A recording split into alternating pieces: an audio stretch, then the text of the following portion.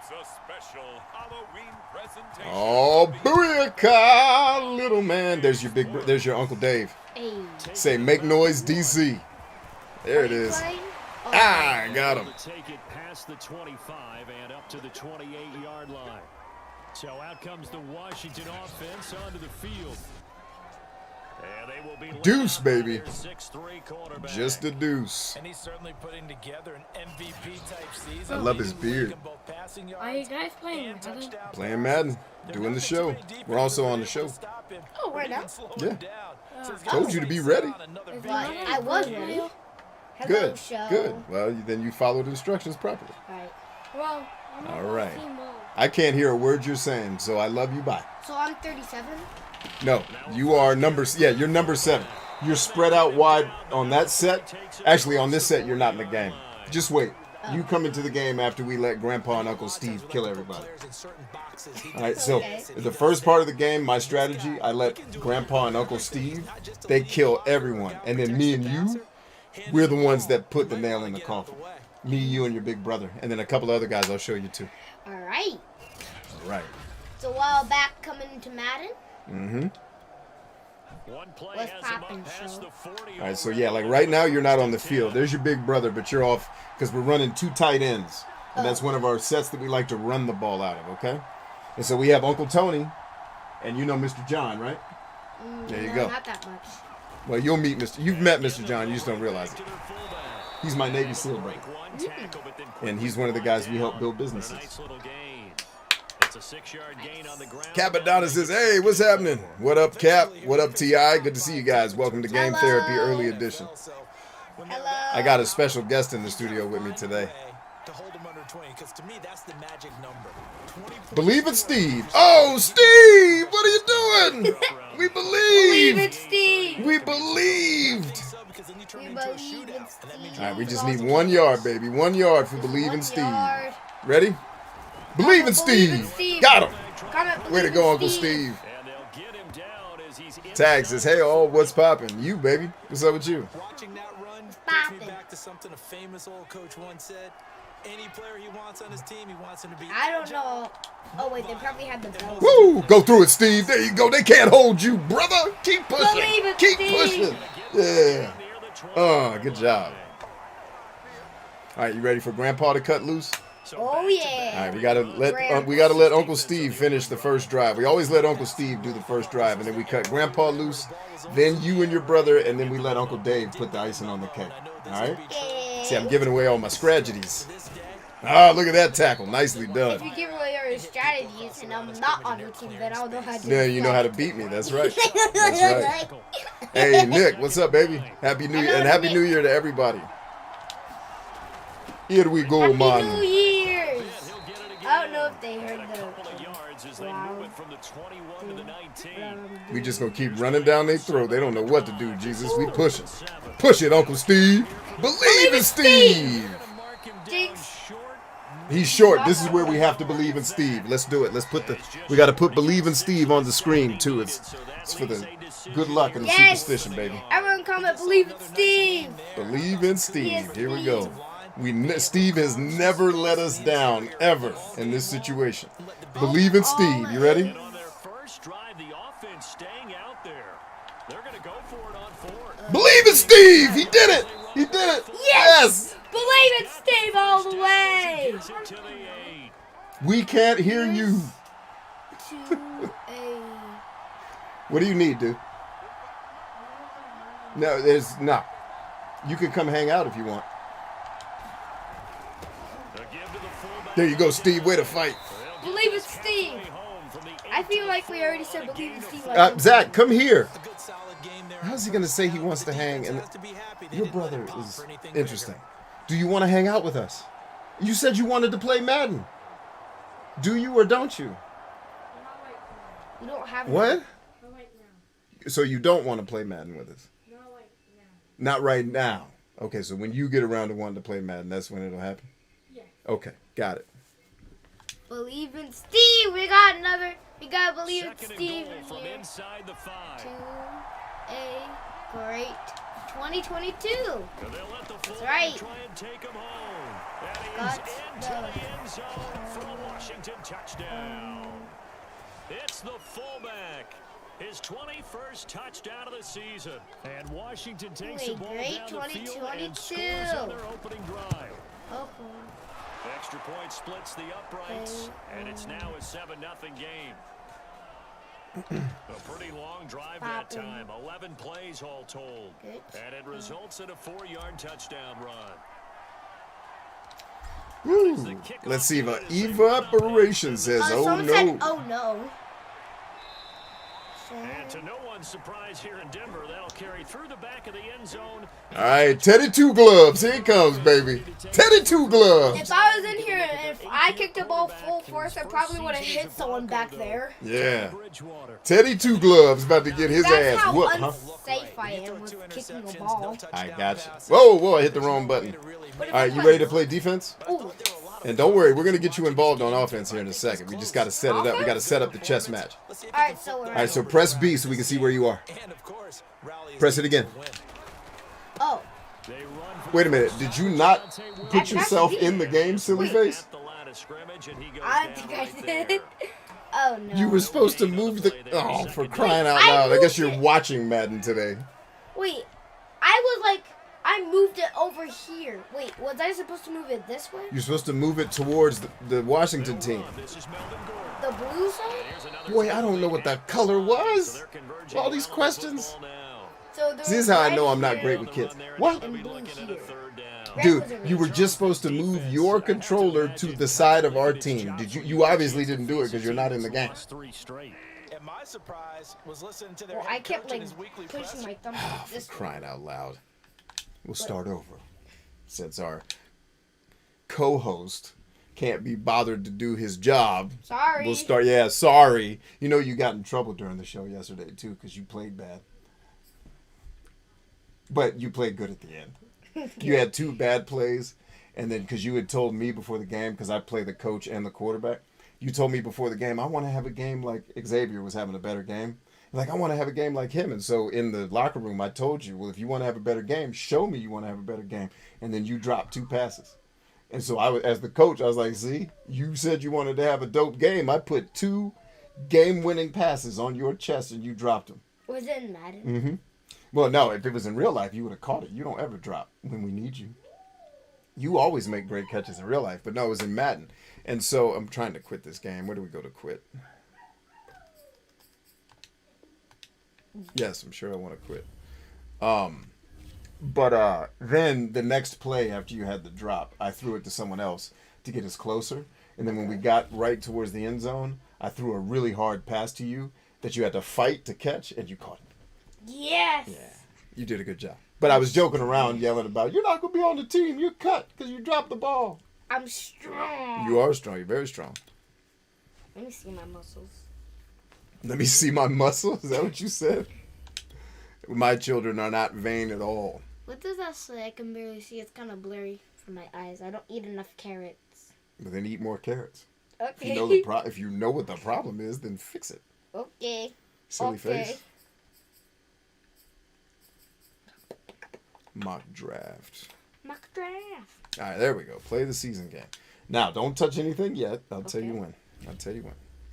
We tried to play Contra together, gang, but these console makers make all their infrastructure so stupidly complicated, especially when you're trying to do backwards compatibility. Now, push your controller to the left.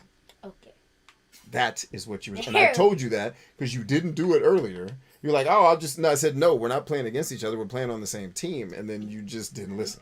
So here we are. But we fixed it. We fixed it. It's probably my fault because I should have checked to be, a second set of eyes for you. And I should have helped you out. But I wasn't being a good teammate.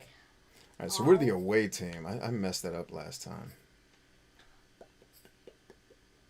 There we go. So we both messed up because you messed up that. And That's right. Well, I messed up. If I had been doing my job, none of these mistakes would have happened. So it doesn't, and in situations, it's a good kind of leadership lesson. It doesn't really matter whose fault the problem is. Like when I come downstairs and something's messed up and all you guys start pointing fingers, well, it was this guy. So it doesn't matter whose fault it is. It is our responsibility as a team and my responsibility as the leader of the team to make sure it gets fixed. So instead of arguing about who caused it and why and all the reasons we should flog them, why don't we make them a part of the solution and work together to fix it? And then everybody's happy and we can learn from the experience instead of piling on negativity. Yes. You feel me? That's the way you want to play the game. You don't want to blame people when something goes wrong because stuff always goes wrong. There is no operation in life, business, war, bake sales, football, where things don't go wrong. And piling on to people when they're already having a hard time doesn't help anybody. Yelling at people when they're having a rough go doesn't help. You got to help people. You got to get in there and actually help. Right? So, yeah. Yeah. You're good. We got the next one. And that's right. Right? There's no place for anger on my field. Remember? You go straight from anger to focus because anger makes you play over pursuing. You take the anger and you transmute it into, hey, use that as the energy to make the next play right so that I don't press and start making more mistakes because I'm trying to make up for how bad I was. We should probably keep reading the comments. But yes, that's true. Yeah, why don't you read the comments for me? Why don't you do that? Okay. There's 2 Caps is chambers. double trouble tonight. It says there's 2 chambers. I'm reading the ones that I didn't read yet. Double, triple. What the? Huh? Hello, everyone. It's the And Denver happy Teddy New Two Year. Gloves. Merry New Happy Year. Merry Happy New in this country. We say Happy New EA Year. Sports coverage of the NFL has us at the foot of the Rockies, just west of You guys are downtown silly, Denver to man. Power Field I in love it, Mile though. High. Straight ahead, we've got a good one on tap I'm here taking between the beat. Washington football team and the Denver Broncos. And the Mile High air in I full mean, effect if I as was that's trying out to of the catch back that, of the end zone for a touchback. I would have The caught it. Denver offense ready to take over for the first time. Get a look at their 8th-year quarterback. His first season as a Bronco, though, Teddy Bridgewater. And the numbers were not pretty. I mean, they don't look right. When you throw 2 interceptions, no touchdown passes, there's no way to really. All right, defense, baby. You ready to roll? All right, we're going to come out easy. We're going to come out smooth and easy, right? I'm going to give him a simple cover 2 look. He's going to see that because he's a decent quarterback, right? Press B so we know where you are. Where are you on the field? I pressed B, but it only Huh, why are you still not in the game? Wait, I went to the left. Are you? No, you're on my team. Well, let me just, maybe I'm not seeing where you are. Numbers a week ago from Melvin Gordon. North of 100 I'm trying to see, yards where to are 2 you on scores. screen? I don't see You know, you. you got to give a lot of credit to I'm the number O-line. We 7, talked a lot so- about him, No, but your number, offensive there line is no good, number too. 7. What are you talking about? Wait, I thought you said I was number 7. Zone blocking, power Wait, I was running number game, no 9? matter what. No, your number nobody, because for whatever reason, it's not putting you on the field. I don't know why. Third and short yard. Got it, right there. Come on, Joe! Or is that Alex? I think that was your brother. Nope, that was Joey. Joe, that is 6 the other way if you break sooner. Come on, man, play aggressive. I'll take the touchdown because we can make up for that, but don't play soft. Now he's got a first down. And you got help on that back end, baby. Coming to get Teddy Two Gloves. Bow! You ain't going nowhere. Because he can trust you being in the right spot, and they connected there and picked up a first down. 2nd and 11.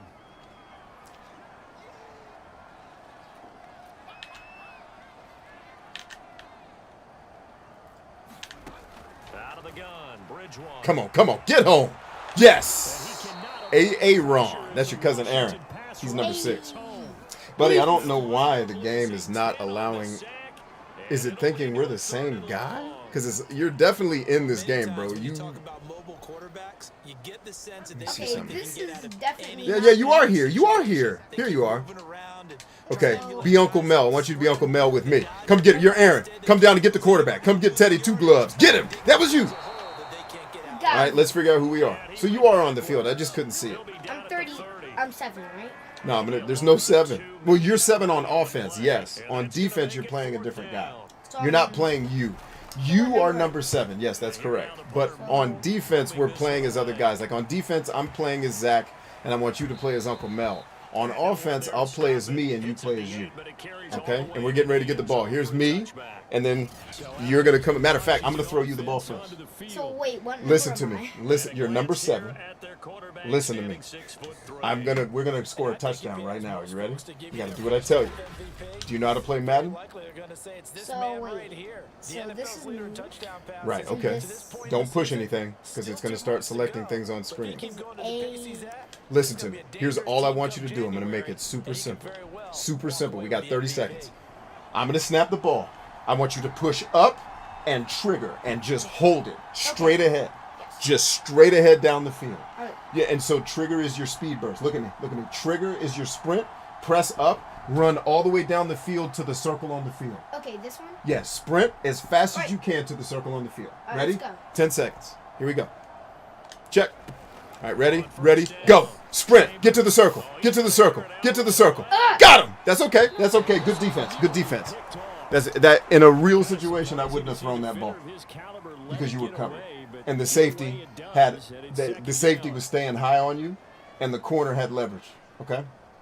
Because he was playing you to the outside, where he was taking away your inside, trying to get you to go outside, and he had you. All right, so in a real situation, I wouldn't have thrown that ball. I just wanted you to get used to what it feels like. Okay, this time, you're coming. This is you right here. I'm going to throw you the ball over in this corner. Just get to this corner by number 40. You see that? Go. Go, go, go, go. Ball coming. Where are you going? I said go. Where are you doing? I got confused. I was trying to No look for my confusion. number. Just do what I tell you. Go over here. This is you. Oh, I'm sorry. You're right. Let me actually be a better instructor. This is you. I need you over here. Got it? Get there as fast as you can. All right. Good man. That's my fault. I'm being a bad teacher.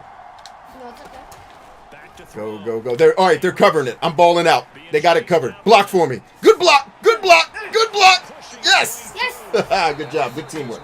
Yes. So on that play, I saw that the safety sat down in coverage and was taking away the throw I wanted to make.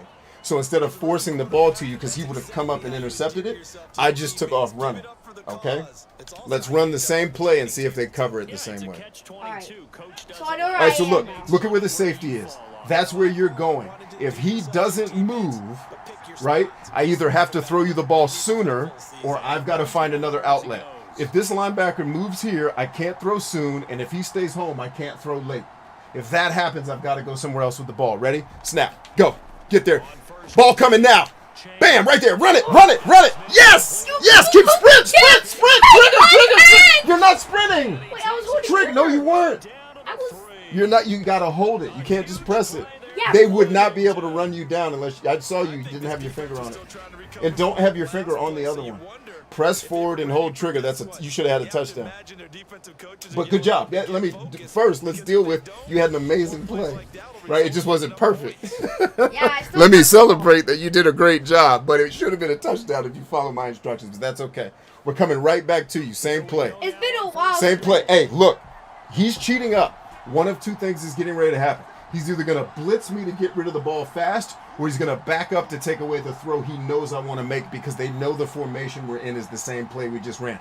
They know we're running the same play. So I need to go that way. No. Do your job. Right? I'm just teaching you. He's blitzing. Ball coming. And see, they blocked it. I was trying to. No. You did your job. I didn't do mine. I held on to the ball too long. All right? So what we're going to There's do, a lot of comments right now. we're going to go back to... We're going to go back to Believe in Steve, okay? Alright. So I just wanted you to get some experience catching the ball. Alright. And I ruined my stats to do it. That's okay. You That's can still okay. get it We'll, back. we'll catch up. All right, so on the next one, if you do what I tell you, you'll get the touchdown. All right. Hold sprint down with all of your might. Don't let go of it ever. Once you have the ball. Okay. That's okay. Making mistakes. You Like can get it better. you are the fastest guy in the NFL. I made you that way because I trained you. I know how fast you are in real life, and it's scary. Like you are the fastest guy in the NFL. So there's nobody on this field once you catch the ball in open space that can catch you. If they caught you, it's because you weren't sprinting. Okay? Wait, am I in the game right No, don't worry about pressing anything here. now? Woo! Oh, I'm glad that didn't hit anyone. And that makes the score 7-0. That drive goes 80 yards in 6 plays. I might have to skip some of the comments. You can read them all. Yeah, read them. You can read them. All right, so on this, just let the computer do it. Okay? Okay. Because I'm gonna kick the ball out of the back of the end zone. You don't need to press it. And that's you remember Mr. Mike? No. big, tall guy, real huge guy with blonde hair. That's who's kicking the ball. I remember that. You've met Jerry him before. Rice. You just I haven't. remember that one. You remember Jerry Rice? Well, he's old now. He's not on the field. All right, so cover 2. Oh, you're playing as my character. I'll switch to Uncle Mel. All right, you're Zach. Come on down. Come get the quarterback. Come kill him. Bam! Right there, and that's Alex. So Alex is actually playing the position that I really played, or one of the positions I played. Right? You're playing the other position I played. Wait, so I'm in now? No, yeah, you're Uncle Patrick. So I'm the 70? 72. Got him. 10-2 gloves. We killing 10-2 gloves.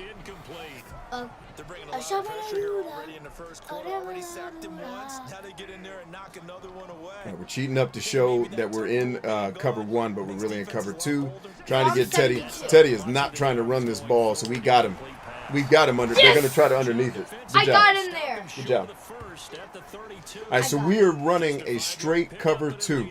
The reason why is I know this team doesn't want to run the ball. They're not good at it.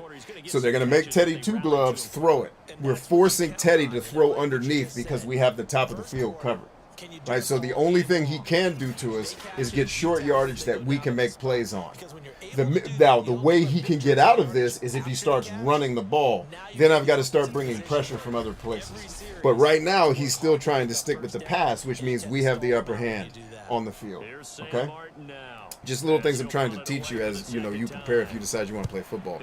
Especially if you decide to play quarterback like I recommend you do. All right, here's your brother. Are you playing? I got it. Yep. Yeah, it was a good kick, and they fielded it well. I wasn't going to be able to do much with that. Or you could have ran, like, around. Nah, they're too fast. This is the NFL, bro. This ain't playing in the backyard. Oh, yeah, this is the NFL. Everybody out there is fast. It ain't. Ain't no running around the corner from nobody. All right, so we're going to let Grandpa get this one. Let's go. You're not on the field right now. Go. Oh, block. There we go. Oh. So you just can't fall. That's how you do it. Yeah, as long as you're still running and your knee or your butt or your elbow doesn't touch the ground, you're still up. So knee touches, butt touches, elbow touches, you're down. You keep those things off the ground, you're good. So if you go like this. No, if your back touches, you're definitely down. That's your butt. If your back's touching, your butt's touching. Or what if you lift your whole entire? What if you lift everything up but your back? You're still down. No, you're still down. Your back is down. I've seen a clip. Dude, are you controlling this? No. What the heck was that? I wasn't in control of that either. Hey, Dad, I seen this one video when someone was playing football. Hey, is one of your buttons pushed down, bro? Check that. Something ain't right. I'm not in control of this. All right, now I think I am now. Okay, can I tell you something? Yeah, you can always tell me So, something. I seen this video that someone was in football. Someone did a backflip over someone and then made the touchdown. Yeah, I've seen it. Yeah, I know which one you're talking about. Don't ever do that. Just run the ball, score touchdowns. Yeah, I would never do that. And just be a good player. Unless I was talented enough, I would never do that. I always say that guys that have to show off do it because they can't produce. So they're trying to get attention in other ways. If you can produce, you don't need to show off. You don't need to show people that you have a mansion and a helicopter if you can actually get results in people's lives, right? It's silly. But silly people in the world look at things like helicopters and BS, right? And showmanship. You don't need showmanship if you can actually produce something of value. You won't have to put on a show. You keep getting in the end zone. You won't have to worry about dancing. Because you'll have more money than you can shake a stick at. We got a touchdown, Dad. We did. Good job. Good job. That was Uncle. That was Dad. That was Grandpa. They have 0. Yeah, Teddy Two Gloves ain't running the game right. And both drives were impressive. The opening drive was, that last one was. But that's the Now, actual on the other name. side, though, what's your psyche? You're really behind the 8 ball. How's everybody doing tonight out there, Game Therapy fam? There's so many different people. That's like 25 people. Yes, it is, y'all. Point after, right down the middle. And that'll make the Wait, score that's the 14 same to person. zip. So 1, 2, 3. So that drive 7 plays in length. And it was all finished off by the 17-yard touchdown run. 4. The kickoff team on the field now as they will send this one away. Woo! 7. And that'll 7 be people. over the back 7 line people of the are end in zone here. for a 7 touchback. people? Actually, just look up here. That's 7 people who are talking. It's more than 7 people. Oh, there's 11. Precious little here offensively thus far as they try again. Hello with to a all first down 11 now. people. It's actually more than 11 if you count everybody who's been here. What's this number? 50. That's how many people are really here. Oh, dang. Because some people come and leave and then come back. So you can't just look at who's currently on, and you can't just look at who's in the chat. You have to look at the big number. The big number is how many people are really here, because those people will come and leave to go do something else, but they'll come back, and people come and go. Hello to all 50 people. All right, pay attention. You're on defense now. Come get the quarterback. Hey, be out. Be out. You're the wrong guy. Please don't. And that's why we almost got beat. It's not your fault. The game makes adjustments based on the plays I call. So let's get you. I need you off of defensive backs. There we go. So right now You're Aaron. Your Uncle Aaron. Okay, so am I controlling? 10-2 gloves. Was I controlling anything? Yeah, you were Aaron, absorbing all those blocks so I could get loose and make the sack. Okay, so wait, I'm number 6. For now, yeah. They were able to keep the All right. football, but now 4th down, So so they I'm have to right boot there. it away. No, that's the other team's number 6. You're learning, man. Keep learning. Don't worry about making mistakes. You're gonna make those. That's part of the game. All right, See how fast that guy just ran me down? Ain't no running away from people in this league, bro. They're fast. I could probably run You don't away make it in because this I'm league if you and then forget about that 40 time nonsense. Jerry Rice, one of the slowest 40 time runners ever, and he was always open. Always. So don't believe in that nonsense. Fast on the field is not fast with a stopwatch. You feel me? Okay, but I There's think game I could, speed and there's track speed. You want to have game speed, and all of these guys have game speed. Okay. I think I would be able to outrun them. because Uncle I'm very Steve, believe in Steve. What? Oh, glitching. Yeah, All right, you ready to catch another pass? All right, now same play as before. Run as hard as you can to the orange circle, straight up. You're holding RT the whole time. Okay? You sprint to the orange circle on the field. It'll be all the way up. Got it? All right, and don't worry, I'm going to show you what to do. I'm not just going to throw you out there to the wolves. All right, we got 21 seconds. Okay, here we are. I need you to sprint all the way to the C and the O. That's where I'm putting the ball. Just I can get hold there. RT and still be able to. No, push up, then hold RT, and get there. Get ready, get ready. Ready? And Coming. All right, safety broke inside. Coming at you. Get there. Get there. Come Get there. on. Bam! Yes! You got it. Yes! Yeah! Yeah! Tell you. We Yeah! did it! That's perfect. Way to play exactly as we designed it. Now, I also told you I was going to throw it between the B and the C. I think I overestimated my arm strength. So, but hey, great play. Great play. Look at you. Look at. So the safety came in to cheat up to get John, and you're wide open now. Bam! Got him. One-handed catch, end zone. Great job. did it! Great job. Great job. You want the touchdown? yes. All right, touchdown coming at you. Wait, so I'm gonna be quarterback? No, you're going to catch this ball I'm getting ready to throw at you. So wait, where am I? The ball's coming right here. No, listen. If he breaks outside to come get you, I'm going to hold. You keep running, and I'll hit you here. If he stays home, I'm hitting you right here as soon as the snap of the ball. You got it? Okay. All right, here we go. Set. It's coming. It's coming. Right there. Boom. Yes. Yes. Perfect. Just like we do it outside. That's exactly how I show you how. That's the 2 route. That's the 2 route. You just ran the 2 route for a touchdown. Yes! You saw it? And you're open. You stepped in and you cut it. Watch, if it shows it again, you took 1 step, you moved him inside, the linebacker came after me, it left it open for me to get you the ball. You saw that? You're going to be wide open every time if that works. And that's a touchdown. And that's a hard catch. Remember I told you, that is the hardest pass on the field to catch. Because you're always going to have somebody in your face or chasing you trying to hit you when you make it. Or you're going to run into somebody trying to get you from the other side of the leverage, All right, right? where's number 7? From the back side of the ball. I'm waiting. Don't worry about it. It's the field goal. None of us are on the field. It's all the rest of the team. Got it? Great job, man. Super proud of you for that, man. That's how you do it. There is 56 people on here now. Hello to the 6 people that just came on. Yes, hello to the people. There are like 1 billion comments. Hey, V got, I can't read your name there. V got something. How you doing? Nice to meet you. Welcome to the show. Welcome to Game Therapy. Hope you're having great start to your new year. We're kicking it off with a little pre-show for our typical game therapy show with Madden. My son actually came up. I had just come back from visiting with a very, very blessed, wonderful friend of mine who also just made me an offer to get me a TV show, or to help me get a TV show, which I very graciously and very nervously declined because I know I'm not built for television, but I'm eternally grateful. You guys got to understand the privilege that I know I live with. Like the fact that I have people in my life telling me, hey, I want to help you get a TV show, that you have no idea how serious I take that type of kindness. But it's like, I just know my psychology, and if you gave me a TV show, I'd probably be dead in 6 months, because I'm just not cut out for that kind of bureaucratic world. And by the way, I've been on TV, I've done production for television, I've done that world. It ain't for Chambers. Chambers is not a conventional guy, if you guys haven't figured that out yet. But super blessed to have that, man. Super blessed to have those types of people in my life. But so this is kind of our pre-show to our later show tonight. My son came up while I was prepping for the late show. He's like, hey, Dad, do you want to play a game together? And the answer from a dad to a son is always yes. The timing is usually bad with kids because they live in their own world, but the answer is always yes. And so I was like, well, what do you want to play? And he's like, well, I want to play.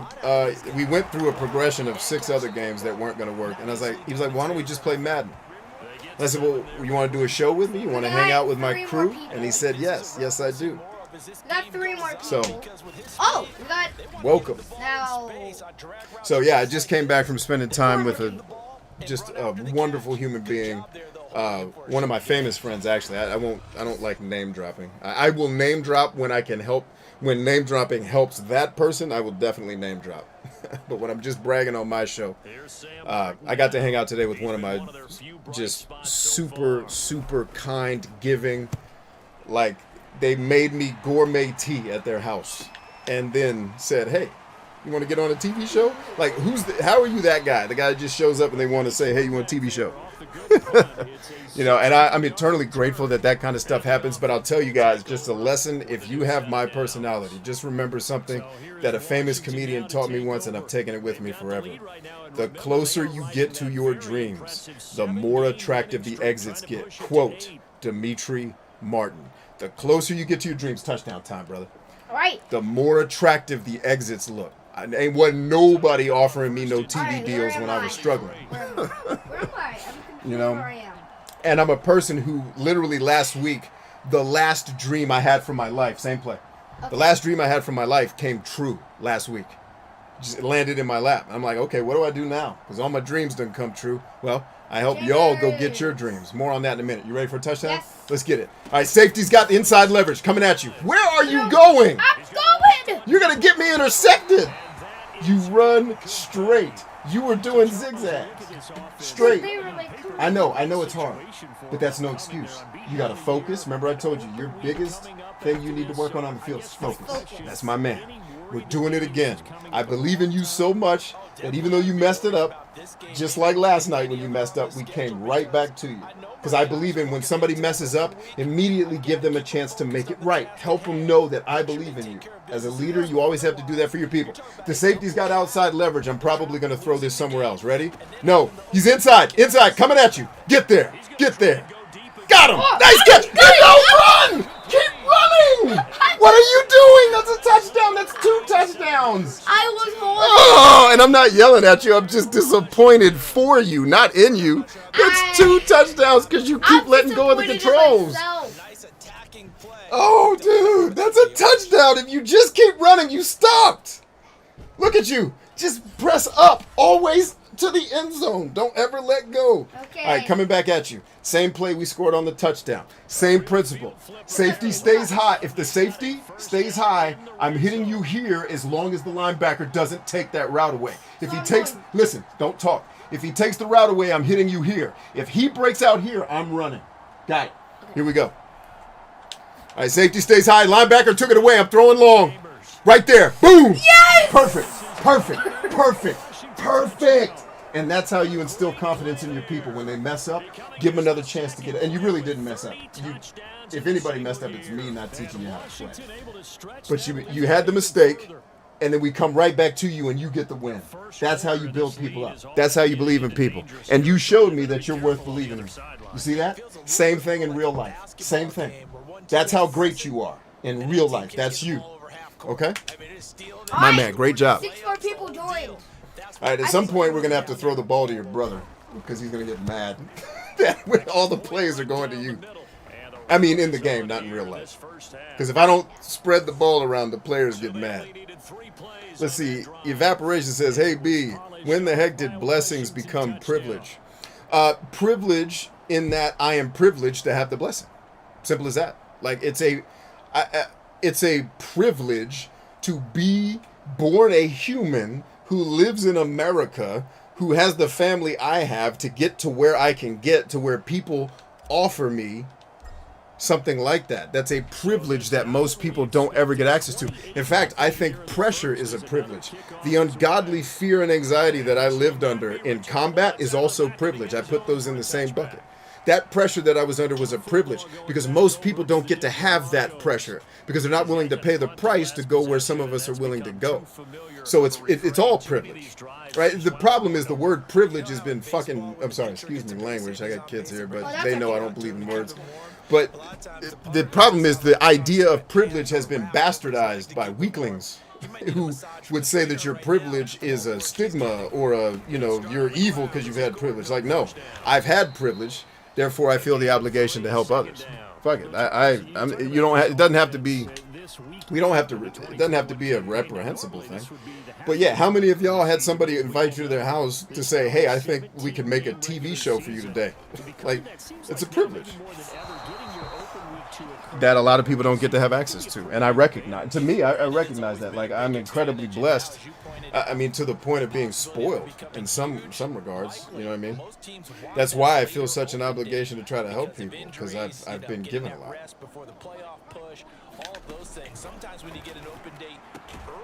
Anyway, you didn't ask for all that, but There you go. Hey, now there's 7 people. 67. What's your highest score on people? I bet he was born and raised in West Philadelphia. What'd you say? What's the highest people you got on here, right? The highest people I've ever had on a show, I think, was 18,000. 18,000? Like, live on the show was it? Like, let's run. It's your brother. Block for me. Here we go. Oh, dang. Didn't even get back to the 25 on that one. These guys' special teams is good. All right, let's get Grandpa back in the game. Because we got away from our game plan to get you involved, but that's okay. I wanted to get you involved in the game early so you can get used to it. Right now, we're going back to our... Oh, that's you. Stop. That's you. I told you don't control nothing on offense until I'm throwing you the ball. No wonder. I thought I was... Wait, you said... No, you don't need to worry about blocking. The computer will do the blocking. On offense, unless I tell you we're running this play, you don't need to touch anything. On defense, you need to get to the ball.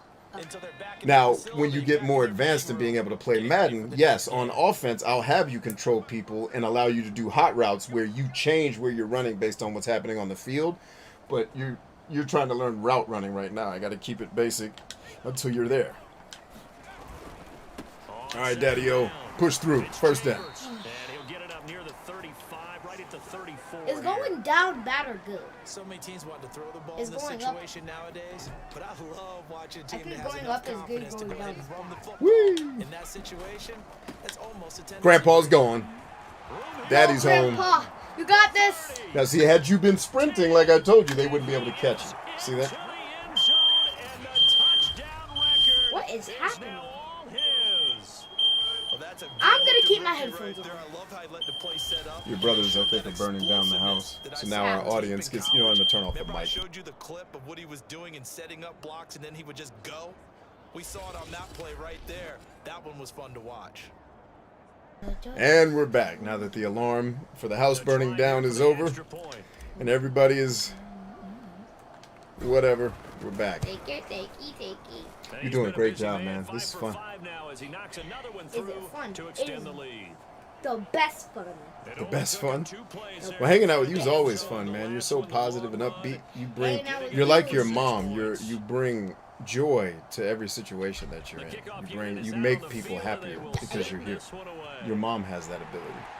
I wish I was given that superpower, but my superpowers are slightly different, I guess. But I'm glad you got it. I mean, whatever you set your mind to, you can do. Yeah, you are. Well said. Thank you, Coach. I mean, No, if you you're set right. your mind to be that powerful. Hey, come off of that. B, you need to be on the line. Otherwise, we're going to have Teddy 2 gloves throwing touchdowns on him. See, you're out of position. That's okay. You're learning. The game will change your position based on the play that I call. So I'm in cover 2. Stop. Just I listen. had to go 8. Right? Be him. That's who you are. Okay. What's up, man? What's that, grilled cheese? Is that what you were burning down the house to make? That's the first time they ran a play against the defense we've been calling. So the whole game, I've been running the defense that play works against, and that's the first time they made an adjustment. Guarantee they come back to it here, but let's try to stuff it, okay? Stuff the inside. Don't let them break out. Contain, right there. Got him. Fill the hole. Yes! Perfect. Perfect job. We did it! So football is about... I got spit in my face. I'm sorry. You have to be aware of the situation in football. It's 3rd down. What are they likely to do? Well, we're in cover 2. Running the ball works against cover 2. They just ran on us for 8 yards. They're probably coming back to the run because we're not coming out of cover 2 to blitz We him. should get Believe Right? Steve. Well, we're on defense. Believe in Steve is not there. So now he thinks we're going to sit back and stay in cover 2. Now we're actually going to blitz him. Let's get him. Push through. Got him right there. Got him. And he can't get the ball off in time because we got the pressure and it got home. We didn't get the sack, but we made the play. That's all that matters. Our team's off the field and we're better. You can't let them make this. You got this. You can block. Oh, that was... Don't. When the ball goes that far, leave it alone. I saw you running. I'm like, don't come get the ball. You're going to get us in trouble. All right, let's throw to your brother. Let's get him the ball, shall we? Yes. So wait, I'm playing as brother? No, just play as you. I'm playing as brother. It's just sometimes the ball won't come to you. Out there set and ready for this Now, the ball may still come to you based on what the defense gives I'm me number here. 7. Yep, all right, they want it taken away. They're taking the whole thing away. Brother, Charles, this is a boop. crew that you have to think really is relevant. Let him go. Down the rail, down the rail, down the rail. Yes! Now, that would have been you on that other play you caught if you'd have kept running. Yeah, Good it's job. okay. It's okay. You've got your touchdowns You already. can You're make playing up great. mistakes. You can always make up mistakes. All right, so because I've got the offensive line I can get away with that. Any other offensive line, I would have got hit in the face. All right? So we have some luxuries here. Oh my gosh. He could just tackle you right there.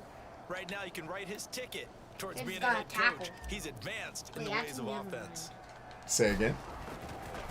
I was gonna say you could have tackled him, but no, that would. You both would have got a penalty because he would have went. That's your outside. mom right there. She's in charge of the defense. She's coaching up everybody. Alright. You hear me, guys? Now, what's funny is this is Zach, and you see that he's the same height as your mom in the game, even though in real life he'd be 3 feet taller than she is. That's how silly Madden is sometimes. Because if that were a real scenario, he would have been 3 feet taller than her while she was giving that speech. But Madden makes everybody the same height on the sideline, which I think is hilarious. Probably a certain angle. All right, now we're going to start sending some pressure at 2 gloves to see if we can get him outside of his rhythm. All right? Alright, am I in? You're in. Alright. I'm the one B, that's... you're still the wrong guy. I told you get on the line. And you are the reason why that play just happened. I told you when we're in defense, now listen to me now, because mistakes are one thing, but continuing to do the same thing wrong is just a lack of focus. Now, here's what I told you. When we're in the plays, make sure you are one of the guys on the line. You were Rich, which they threw the ball at you because you got out of position. There, now you made the play. Good job. Good job. Stay that guy. It's always better to play the lineman because Madden is better at controlling the other players. At least for me, I'm not good enough to control the dang defensive backs and try to chase people around. It's hard enough to do it in real life. We're still here? What's up, Tristan? And you got the sack. That's you. I mean, it's Zach, but you were playing as Zach. Wait, why is Patrick on the sideline? That dude's 76 in. people! This game's weird. Welcome to the stream or live stream, whatever. I don't know what this is, but stream. Now on 3rd and long, they'll look to throw. Got him. I did it. I did my job. You did your job. Great job. You had one shot and not missed a chance to blow. Here's Sam Martin now. He's been terrific. Gonna bring the song lyrics into it. Yep. Don't go for that. And here we go, man. Full of Oh, you got bonton. this. Oh. I should have cut sooner. I was trying to hold it as long as I could before I broke out, and we paid for it. All right, let's go back to Believe in Uncle Steve, right? Believe in Steve. They won't be ready for Believe in Steve after we aired it out on him so many times. Believe in Steve. If you guys could do a favor, Getting lost in traffic. comment Believe in Steve. Christopher asked that you all comment hashtag Believe in Steve. It's a favor you don't have. It's a favor.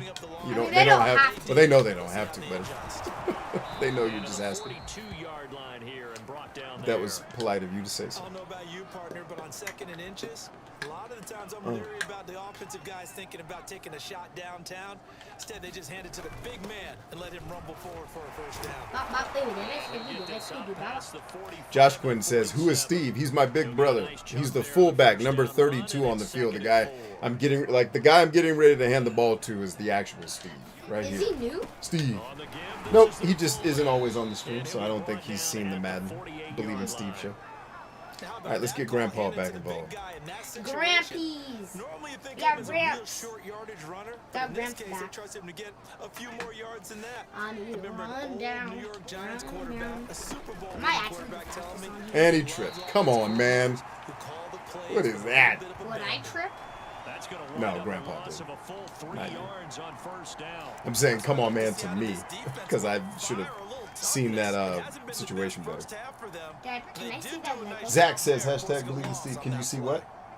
That Lego. Boy, stay focused. Actually, yes, pick that Lego up and show it to Zach on camera, please. My friend Zach will appreciate seeing that Lego. Hold it up to the camera. Give him 2 yards that time, and it's going to leave him with a 3rd and 11 situation. Okay, we got it. Okay. Is it Zach? So, Mr. Zach Bundy, the guy who's on screen right there, he sent me that. It's a Spartan. Spartan from Halo. No, just an actual Spartan from history. Halo Spartans are fictitious Spartans. All right, it's 4th and 7. This is not a situation where we should believe in Steve, because I put us in the switch. I put us in a situation where we're gonna ask too much of Steve. So I don't want. You know what? That's wrong. Let's believe in Steve. We got to believe in him in the good times. We got to believe him in the bad times. Let's believe in Steve.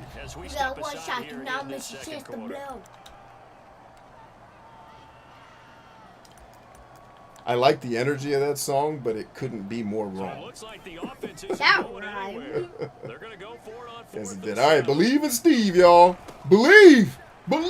Oh, they got him! We asked him to do too much, and the Don't worry, defense was there for He it. got the next one, like we always That's say. all right. Believe in I Steve got the still next works. one. I tried to ask him to do more than anybody should ask him to. That's the coach's fault. Here's a throw out wide, complete to his running back right side. That catch good for only a couple. And we see another pitch and catch there to the running back. This position just continues to evolve.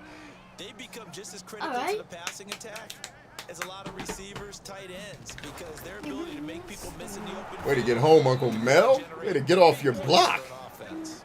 Now 3rd down is looming, a pickup of 2 Third on down. 1st down. Get to where you're supposed to be. You're still playing the wrong people. No, press B. Press B. Thank you. You're good. Right. Yes. See? Now that wasn't your fault. That was just a good play. You're good. Got a good play. It's never your fault. We're a team, right? So if something goes wrong, it's on us, not I. All right, B. Get to the line. Don't make me keep telling you. Again, you're still in the wrong position. Now Gordon on 1st down. I pressed Okay, it again. I'm not explaining it right. I'm expecting you to pick up on really, really subtle cues that you've never done before. The circle should be on your character right here. The green circle is you. I'm right there. You should always be on the line. Got it? So if that green circle's not on the line, you press B until it is. There we go. Way to play, Alex. Big Lou. Here comes your uncle. Goes your uncle. Teddy Two Gloves. You broken Legos. He faked out Teddy Two Gloves. Big Lou.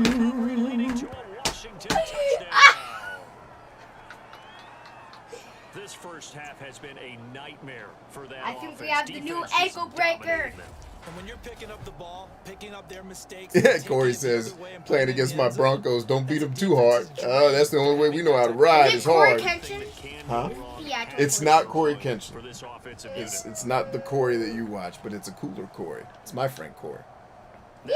try here for the point There's after. 2 Corey Kenshin, Benchins, Wrenchins, Henchins. Wait, Henchins Sounds like are you're saying big. henchman. Is on here in this first half. What's up, Harley? Or Henshin? The Or scoop and score, Henchmans, always I an think. exciting The play scoop in and football. score, always Grabbing exciting. it off the ground, Oh, and then somebody- rolling it into the end zone for 6. And you can bet they're preaching 2 hands on the ball here as the kick's away following that fumble return. And this will be a touchback as that sails over the end line. Melvin Oh my Gordon gosh. now, he and the offense, they trot back All out. right, they don't seem to want to run the ball, so we're gonna keep us in the cover 2. You're in position. Just come downward, come get the quarterback. I got it! Good job, good I job, was blocking, but good job. No, you did good. there's 84 people. Come on, we can make it to at least 1,000, maybe. It's all about the guy in the mirror. That's like 1 trillion people to get off the show. There you go, P. Dot, and Alex with the recovery. All right, touchdown, corner, coming to you. Oh, we're doing that play again? No, different play. I'm about to explain it. Just listen, don't talk. Okay? That's what I taught you. Listen, don't talk. I will explain everything. All right, do you see this play? All right? Let me see how we're lighting it up on the field. Do you see where you're supposed to get to? Yes. Your X factor is also turned on, which means you will make a jumping catch if you just get into position. All right? Get to the S on the field. Got it. Right? So you're going to run up and then out. It's Do I need the press 7 or the 8 route. I can't remember the B? Do I number. need press B? No, just run and sprint to the position. Get there, get there, get there. Coming at you. Get it. Nice catch. Great catch. Great job. Great job. Did we Yeah, get it? you didn't get the touchdown, but you got us where we needed to be. Okay. Great job. That was exactly the way we drew it I up. got you. The coverage Sam. leveraged inside, and you had the outside, and we just put it right on you. I got like way too confident because That's okay. Confidence is good. I can handle confidence. I can even handle someone who's a little bit, egotistical. What we won't deal with is self-pity, right? A little bit of ego is okay as long as it's helping you win and not holding you back. But what we don't want is self-pity and making excuses. Got it? All right, don't worry about this play. This is going to Uncle Tony. Or your brother, depending on what this linebacker gives me right here. Linebacker gave it to me. Boop! Took it. Washington. A great effort there. 2 catches, 2 touchdowns here so far. And this Washington offense continuing to add to their lead. Let's see. Tag or Harley found 2 games he's in love with. What's called growing up. And the other is chill corner. Chill corner sounds like my kind of thing. I love chilling. Chilling hard like Jake Gyllenhaal, baby. Sometimes you throw a touchdown pass, and sometimes I kind of want to make You it throw two. a touchdown Stop. strike. there you go. Hopefully That's that did not hit momentum in anyone. concert. Extra always point looks like it's splits about the to hit uprights, and the lead will swell by 1 more.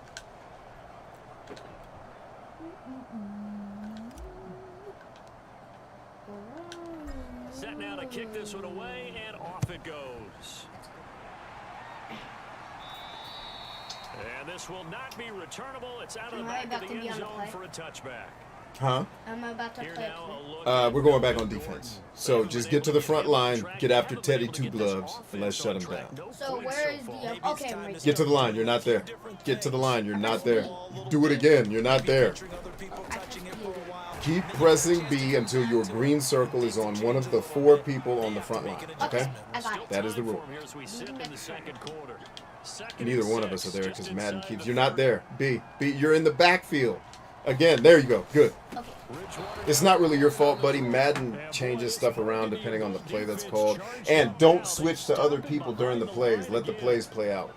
That's what's probably happening to you is you're pressing B during play, and then you're turning into a guy to make a tackle in the backfield. Okay, so I'm right there. So Stay there. yes. You see, you don't need to turn into him. That's Uncle Drew. Drew will take care of that. Got it? Oh, so play for him. Yes. Let the guys in the back do their job. That's an impossible Those thing are to do with a AI. controller because these Those controllers people are AI. Yes, let the AI do its job for them. You got this, Dad. Break them ankles. Down the rail. Down the No, it's rail. okay. Ah. Hey, we got past midfield, baby. You can't ask for more than that. Alright, you want another touchdown? Yep. Let's get it. So wait, I'm wearing the. I'm going to show you. Show, don't tell. See what the line is? Stay on that line straight. Don't weave. Don't zigzag. Go straight up. They're playing you deep. He thinks you're running the ball deep. If this safety breaks off to come cover you, I'm going somewhere else with the ball. Okay? But get to your position. Yeah, he's trying to act like he's not covering you, but he is. And then boom, got him. Touchdown. Yes! Perfect. Perfect. Perfect. Perfect. And you are perfect too. Hey, backflip. He put quite a bit of air underneath Well, that like I just touchdown said, pass. Of course, we knew that he all had a strong 92 arm. people, That part you was guys easy. are You perfect could see that too. throughout his college career, but what you And want to you're know about great a rookie people. is when the pressure's on, can you throw with touch?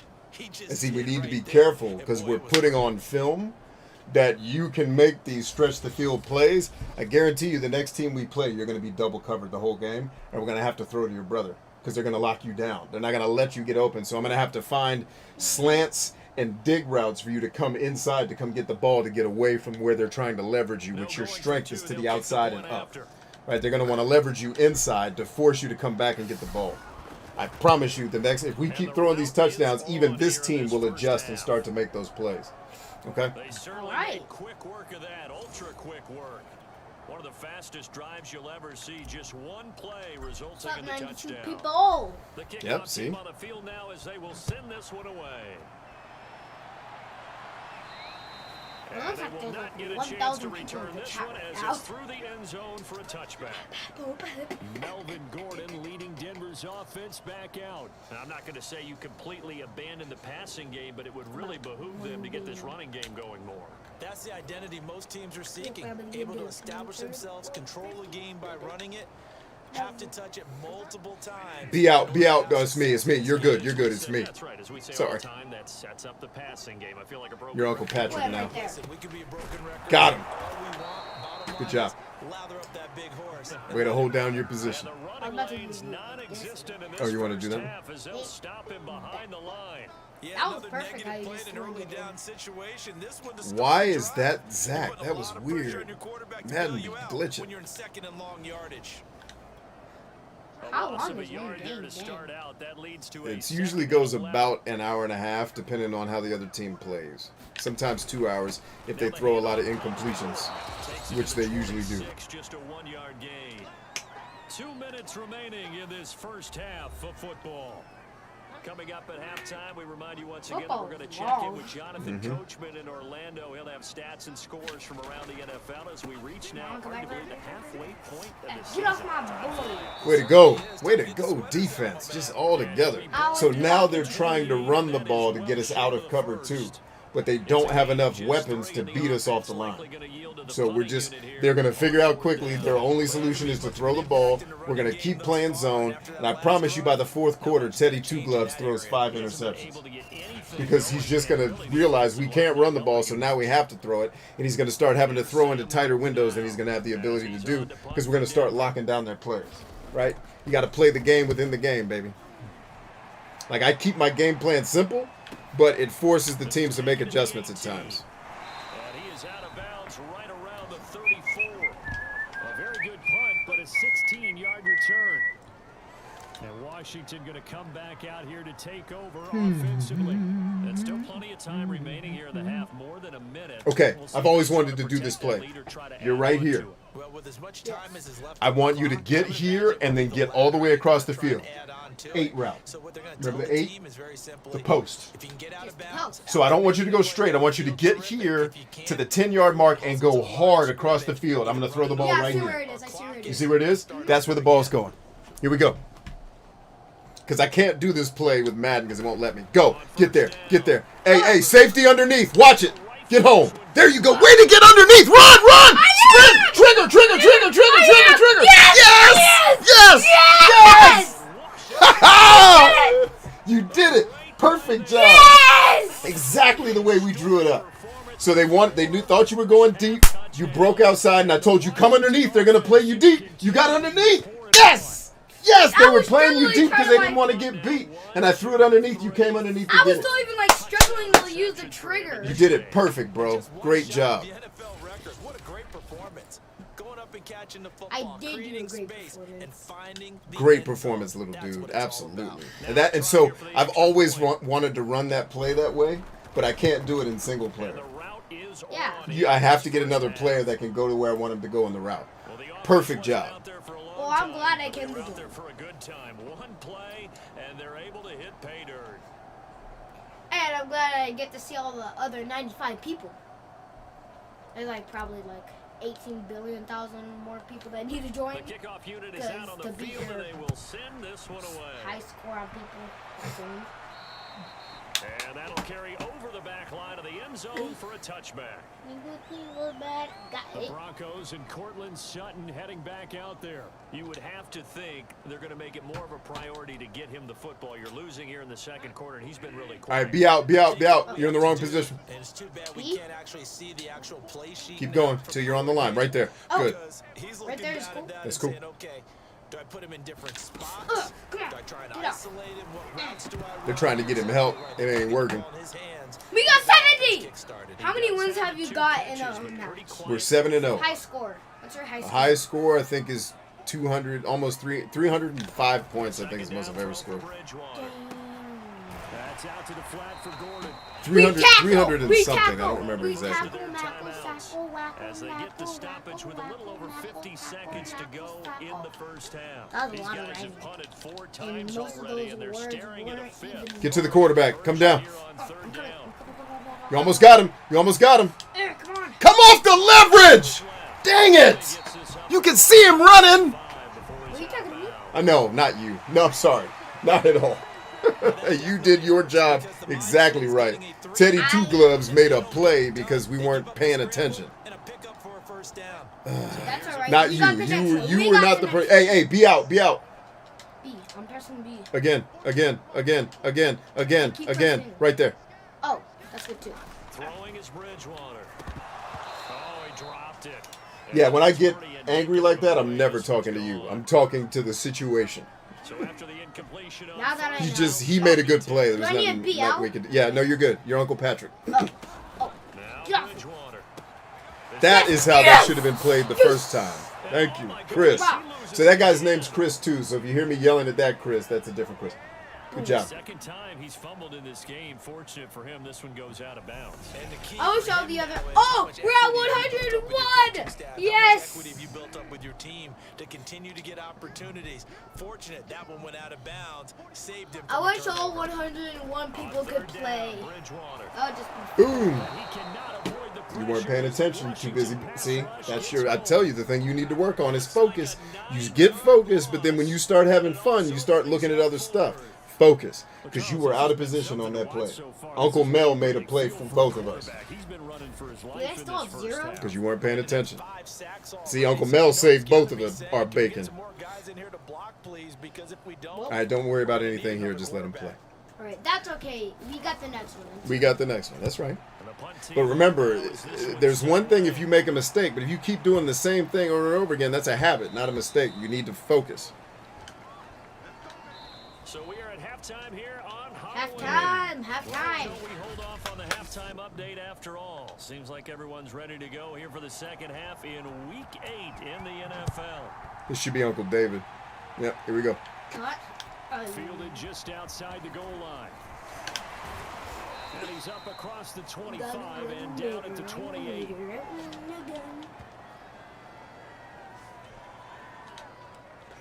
I cut the bully. Out there setting ready for this next drive, the Washington offense. On first down, it's Chambers. Gets through and now I'm not in control of this again. This Madden, I know there's nothing wrong with these controllers, but I wasn't completely in control. I'm not in control of the damn player. What's going on with this stupid controller? At least I scored a touchdown, though. I guess I shouldn't be upset that the game is messing up and winning on my behalf, I guess. 2 yards. And this Washington offense I mean, as long as we continuing keep to add to scoring, their they have lead. 0, man. Yeet. Yeet. extra point right down the middle. Yeet. And that will extend this big lead. So they hit pay dirt on just one play. The long run, the scamper, and a very nice I'm right scamper there. I'm into 33. the end zone for the touchdown. I'm 33, Out is right? the kickoff Yep, that's unit as PJ. they run up and send All right, this one I'm away. running. That's Mr. Oh, don't run. Mr. Uncle PJ. And this will be a touchback as that sails What if over Uncle the end PJ was line. watching right now? So now a look at the Broncos as they head back Uncle out there PJ for their is a first possession CFO of the second of a half. very important They've gotta company. I dig don't down think he's deep, watching and right they now. need something right now. He's Really very busy cling on to this doing offense. CFO stuff. What if Uncle Dave was watching right now? He might be. He usually texts me when he's watching, though. Be out, be out, be out. You're not in position. Told you to focus. Don't make me tell you Oh, again. I got it. Pay attention and get it right. Coming. Blocking. That's fine. Not angry with you. I'm just being direct. Pay attention. Don't make me have to keep babysitting you. I'm kind of glad we Okay, I won don't in need there to be this out. time, You're good. actually. You think you might have turned it on us too? Yeah, but right now, whatever was said hasn't been working. Nope, that's exactly what he should be doing. He's reacting to the defense that I'm calling, finally. And so I am just arrogantly telling his coach that I can play this. My players are better than yours. Even if you call the right play, we'll still beat you, is basically what I'm telling him. With the defenses we're calling. And he just showed that he's scared to run the play against us. So basically this coach just showed me his hand. He is scared to do the play that would work because he thinks his players are not as good as mine. Otherwise he would have ran the ball right there. Or he was thinking... Well, you never know until you try. Well, I think he thinks he knows. But at the same time, you know, he might have been thinking to catch us off guard with a throw. But they've been throwing all game. What they should have done. Here we go on the next drive for Washington. And coming off a one-play drive that was so deflating for the defense, I wanna try and what's get their another mentality? touchdown. How do they rally here and stop this offense? But hopefully there's I'm some gonna be running determination down. that sets in because they weren't ready to go on the last I'm running one. down. You're good. You're good. The ball just didn't come your way that time. That play was designed for Uncle Tony. Yeah, it was just in case you needed to throw to someone else. Are they ready to read their keys? Plus, I and was make the open. proper plays? All right, hey. Same play as that we scored the touchdown on. If the safety backs up here, I'm going elsewhere. But if he stays home, you're getting this ball. Got it? Yes. All right. All right, he backed up. I'm going to your brother. I got it. Whoop! Yeah, we gonna win. We got And this. that's how you play the game within the game. If they take one thing away from you, you go somewhere else. Got it? Be prepared for that. So I was prepared for that whole play. I'm keying on the safety. If he backs up, he's taking the play I want away, which means I'm going to have single coverage over here on the backside. Touchdown that we just did. You got it? All right. Always know the situation you're in and always know your options in that situation. They want to double cover you because you've been beating the crap out of them. So I brought the ball to your brother. All right. And you did your job by absorbing two of the defenders to get your brother open to catch that play. Got it? Yeah, that's you doing your job. So sometimes you doing your job, doesn't end in a touchdown. Sometimes it ends in somebody else scoring a touchdown. All right. But either way, as long as the team is winning, we're winning. Got it? Got it. All right. The Me long again. touchdown pass gets him 6 on a very, very tidy two-play drive. Hello, that time. all 107 people. How is your day today? Are you liking the stream? Why did I Now call to it a kick this stream? one away, and off it I don't know goes. if that's a thing. I just made up. And this will not be returnable. It's out of the back of the end zone for a touchback. They are Melvin losing Gordon hard. Now, he and the offense, they trot back out there. It And is after 0 a to sluggish like start, 70 he's really something. bounced back. The Oh, numbers we're in bear the that 80s. out. All right, bring in pressure. Get on the line. All right. How many at-bats over the course of a baseball season? Hurry. Oh boy, 4 I am. game. Yeah, about 40. Okay, 40, here we Got go. it. 162. 350 or so, right? Blocking. Sometimes it takes a while for a guy to get going. That's okay. That's okay. That was good. He made a good play. We can't stop. He's a professional quarterback. He's going to make some good plays, okay? We can't stop everything. We just have to stop the plays that matter. Got it? Okay.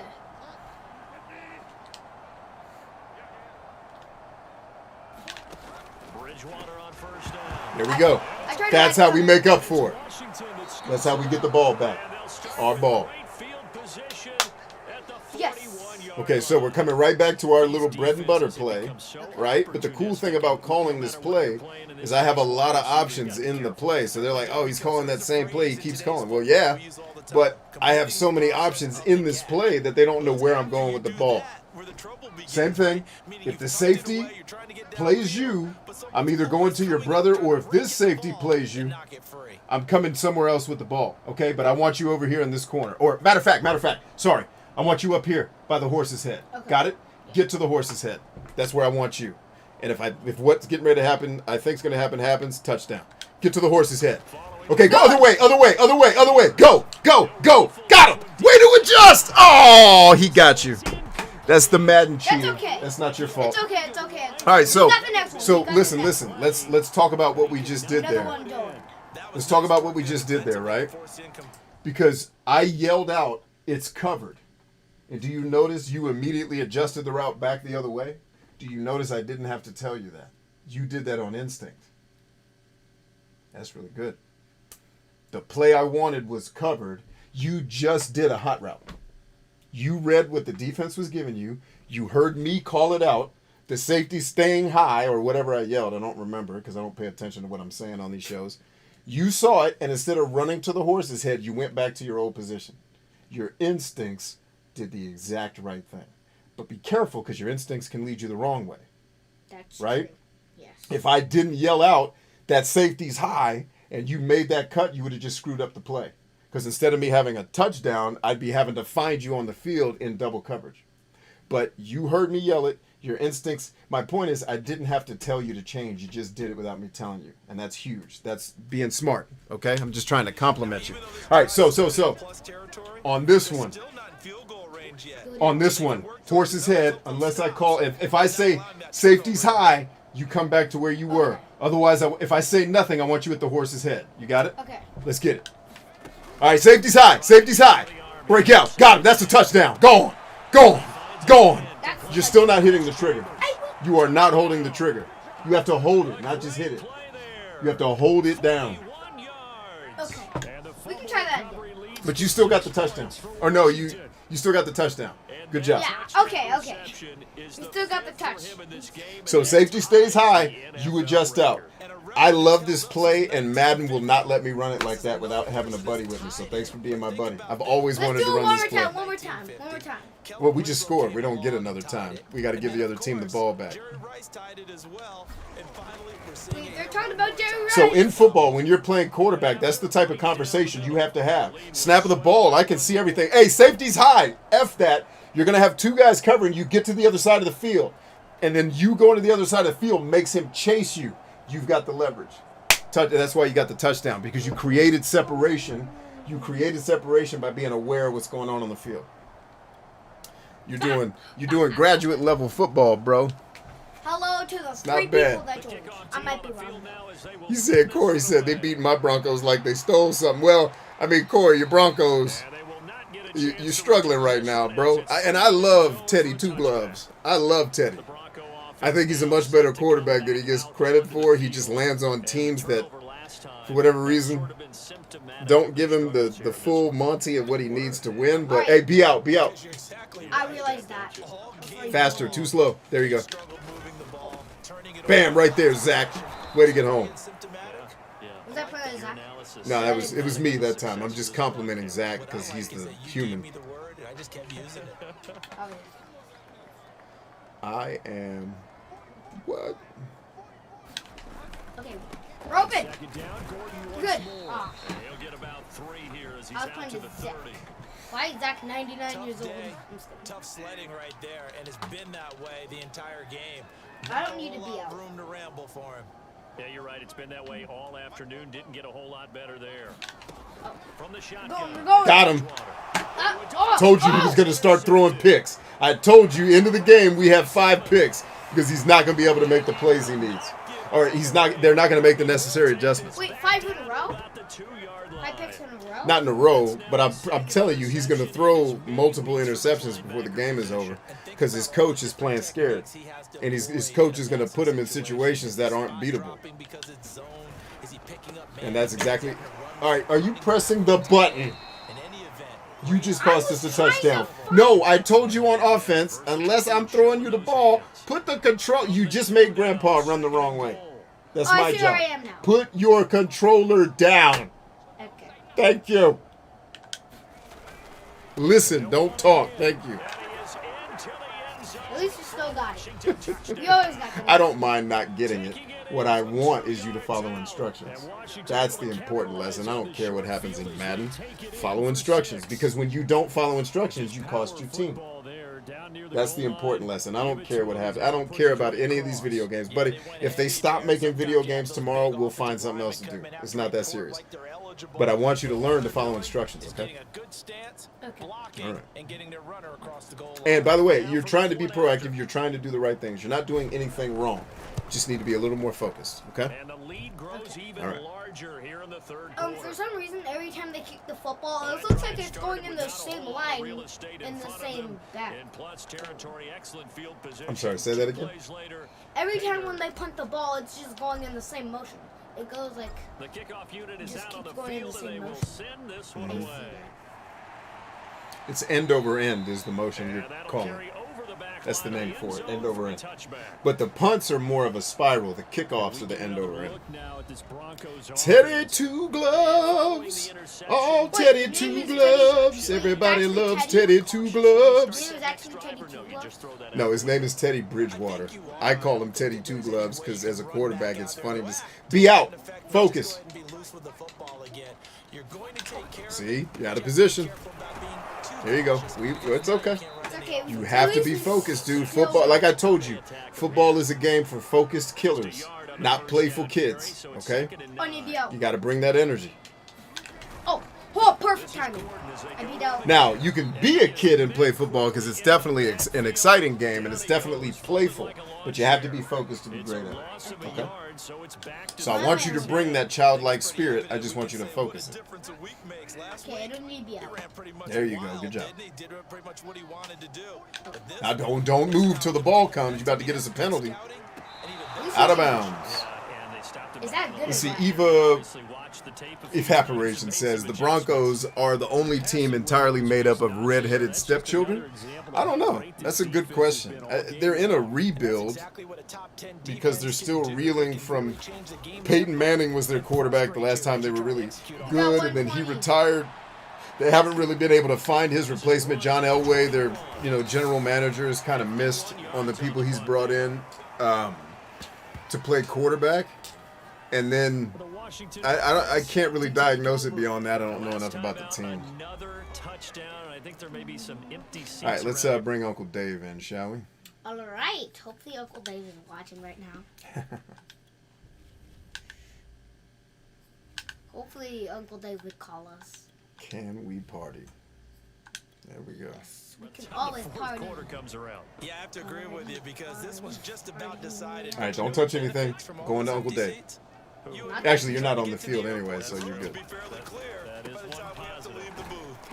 Okay, whatever is happening is not entirely your fault. I know you're doing it sometimes, but the game did it. I need to figure out what the hell is going on with Madden. Because I bought a new controller thinking it was my controller. It clearly isn't. This is an issue with the game. Oh, okay. That's okay. So now it's working again. That's okay. I gotta figure out, maybe these other buttons on the controller I'm accidentally hitting and not realizing. Still a couple yards short of the first as the 3-yard gain brings up a third down. And he'll give it here to his running back. Way to go, Dave. You just went like, yeet. Not catching me. Oh, but you did. Uncle Dave. Well, you certainly have to Uncle give a little Dave. credit here. Teddy Two Gloves. At their pace, What number is Uncle Dave? 31. sustained All right, runs, 31, you got taking their this. time and making it Oh, work. it just fell. And you got hit. Mine? No, just hold tight. I will let you know the next play that comes to you. They'll run on first down. It's Chambers. Get some, D. Hey, it's okay. Taken down across the You got the next one. You got the next one. No, that was a great play. That was a great play. Every play is not a touchdown, bro. We're just a really good team. Most teams take a longer time to score touchdowns than we do. I mean, yeah, they're very far behind. I ran right into that's on this guy right here screwed that play up. That's on me. That's okay. You got the next one. We got the next one. All right, coming at you. Bread and butter play. You ready? Okay. I don't got this. Absolutely nowhere to run there. All right, let's check it. All right, single safety. Single safety. What do I want you to do? He has no help on the back end, does he? Hey, this is such a dilemma. Get to the horse head. Okay. Break out, break out. Stand high, stand high. Never mind, never mind. I'm giving bad instructions. It's on me. He's That's got okay, the that's first okay. We down still here got inside the the 30. Wait a minute. It said hold X to slide, and he did a jumping, diving. I was trying to slide. Oh, I only needed one more yard to be in the zone. That sucks. All right. He's dangerous, but when you Okay. get in, his ability to make plays with his feet. Now check it out. Linebacker stays home. Safety stays home. You're getting the ball right here. That's your route. Two route. If they come up to cover you, I'm going to hit you on distance or hit your brother in the corner, or I'm running the ball to get away from the blitz. If they blitz me, you're getting the ball quick. All right, they're coming. They're coming. Look for the ball. And you ran the wrong route, and I threw a bad pass. I mean, it's okay. We got the next one. Yeah, we got the same play. Same play. Same play. He's staying home, and the safeties are going to stay high. Get to this corner of the end zone. Okay. Yep, here they come. Here they come. Stay. Keep running. Keep running. Keep running. Bam! Got it. Bam! Perfect. Great job. Great job. We saw 121 people. There to make the grab. And this Washington offense That was continuing all to day. add to Oh, that's John Madden on the field. That was John Madden doing the life support thing. Yeah, John made it to the field. touchdown reception. The record is stood We since made John Madden in the game, so he's one of our guys now. I didn't know he was on the field. That's awesome. We have 104. 104 because we closed the Someone door. delivering it accurately. Offensive line giving them time to throw the ball. Joe Biden. True team record, but he stands above it because he was on the receiving end of so many great plays. Extra point splits the uprights, and that will extend this big lead. Woo. We're obviously going to win. We're always Now what? as the We're kickoff obviously unit as they gonna run win. up and send Obviously this one away. going to win. Have you ever lost a And match this will in be a Madden? touchback Have I ever as that lost a stays match? Well, over the plenty of end line. times. Yeah, especially when I used to play against Here's Uncle the Patrick. Denver He used to offense beat me now as they bad. get set to take over here. They And I've are lost right playing now against just people ice online. That's why I don't play cold. online. They They're all struggled too big good. time Be out. this Be out. year. It's me. It's me. It's me. Not you. It's me. Adjust. Be out. Be out. Be out. Tough because we always It's okay. gotta It's be a okay. team It's game okay. and you need all I just say it that way because you need to have a sense of urgency. Things on the field happen fast, all right? One guy All right, I'm going to who show can cover make a 2. play against All right, be out. Be out. that Oh, maybe I am. can ignite things. There you go. I think There you go. that's You're what good. they're looking for right now. Yeah, you talk about going to your playmakers. They probably need to do it. Find someone Got this. that you're used to touching the football that makes big plays and give them that opportunity to maybe wake up everyone else. The reception good for 7. It's third down. I still need to learn how to whistle. All right, pay attention. You're not on the line. You're too busy talking and dancing. Okay, I I got it. told you. We have this discussion every time we work together. Focus. To throw, Bridgewater. Right there. Oh, I think he got that. And he will have a Broncos Yeah, he got it. first down, at least That's it all right. appears You that can't way. do it better than that. That's And good he D. got it by maybe the length of a football. Ball up to the 35 now as they come up on 1st and 10.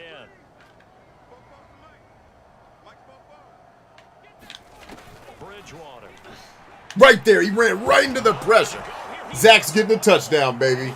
Get some, Zach. Scoops it up. All right, it's only 2, like, Into the end zone. whatever It's a you call fumble it. recovery leading to a Washington touchdown.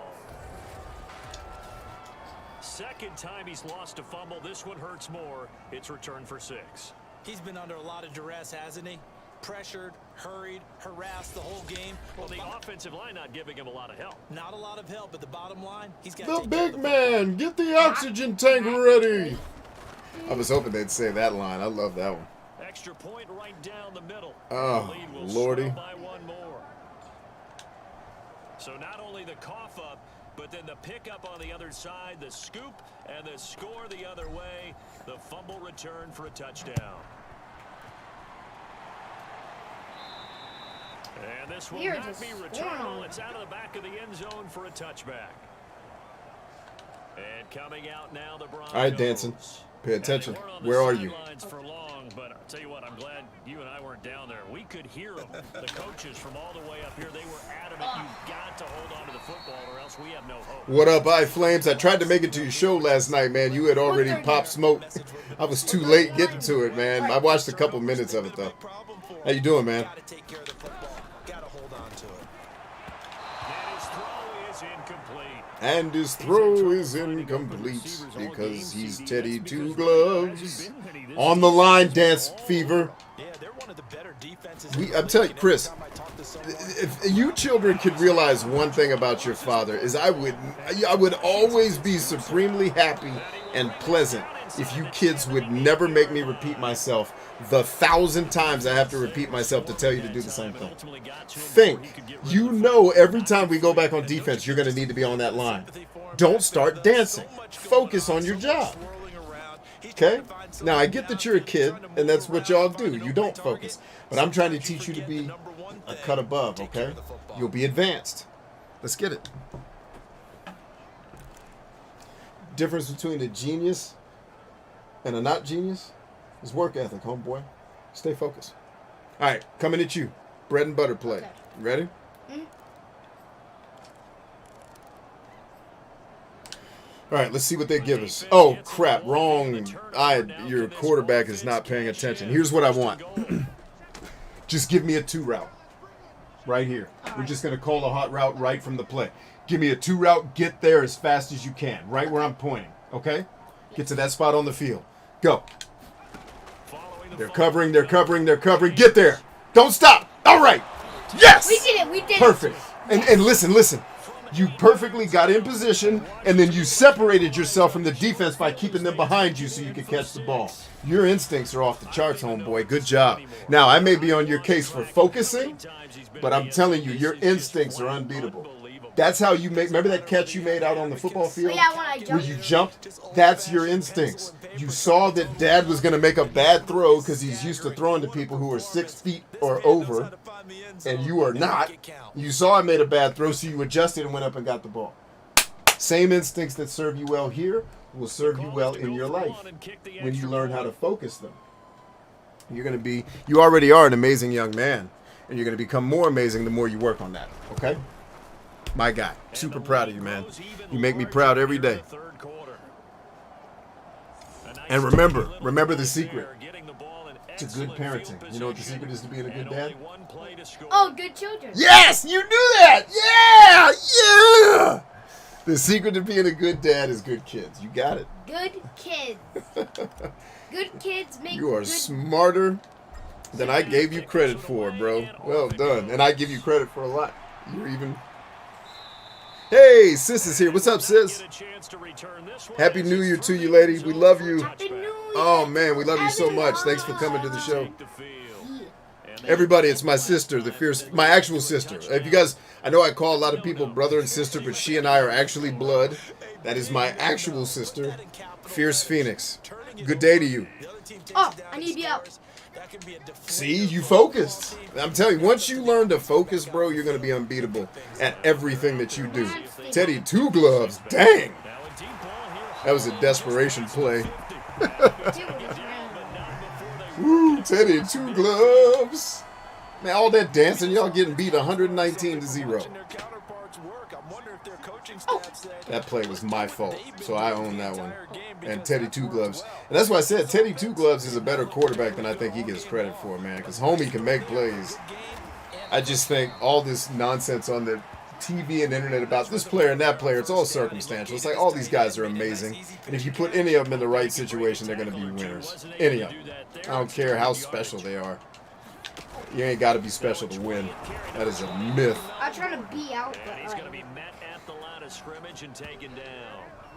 Call it no gain that time as it's going to lead. Swaggy says, throw the ball, send it. 119-0. What happened to mercy rules? Ain't no mercy in the NFL, my brother. And welcome to the show, Twaggy. Good to see you again, my man. Right. Here's Bridgewater. Yes. All right. He called the one play that beats that coverage. All right. All right, well, if that's what now he's going to start making adjustments to the defense. Let's go ahead and adjust to him and give him the one thing that's going to expose Teddy Two Gloves as this is where all the stuff I said about him being a good quarterback is about to go out the window. Uh-huh. Come on, bro. Teddy, you should have audibled out of that, baby. You knew what was coming. All right, Teddy Two Gloves. Good job, Chris. I see you focusing. I see you focusing, buddy. You're already making improvements. You're already making improvements just during the game. I love it. I love it. Third down, now even tougher. 3rd and 13 after that loss of a yard. He says, thanks. I'm getting old. Yeah, we all are, man. I guess it's better than getting dead. I need to be almost about the time the ball snapped and make a play. How about that tackle for a loss? Absolutely. Get off my dad. Got him. Hey, mommy made that sack. That was your mom. Yes! That was your mom that made the sack. That's why she's so much shorter than everybody. Believe in mom, I made her believe in real height. So she's a foot shorter than everybody on the field. Believe in mom and believe in Believe in Steve. mom. That should be a new thing. We should make her hashtag mommy knows best. Booyah. Good Mommy job, knows mommy. best. Mommy straight up like, got it. Tackles. I forgot. Here's Sam Martin now. He's as not he's gonna on make to punt it. for Denver.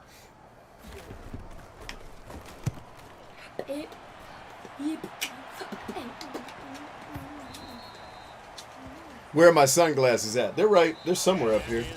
I think they're on my hat. Yeah, they just fell off my hat. I can get him. You got it? Oh, get mom's hat too. Thank you.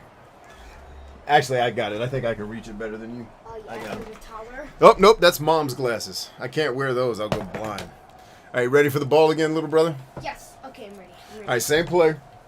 Let's look at what the defense is. All right, we got a single high safety. What do you think we should do? And Come across with the single high? Okay. Now, if I yell, I'm going to yell outside leverage. If I do, you run upfield. okay. Got it? If I don't yell anything, you do exactly what you just said based on Okay. instinct. Here we go. Set. On 1st and 10. Chambers. Got him. Right there in the window, Chris. Great. Keep running. Keep running. Holding. Yes. I'm Keep still running. holding, and I'm still holding. Yes, you're not sprinting. Yeah, I was still holding. Are you but holding both triggers? No. I think I was. Are you holding down L3 and both triggers? Don't hold L3 and don't hold the other trigger. Hold just the right trigger. Okay. Are you holding both? Yeah, on accident. All right, so just hold the one. That's We what's still slowing got you. the touchdown. You still got it. You still got it. You're doing great. You're doing great. I'm just used to being a battlefield, leader, so I have to focus on all the stuff that's wrong so we don't die. But you did great, okay? We got 120 All right. points. Just cutting it loose and having fun. What's up, all to the 145 people? Right down the middle. And that will extend. Fear says, of What's up? course I come back to your murdering the Broncos. Happy New Year! Wait, sis, are you a Broncos fan? Oh, there's another Did we have person this on. discussion and I New have too Year's. many kids to remember things? Results in the touchdown. I'm sure we do. Ready to go.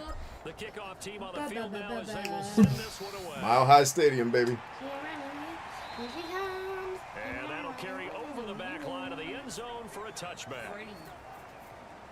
The Broncos offense now gets ready to head Tristan back says, on there's the always field. one cable I can't find. DJ problem. It's plugged into something else. I promise you. Go look at your other stuff that cord's plugged in. You used it to plug into something else 2 months ago and forgot about it. I promise you, DJ.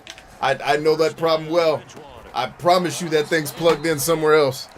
Just think through all the other stuff. You could have used that to jerry-rig a plug.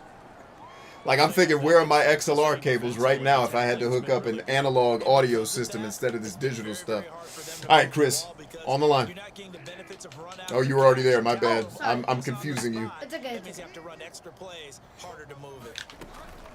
On 2nd down, they'll run with I'm Gordon. sprinting. No. You're doing your job. They're doing what they're supposed to do.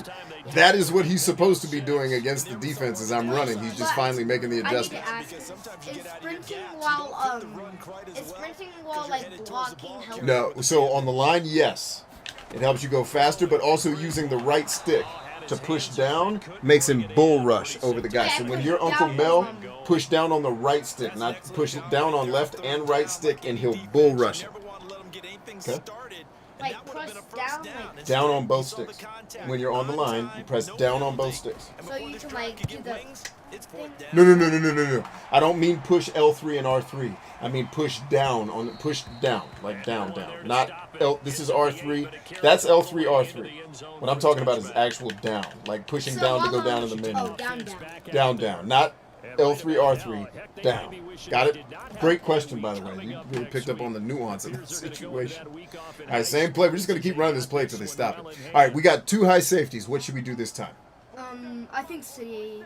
No, let's go down. Let's go down. That Now, doesn't work if then. this safety peels off to cover you, Yes, then we go the other. then we just go to X. Okay, yes. He's covering you. We just go to X. He can't cover both of you. He's going to focus on you because Yeah, you've been so I killing him. said go straight down. If Go not- straight. Now, if I call,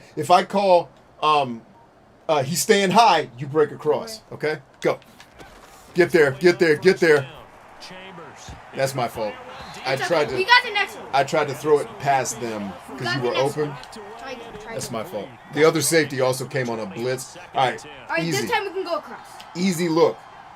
They're all playing up because they're either blitzing or they're trying to show blitz, trying to make me be scared because of pressure.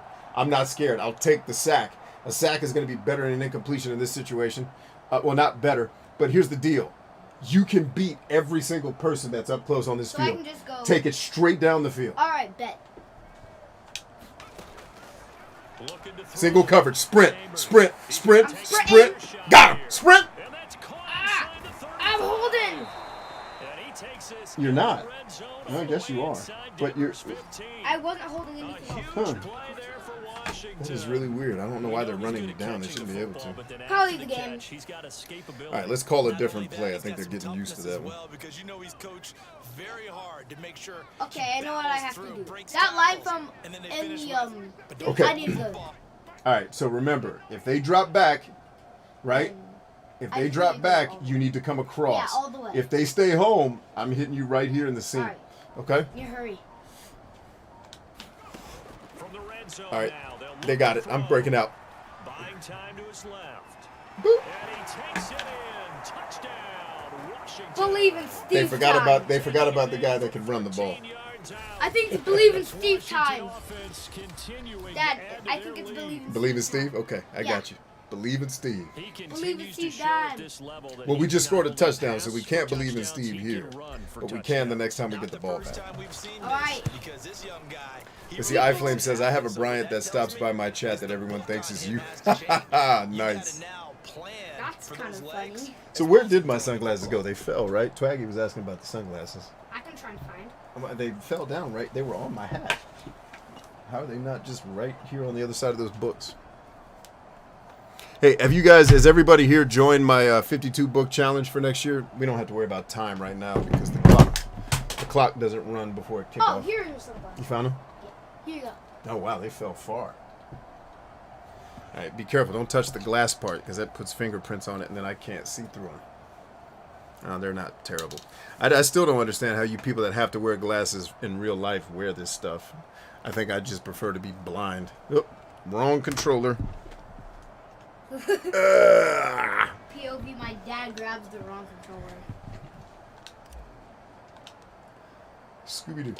The kickoff unit is out on the field. Got and they will send this one That away. ball is. Let's see, iFlame says, you were offered a TV show, B. Not in so many words exactly like that, but I was approached today about doing a... Yeah, so technically, yes. I was approached today about potentially doing a TV show from a friend who has a TV show and does very well at it. And they said, we think this would be a good thing for you. And what I had to tell them was like, I really appreciate that. I never... I'm the type of person that recognizes my privilege and the opportunities I have don't come around for most people. So I like to be really gracious. But I just know me, like I don't belong in that environment. So I kind of tried to graciously say, hey, I appreciate that. But Bryant Chambers does not need to have a television show on regular networks because I just don't work on traditional media. I just am not willing to be politically correct because I think being politically correct is being morally reprehensible because you're lying. Right, and not being honest. Be out. Yeah, I just. And but I don't need to get into the politics of why I wouldn't want to do it. But it made me recognize the tremendous amount of blessing that I have around me and the people I have in my life that are looking out for me and trying to help me. It just, like, it choked me up. Like, damn, these people are really trying to help B win. But, you know, the message to you all, especially because you guys are kind of counterculture people like I am, it's like, just remember, I told you guys last week, the last dream I had in my dream jar, I accomplished last week. So now I'm in the process right now in my life of coming up with new dreams. Because I have now, hold on, I now have officially accomplished every dream I set out to do. At least the ones that are still doable, right? And so the message to you all was, hey, I got offered this thing that I really had to turn down because I know myself, and I wouldn't succeed at it long term. And I would let a lot of people, the real reason is I would let a lot of people down who would believe in me and want me to do things and play the game a way I just won't play it. I won't play the game. And I've tried. Like, I've tried playing the game. I tried to be the corporate guy, tried to be the regular media guy. It doesn't work for me. And because I just think the people on regular media are full of shit, period. And I'm not that. And I won't get on TV and effing pretend to be full of shit just so I can help somebody sell Viagra to people they gave the limp dicks to in the first place with their damn fear-mongering. So, like, I have a lot of moral issues with media the way it exists, so I don't really like the idea of being a part of it. But my message to you guys is just remember, the closer you get to your real dreams and the 52-book challenge that we're starting, the first book I'm having you read will kill this in your life and make sure that you never have this problem. The closer you get to your real dreams, the more attractive the exits become. It is really hard to look a human in the face who's been famous for as long as they have, telling you, you have the potential to do what I do, and tell them thank you, but no thank you. I know I can't be successful at that because I'll hate the people. It's just no.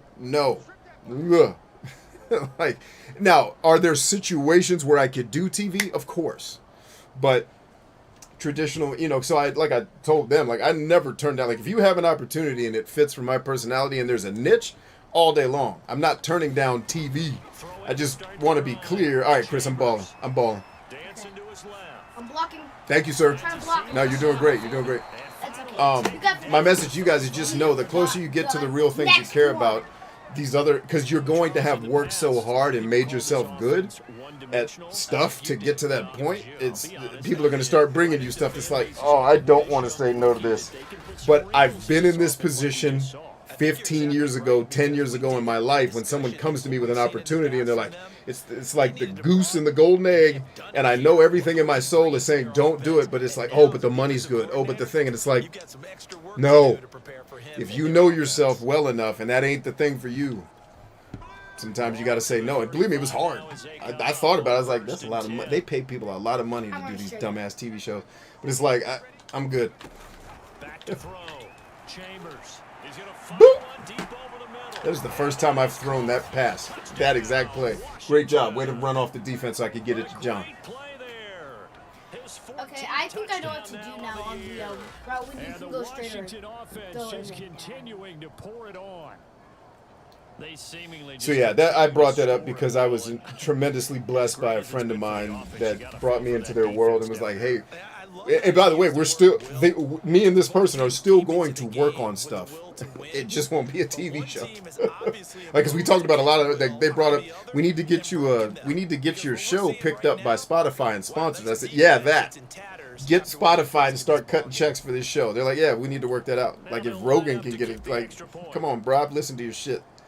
Like, all these people that got shows, we got you. So we're still gonna work together. It just ain't gonna be on effing NBC. And here's what I know, because I'll show you the book on my shelf that lets me know traditional media is dead, because they wrote the book in the 80s that predicted all the things that are happening now. Maybe I need to make that part of our 52-book challenge. But traditional media is already dead.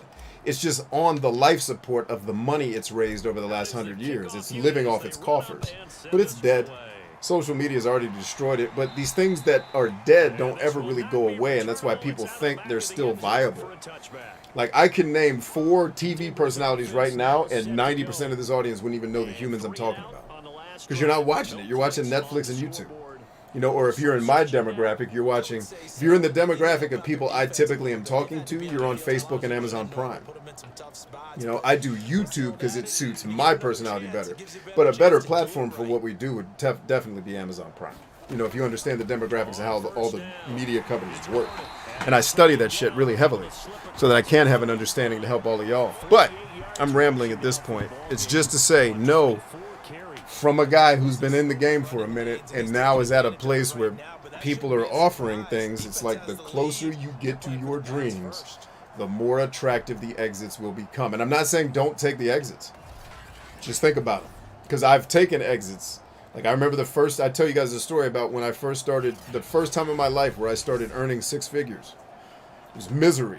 But all I saw was the goose that was laying the golden egg. I didn't see all of the bureaucracy and the silliness I'd have to put up with that I find morally reprehensible in a professional environment.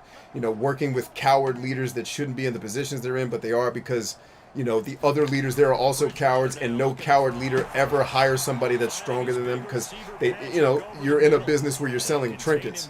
If your business was dealing death and preventing death, you wouldn't hire cowards to do the job. So bringing someone like me in, whose job it used to be was to issue and prevent death, I'm not used to working with cowards. I'm not used to working with people who take shortcuts instead of doing the right stuff. And I don't mean the right stuff like I'm a moral saint. I mean the right stuff that actually gets us where we're trying to go, regardless of the feelings people have about it. We got to do what's right for us and by people.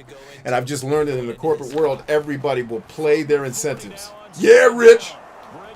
And they'll totally take shortcuts, and they'll F other people to get what they want. I won't play with those cats, which is why I don't play with a lot of people. You know, and I certainly, you know, but anyway, what was I talking about? They just got to be thinking this one cannot get over fast enough. It certainly can't. And also what happens, but anyway, just big of a deficit, when the exits come up, count the cost is my advice. Know what's being brought to you and know where your personality fits in that. You know, if I would have had my 69 Pillars of Success course that I teach before, you know, like if I had had that in my 20s, I never would have had that experience where I started making a lot of money but was miserable. And now it's like I work to help people make a lot of money but still be happy at the same time. So you don't have to play the game if you're not wired to play it. Right? There are ways to play this game. Throwing the out route and complete. That's Farmer. And he gets us down inside. All right, what do you want? What do you want to do? I'm calling the 2 route. All right. So remember, he's sitting in the hole. I can't make that throw unless he moves. Right, so I'm saying from the pre-snap read, we're coming here with the ball. Okay. And if here's not open, because this guy's going to rush me off the edge, and if Uncle Kennard can't hold him, I'm going to have to ball out. All right, they're coming at us. We got to be ready. Here they come. Ball out. Right there, middle. Boom. Run it. Perfect. Perfect. You did great. No, you did it perfect. They're just playing good defense. It's okay. No. It's not okay. You did great. It's better than okay. They were just playing tight coverage. That's not you didn't sprint. You did everything right. Great job. They have been impressive from the opening kickoff, and they haven't let up here. All right, we're coming right back at him. Same play. Hey, Terry, what's up, homie? Terry. All right, potential blitz.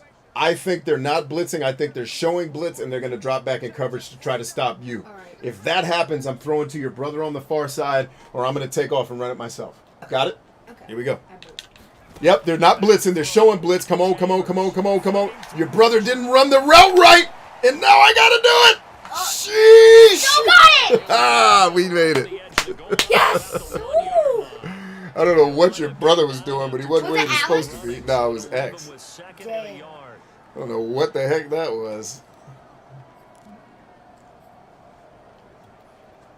All right, we're going to X here.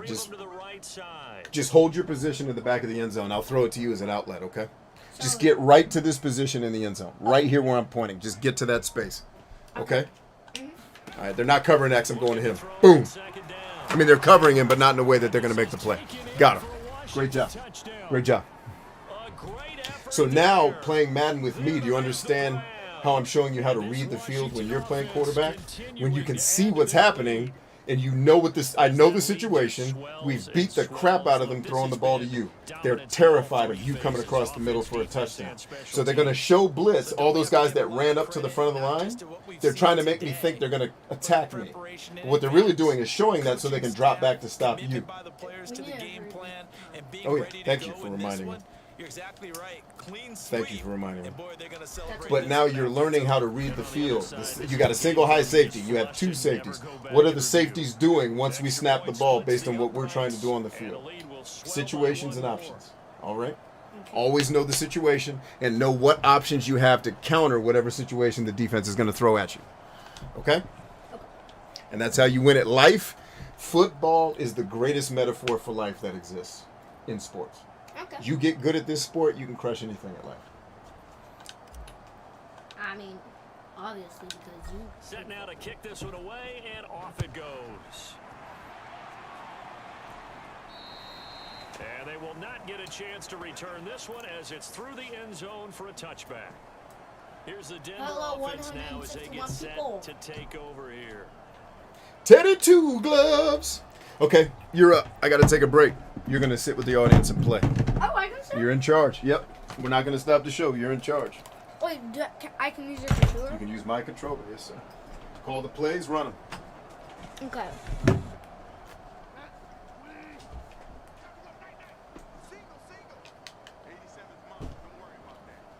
I don't know how to do it. Trying to shake off the interception. He'll Oh.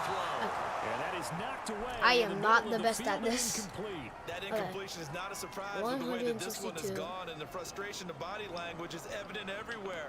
This team, they've really been put through the ringer in this one. So following the incompletion, here's 2nd and 10 from the 25. Bridgewater to throw it. And he's going to be intercepted a 3rd time. Come on! Yes! We got it! And he will bring this one back. It is a pick 6 for a Washington touchdown. We got it, guys. Make it Got the back-to-back touchdown. weeks now with a I don't pick know how 6 to for him. do He the had 1 believe week in ago. Steve. Talk about I don't being think in we the even have it groove, ready and yet, what are though. the odds of what we're seeing right here? You don't see it I'm happen so very short. often. Listen, if you get a pick 6 in a season, it's been a big year, let alone back-to-back LOL. weeks. LOL. Tell you this, I won't play cards against this guy in the locker room. Okay. Bed. What in the... How the... Frickety froke frogs. That was weird. Okay, anyways. Oh. Here we go. I need to see what's Now happening. the Washington Okay. offense back onto the field. They'll go for 2 here. They'll try and run it Yes! up the middle. Yes! And they I are think we just got not it. gonna let up as he is Yo, into the we end got zone that here one. for 2 more. Yes! Personally, I'd rather see him We're kick actually the winning. extra point Okay. there and go for 2, but Here's it your, almost feels like there's a controller back. story within the story. You scored I mean, another it's like touchdown? college. Yeah, I scored You like know, size three and or victory, two. that matters in those 2 games. touchdowns? Here, all Yeah. you have I to was do only is gone a win second by to talk 1 to your point. mom. That's Jeez, all you- that you need. You're a badass Instead, dude. they go All right, for I'm going to have 6. some commentary here, Gets gang, already for the tipped off PS on the Vita. other sideline Little now. collector's corner time while we're finishing up the Madden playthrough. I need to stop dancing. No, you can keep dancing, just also focus. I don't want to take away your playful joy, okay? I just want you to focus instead of letting your playful joy distract you.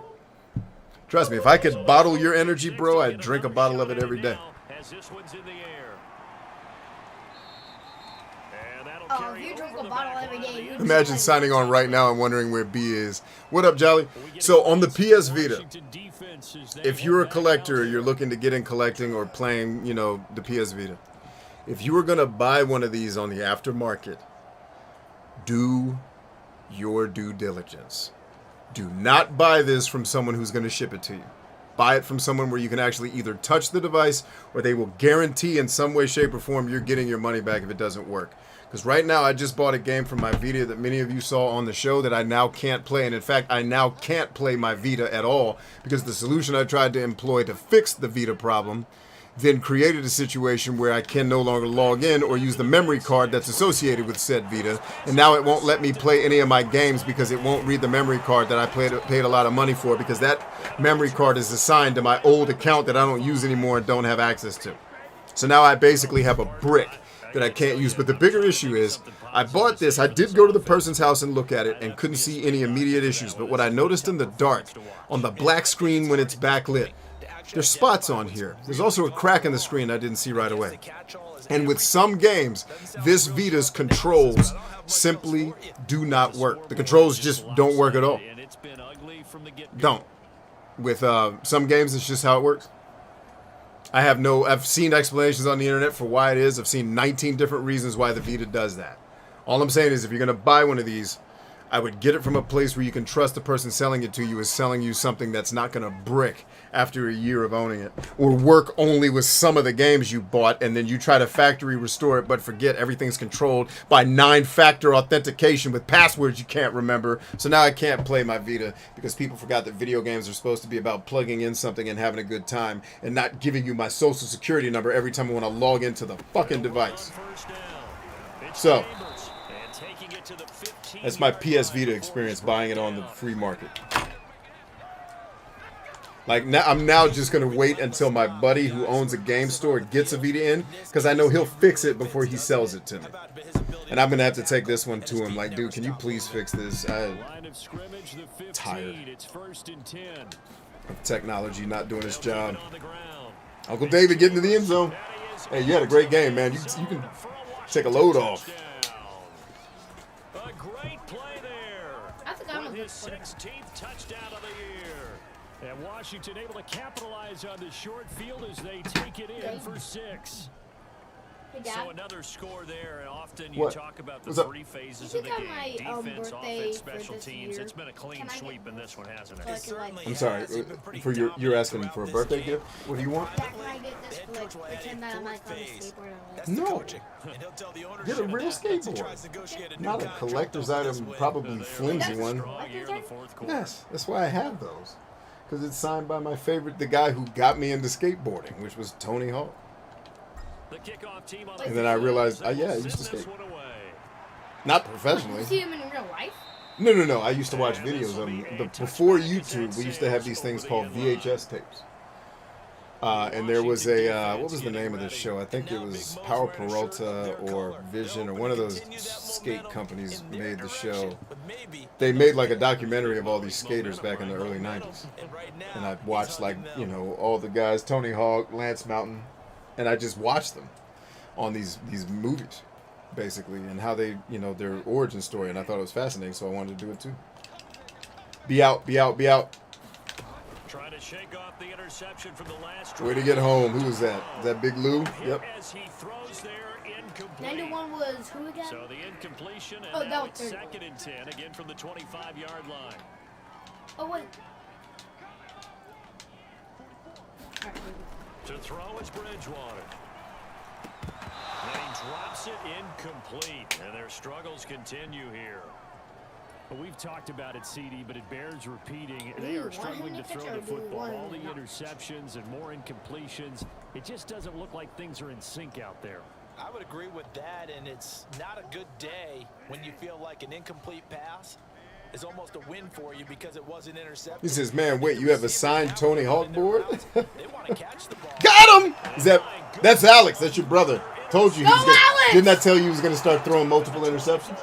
Because the coach won't make the adjustments, and now people are going to be out of position. And people are going to be tired, and then we start taking advantage of them at the end of the game.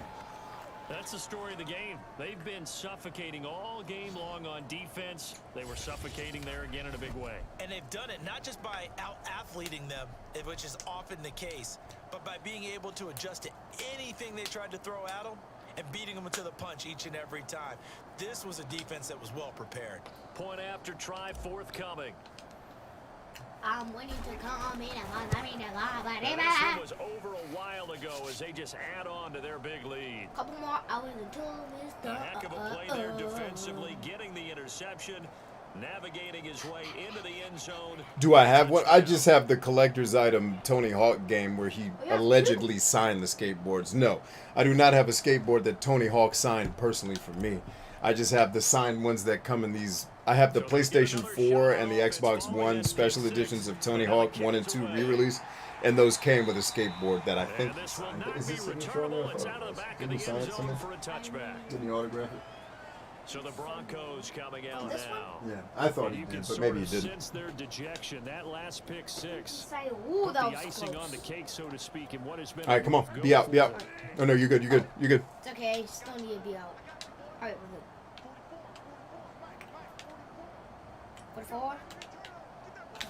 The After 44. the pick six, they go Out right of here. back to the Come air. here, come here. Ooh. And this is incomplete. Ooh. Another pass Is he just going to attempt, keep another throwing these incompletion. incompletions and make this game take Defensively, in the another fourth hour quarter here, to you get held through the 6 team minutes under of play? 100 yards Come on, passing. 2 You did gloves. your job. Especially in today's NFL, which is truly 2 a gloves. first league. Oh, that'll be Teddy, incomplete. 2 gloves. Took a shot Okay, as he 2 let gloves. that go. Work on your And it's throw. gonna bring Hey, up be out, third be out. down. No, I was good. Oh, it's you. That's me. My bad. Bridgewater I need to be out. on third down. He's got a man. What was that catch? And he will have a broad I That's listen to you. something. I listen to you because I'm used to listening to you. So from the Nah, you're doing a 39 great job, now, buddy. they'll come up I We with both actually need to be do. out this time. There you go. back to throw again. Got him. There, your mom Yes! did it. Mommy got the pick. Mommy. Yeah. All right, we're going right up on top. We're going right on top. Touchdown. Take this one back to the 37-yard line. Ooh. Yet This was another a All right. real game. interception, and I just had to double check my math. See where you're at? It is Yep, now I'm 8 running. Get to the O and the S. this week. The ball is probably going to land right near the goal line, okay? Or it's probably going to be back of the end zone here from the 40, okay? Get between the O and the S. Ready?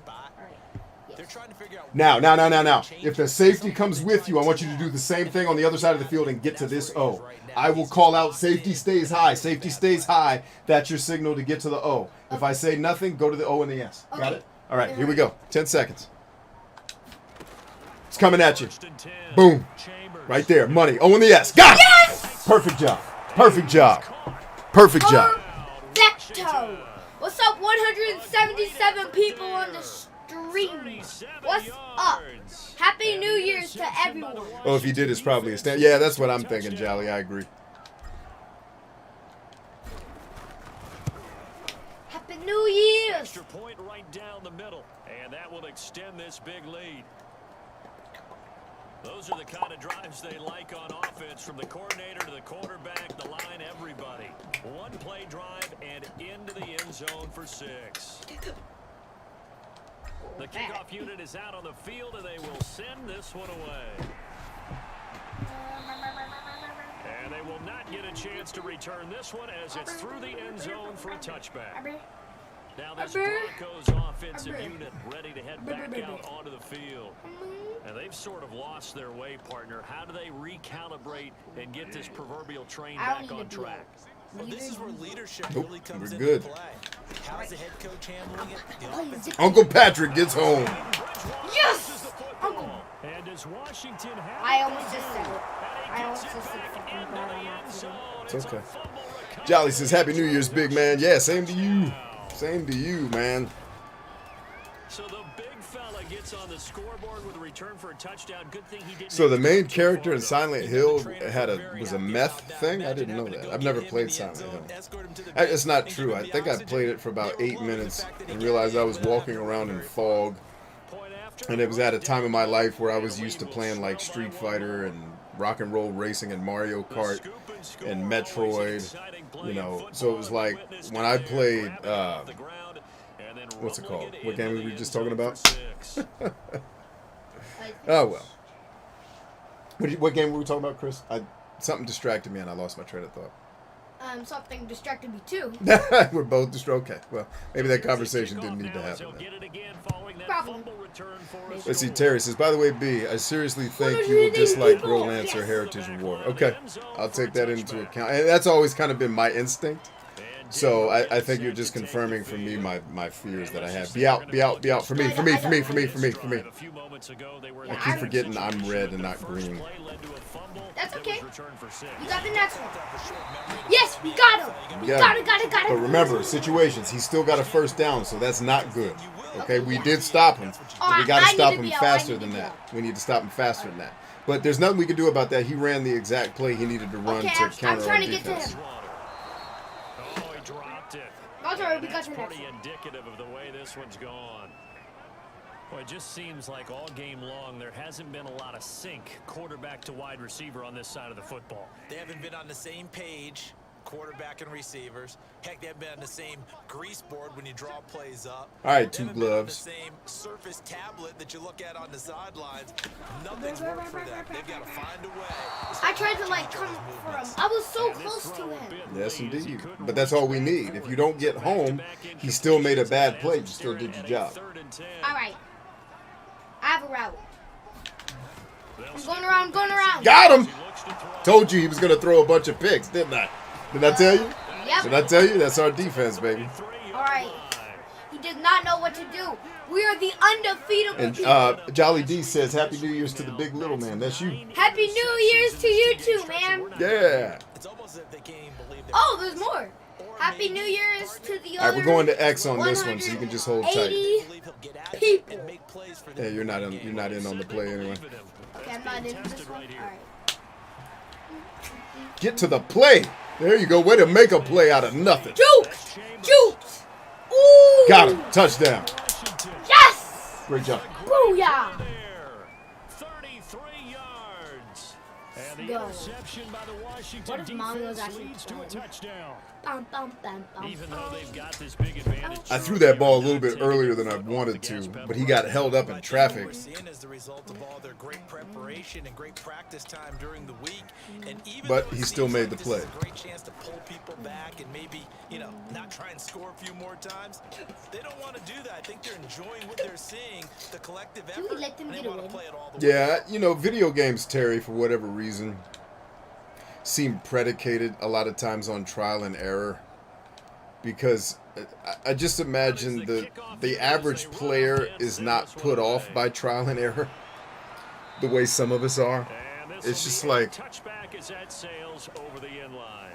when you force me into a trial and error situation in the game, it's almost like, were you too lazy to design an actual challenge to where I just have to try 90 different things until I figure out the one that works? Like, I don't know. It's just something about, like, I do so much trial and error in real life. Like, owning businesses, helping people build businesses, helping people with their psychology. There's a lot of trial and error involved in that. And it's exhausting as shit and tedious at times. It's like, I don't also want to do it in my video games. So like that whole Bloodborne, let's do it 90 times until we figure it out. It's like, I'm doing so much of that in my real life. It's not fun by the time I get to a video game. It's not fun in real life to do it. But, I just, when games start having to use that kind of gimmickry to appease the person who needs like nonstop variety being thrown at them, that's where I have to know I just don't need to play it. And I avoid, the truth be told, my serious self avoids most video games because I know that. Like Tales of Arise was an experiment thinking, and I thought maybe we can make a show out of it, but there it is, Big Lou! Bam! Hit the rock. Yeah, I'm sorry. We got it. So it doesn't surprise me that that's a game I probably need to avoid, because I guess if I had to sum up like the video game sphere in one kind of idea, it's that the modern player likes and enjoys way too much complexity disguised as depth for me to really have fun. It's like if that layer of complexity and entropy isn't built into the games, it's like, because all these people build their games, especially these AAA studios, based on feedback and numerical data. So something is telling them having these types of complex systems in games is what the player is going to respond positively to. Whereas I'm enjoying my entire experience in Arcania Gothic 4 simply because it is as simple as press this button to throw magic, press this one to use your axe, press these two to shoot an arrow, and you can switch between all three extremely easily. There's no turn-based, which I don't mind turn-based games, but it's just like, there's no, I need to memorize some complex input structure or make sure I'm doing some type of pixel-perfect parrying move. None of that. It's just, here's how you use your axe, here's how you use your magic, here's how you use your arrows. Have fun, because if you learn the way the combat system works, rotating between all three types of attacks allow you to create awesome tactical advantages in the game that are a lot of fun to exploit. And you don't need to be a combat expert to figure out how to do it, because the game is made simply and intuitively. A game like that gets ridiculed for being crap and has a bad story and the graphics aren't amazing, and then no one ever plays it, and it gets just put on the shelf of, oh, it's a terrible game. It's not.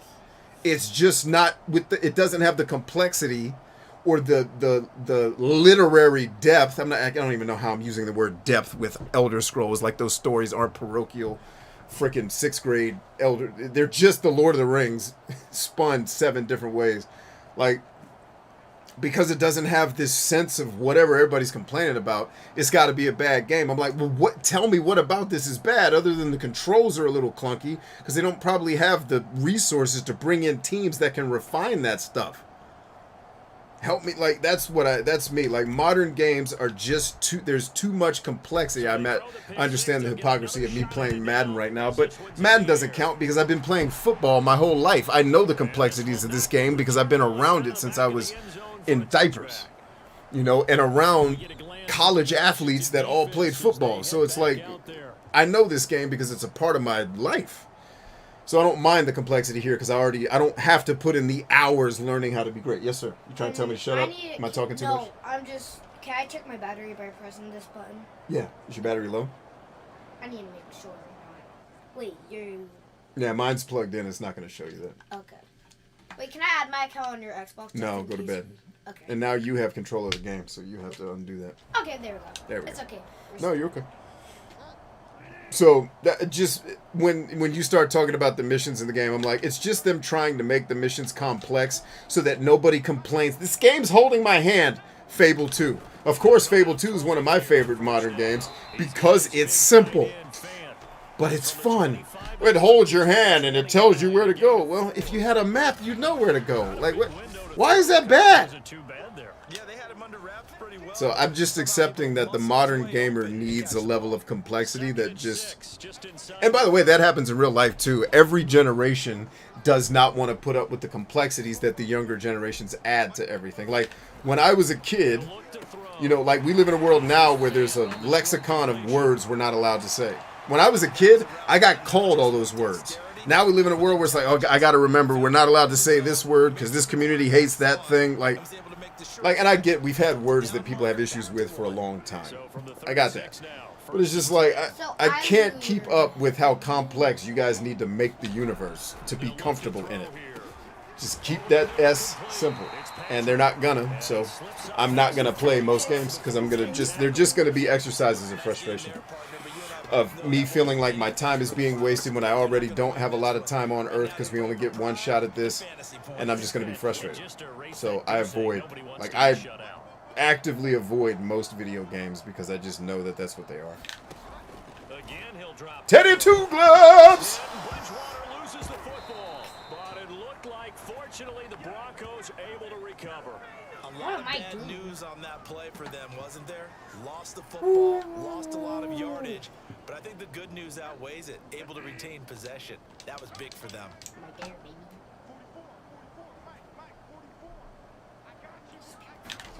Throwing on second and long. Boom! Way to get there, Lou. Got his man complete over the middle. That's Couple Patrick. more hours. It's 2:07 right now. We're 3rd and 17. So you're saying this keeps the game fresh because you're not using the same strategies over and over again. Right. And I'm a football player. Do you know what we say? You know what one of our number one strategic, or it's more tactical, but one of the number one tactics in football is? If the play worked, keep running it until they stop it. Use the same strategy because it's working.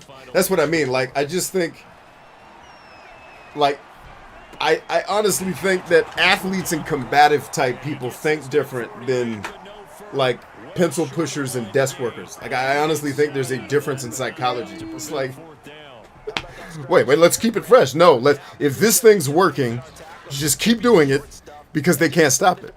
Like, I don't need anything to be fresh. I just need to win. That's all I need to do is win. I don't need it to be fresh. I don't need it to be pretty. I don't need it to be cute. I just need to know what is the most effective and efficient route to get to winning this game. If you can't tell me that, I don't want to play. Like, tell me the route. And I don't mind it being hard. I don't mind it being challenging. What is the most effective route for me to get from where I am as we get to getting the win that I want. That they weren't just going into total prevent there. And most games obscure that. Like, the whole point of the game is figuring that out. I ain't got time for that Happy shit. New Year's 192. I ain't got time. We're going to believe in Steve, little buddy. All right, believe in Steve. out there, Come up, set believe ready in for this Steve. next drive, the Washington If you really offense. believe in him. And a few kneel That might not downs be should true. just about do it. Now defensively they do have all three. The game's effing up again. What is with this game and its weird take over my controller and not let me play it? Oh, God, Second text. down coming up. And again, they'll go right It's back still to messing up. I'm not in control of what's happening, but you know what? We're winning. I'm just going to take my hands off the controller and put it down because Madden's playing itself at this point. Just put the controller down. I had nothing to do with that except calling the play. That was weird. There's a ghost in the machine, dude. I'm convinced. Well on their way to another victory, riding a serious wave of momentum from what we've seen. We're in the And so 200s. far, What was your they best haven't met their again? match. So if you're going to play this team You said I don't in the want future, any your mission is stipulations clear. to the game You better be besides ready to killing and play dying. I don't and understand match what you their mean by that. firepower. Can you explain that? Can you elaborate on that? What's up, man? What was your best thing in scores? My best what? Your best wins. Like, how many Now wins? the extra My point. what? How many wins? What was your best at wins? I don't understand what you're talking about. I'm thinking, like, how... Now this one What's... was over a while ago I don't know as how they to just say add this. on to their big lead. What's your high score on So wins? 2 plays on that score. Your What's my high- what? That's how they drew What's it your up. high score on And wins? a Like, long run My into high the end score? zone, and Yeah. what a run Is that it what you're saying? was. yeah. I don't understand the question. I'm trying to figure out, like, what's the highest scores you got On what? on this game, like... Oh, I on told you, wins. 300 and something. Okay, we can get there. No, we can't. Because once you go to 256, it resets the count to 0. And if we go to 256, it means we scored 0. And if they score a field goal, it'll mean they won the game. I had that happen to me one year in Madden. I won 256, and they scored 3. And it showed up on my record as I took a loss 3-0. Ready to go again. Because most people don't score 200 points because they don't play 20-minute quarters. So once we reach 250, we get reset. As long as we don't go over, as long as we don't reach 256. Actually go about Okay. doing it because there are a lot of Teddy two gloves. Pressure gets to him, and he will go down. So they should win a It couple looks of like a loss of right around 11 there on first down to set it back Jolly on says, do it the second. same until they stop it. Said all Call of Duty. You dang right. the team out there. I think And that's part of the reason why I jokingly do some of this satire that I do is because, like, I'm joking and I'm being satirical, but I'm not lying. Like, these things are annoying. And it's like I'm hoping that that kind of talk gets into the ecosphere and starts to make people think, like, why do I put up with some of these things in these video games when I have a life and other things to do? And maybe these companies are just being lazy in their design because they can be, because I'm just going to keep signing up and buying something that's taking advantage of my time. Like, I just don't like people taking advantage of or wasting my time.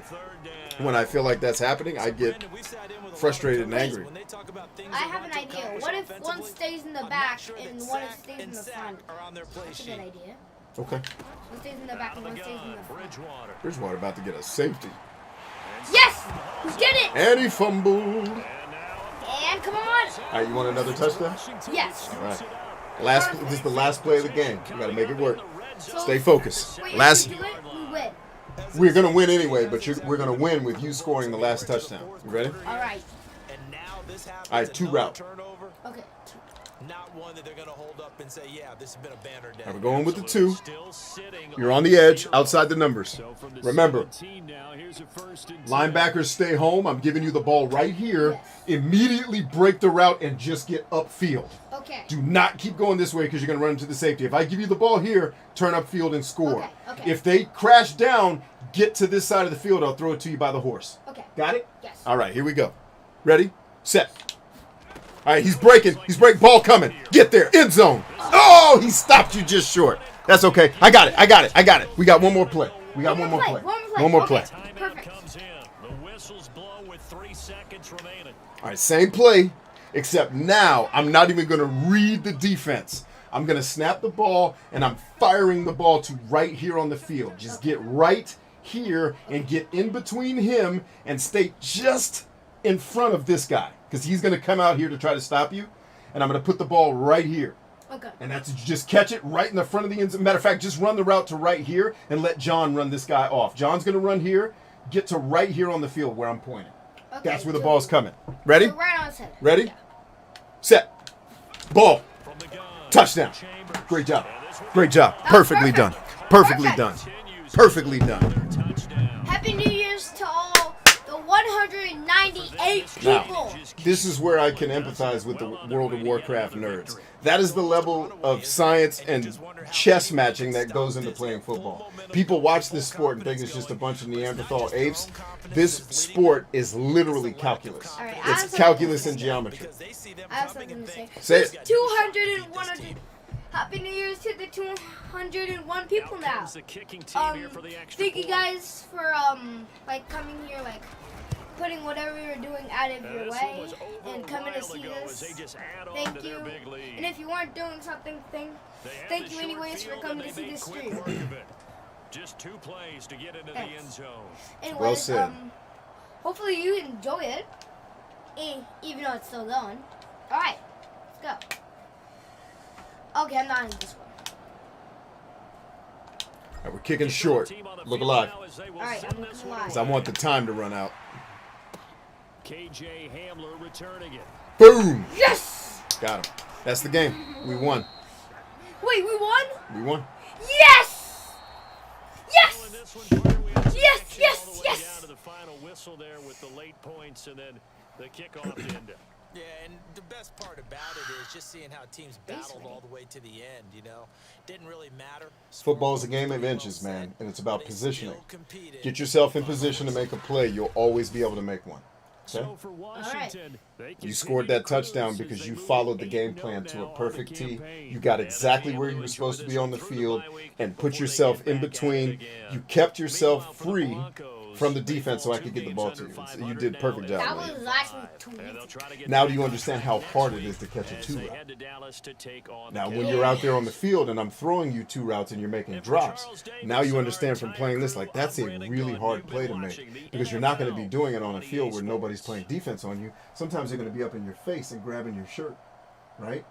And to a certain point, this is totally legal if you're just coming off the field or if you're just coming out of your stance. I can jam you up, and it's hard to get to where you're trying to go, right? And so you have to learn how to fight through that and get through, and that's what you did in the game. Now we just have to translate that to being on the field, and that's one of the huh?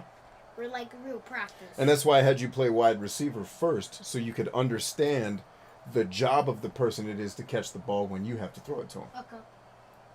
All right. I forgot that you had this big whiteboard. Forklifter Champion 84. And I have reached the threshold of attention span of the toddler. All right. All right, that was a good thing. Bye, people.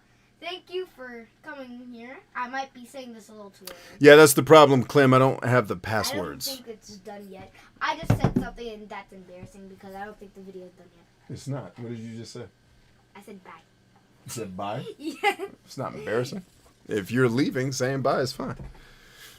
Oh, Here, give me a big hug before you go. You need to go finish eating, and it's your bedtime. So we need you guys to start getting in bed normal time now because you got school starting back up. all right. So come give me a hug, and then take your meal and go finish eating because you tried to eat it during our stream. That's okay. Mwah. I love you. You have 2 more days until school. Oh, did I interrupt you on accident? Always. You guys always interrupt me. That's my life, is being interrupted by people. Sorry. Anyways, Don't be sorry. Be better. But I love you no matter what. It doesn't matter. Can I take 2 batteries? Just in case this got... No.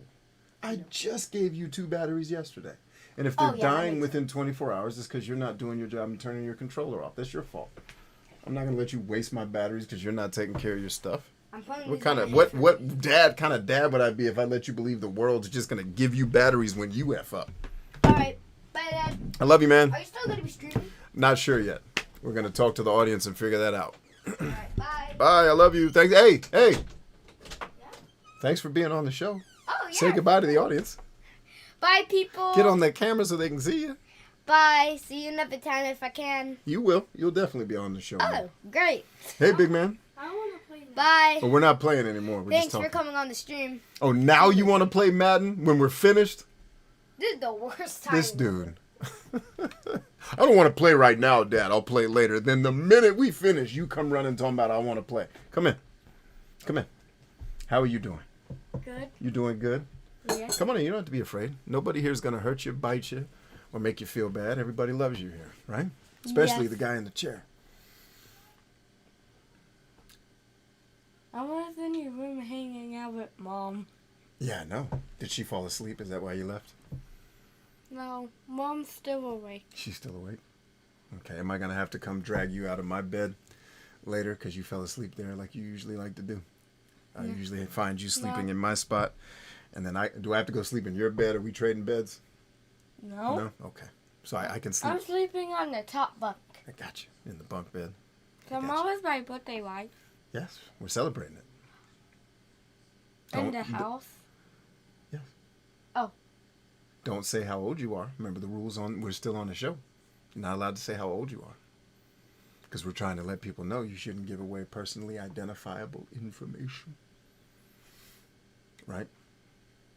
Even though your age isn't a big deal, you need to be practiced at knowing those things. Right? Right. Okay. Good. Hello. Hello. Come on in. You can come over so you can wave to the people. Everybody, this is Zach. Say hey. This is the guy that was terrorizing Teddy Two Gloves on the field. This is the kid I play as on defense in the Madden games. When I'm playing defense, I'm usually playing as him. The difference is he's a couple feet shorter and a little bit smaller than he is in the game, because in the game he's 21 years old, and here you're not 21 years old yet, right? And so he's 21-year-old him, which the doctors say is going to be somewhere between, I think, 6'9" and 7'2", I think, is your growth trajectory, and you're already bigger than kids 5 years older than you, so I think you're on the course. So he's the big, scary defensive lineman, which I think, if I had to guess, this dude will actually take after his grandfather and be a bad, awesome basketball player. And you'll fulfill Grandpa's dreams, because he wanted me to be a basketball player, but I was too aggressive. Yeah, I was shooting balls. Yeah, you might be the big basketball player in the family, and then Grandpa gets to live his dream of having a pro b-ball player. He thought I was going to be the chosen one, and then he realized I sucked at dribbling and liked hitting people in the face too much. So maybe you'll be the great hope of the family. What do you think about that? You think you can make the NBA? Well, if you don't, it doesn't matter. We're going to love you anyway. But if that's something you want, I'll help you go get it. No, there's Okay. 2 of us. Yep, there's just the two of us. We can make it if we try.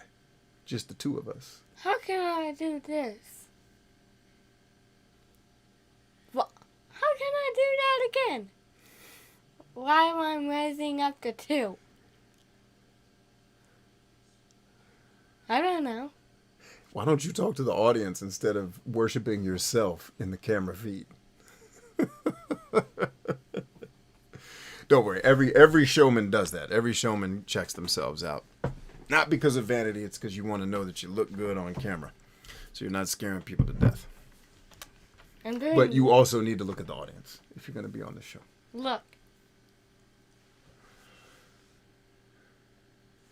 There you go. Okay. Anything else we can do for you today? I need to talk to these people. That's all I have to say. All you got to say. And then I need to go break my fast for the day and eat breakfast. In the morning? No, I'm getting ready to eat my first meal at 10 o'clock at night. I've been busy today. Trying to create an empire that you can be proud of. Huh? I'm gonna close it Okay.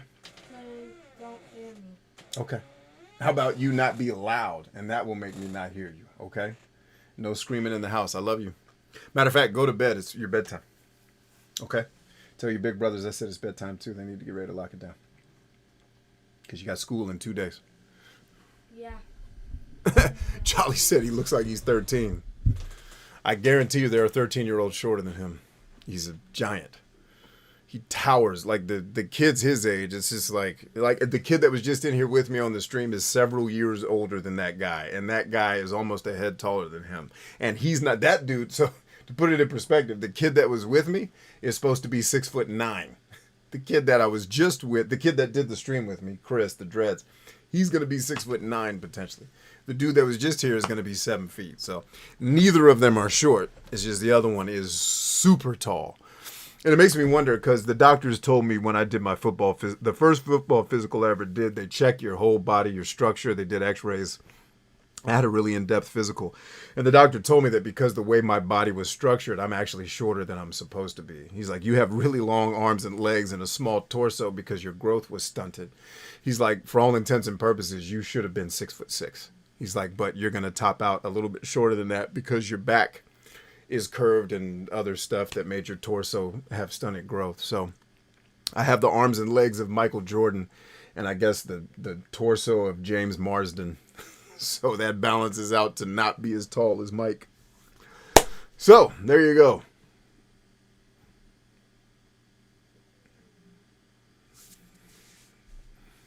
He says, I have a joke for that. I'll save for later.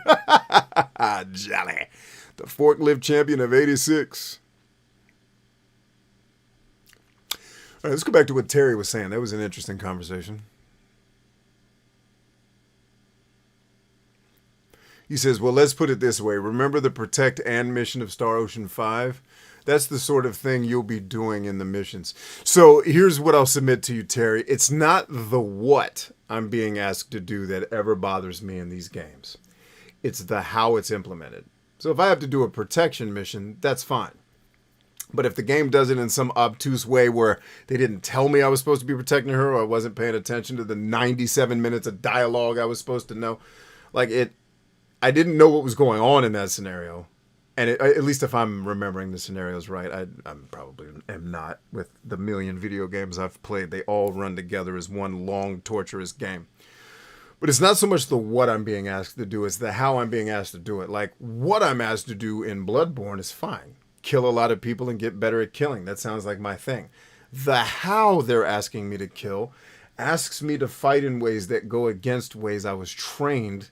Like ad nauseum, I was trained to fight in ways that when you guys see me playing these games, what I'm actually in is not anger. I'm in cognitive dissonance because the game is trying to force me to do something that I know for a fact would get you killed. So I'm railing against it because when you're in a game, you are projecting your psyche onto the avatar that you're playing. I am emotionally the character in Dark Souls. That's why these games are so addictive. Because when you go in Dark Souls, that is you. It is not the character on screen, it's you. So when you die, you feel that.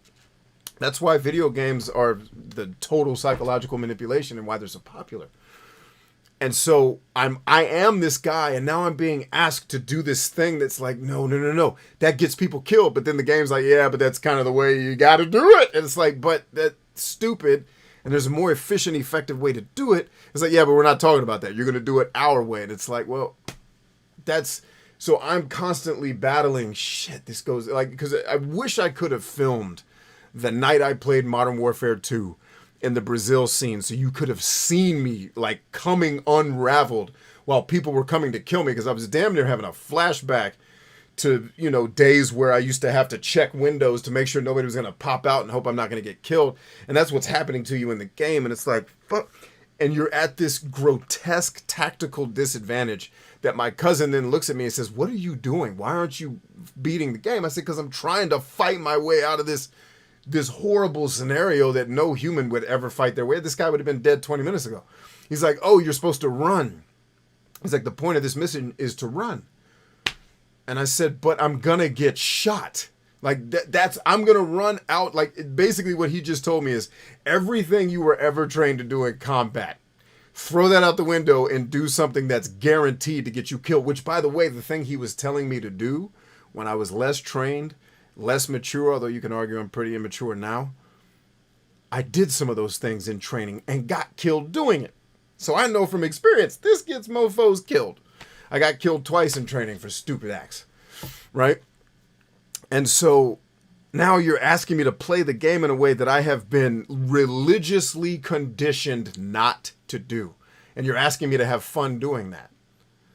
My brain is in such violent cognitive dissonance when I'm playing these games because I think in some cases, not all, they're made by people that don't understand tactics. And when you're a person who that was your whole life for the beginning part of your professional career, it's it's impossible for me to turn that shit off. So it's not the what I'm being asked to do. It's how am I being asked to do it? And is there a more efficient way? So if you were watching the E stream last night, there's a part where the text on screen literally says, hey, this route you're trying to take takes you where you're trying to go for the story. But there's this other obscured route that we're not going to give you a map marker for that you're really supposed to be taking. So why don't you run around for another 30 minutes until you find that? That's literally, it didn't say those words, but that's what they were asking the player to do. Fuck you. If that's how you design your games, eat a dick. because you're purposefully wasting people's time at that point. You know, and I cannot turn that off. It's why I avoid most video games, because they're just made for a person who's not going to approach the situations like me. I played the Modern Warfare, the Black Ops 4 Battle Royale for the first time, and I almost lost my mind because I was playing with a team. They're like, all right, guys, there was one scenario where they're like, all right, guys, let's go. We got all our weapons. Let's run for it. I'm like, run where? We have cover and concealment inside this building. And then where they said to run was, we're going to run across this bridge. Let me explain to everybody. In combat, in an enemy combat zone, you're probably not. So let me give you a couple scenarios. If you're behind enemy lines and there's a long ass bridge that gets you to a place that is an important piece of terrain, let me tell you what the enemy has done to that bridge. They've either wired it with explosives or they have artillery trained on both sides of the bridge that the minute your dumbass shows up to it, you're getting a bomb dropped in your fucking mouth. And so they're like, let's run across the bridge. I'm like, well, that's death. Now, obviously, it's Call of Duty. There's no artillery. None of that stuff was going to happen. But I've literally been trained so heavily to not do that shit, to not, like, everything people do in Call of Duty gets you killed in real life. So it's like, how do you expect a guy like me to, like, and I know there's other combatants who can just turn that off and enjoy the game. For whatever reason, I'm just not that guy. There's parts of my psychology I've tried. Like, people like, B, you need to play the game more. I've tried. I tried playing the game. I ain't got it in me. I don't have the psychology for it. I tried. And when I tried, I landed in a hospital because I got to a point where I was so raging at the person these people were asking me to become to fit in. It was just like, I'm going to have to die to who I am as a person to fit in here. I ain't doing that shit. Boom. And so that's how I feel about a lot of these video games. They're just made for a person who's expecting a different experience than I want. So, you know, maybe, so I give you that context because you're one of the guys who does advise me to play a lot of games that I end up liking. So you can know if you're saying the mission structure is what I'm going to hate, probably not. It's, how am I being asked to conduct these missions? And is anything they're asking me to do in this mission stupid or wasting time? Two things that my psychology don't. One thing in life, I don't suffer fools and I don't suffer time wasting and incompetence. I can't be around it. It makes me want to rage. So I avoid it. There you go. Hopefully that helps you be my continued advisor in all things video games, brother.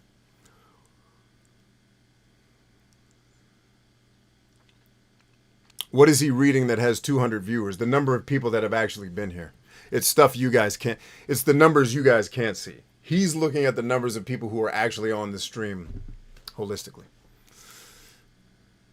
Not just the who's exactly here. Because what YouTube is measuring is, are you actively engaged in watching my screen? But if you flipped away to go do something else, that number's going to drop. But you'll eventually come back. And so the number is always fluctuating. But the real number is the number that they give you at the end of how many people are actually here.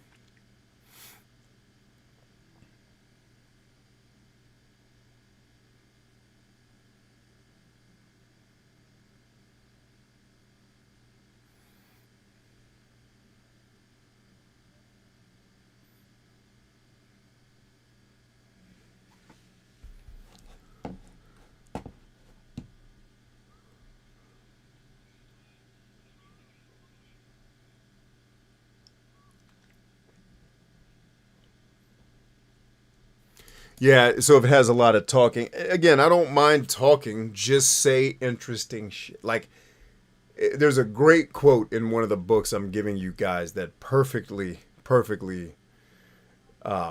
maps out this whole concept. My issue is not dialogue. My issue is not stories. I love good dialogue. I love philosophical discussion, and I love stories. What I hate is having my time wasted by a story that's not interesting and predictable. You know, so if you're like the dialogue, basically one of the books that I teach people marketing out of says this: it says, if you would like the lady to pay attention to you, please be kind enough to offer her an idea that is more interesting than the one that is already in her head. If you're wondering why it's so hard to get attention on the internet and why I've had millions of people pay attention to me, It's not because I'm awesome. It's because I know how to say things that are interesting in contrast to things that people are interested in other places. And so if there's one thing you can say about my rambling and my silliness and my stupidity, I might be a moron. I might be an idiot. A lot of my views and craziness and really my thoughts, I have very few views. I look at shit like a scientist. I have ideas and observations that I'm trying to turn into beliefs. I think our belief should be more like an explorer than I landed on this belief and I'm exactly right. You know, but how did I want to frame that in the context of what you're saying? It's like, if you want someone's attention, you have to be more interesting than what's already going on in their head. Bro, I create shit out of nothing. The shit that, like, literally in my head, I've had ideas for insanity, and you guys see it come out on the show. Listen to the absurdity that I say on this show. And tell me if you think listening to frickin' Ralph in Ease 8 talk about what he had for dinner last week is going to be more interesting than the fucking panda bear nuclear holocaust that's going on in my head right now, where the pandas rise up and evolve and start speaking English and they get access to the nukes. And the whole story is we got to fight the pandas, but the pandas ruin Earth because they get access to intelligence and they eat whatever mushroom we ate that gave us consciousness, and they have it. And now they start blowing up the Earth. And we've got to stop the pandas. That's more interesting than every video game story that's ever happened. It'll never get told because it's absurd. But at least it's not boring. At least it's not predictable. And you know what I found with most people in their storytelling? Y'all like predictable and boring. You like safe. I don't. I'm a hunter, motherfucker. I don't like safety. I like being out and hunting in the dangers where the fun is. I don't want a safe-ass story. I like the fact that Joel is a piece of shit, and you have to wrestle with the fact at the end of the game that I just spent 20 hours basically coming to the end of the fact of facing that I'm a piece of shit. And I'll applaud the people at Naughty Dog for that, because I think, honestly, what they were trying to say was, hey, guys, we're all fucking Joel.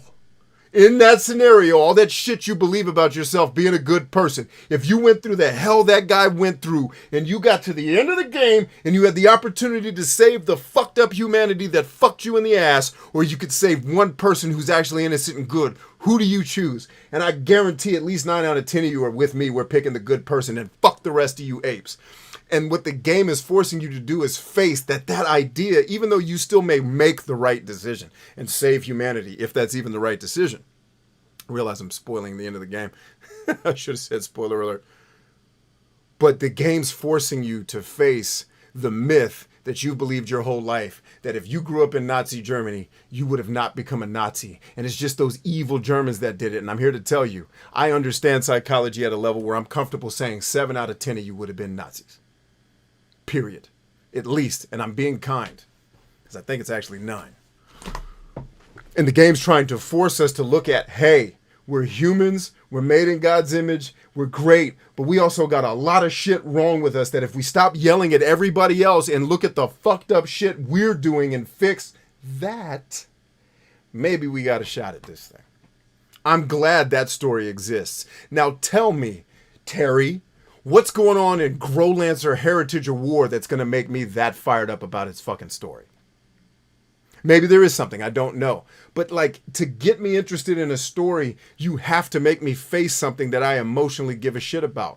And I just told you about the panda nuclear holocaust. It's more interesting than most video games I've ever played. So it's not an issue with people talking. It's that the people who are talking are wasting time talking about shit that's not important or interesting. That's the whole argument. I don't hate the talking. It's just most of these writers are forced to write more shit than there is interesting to say.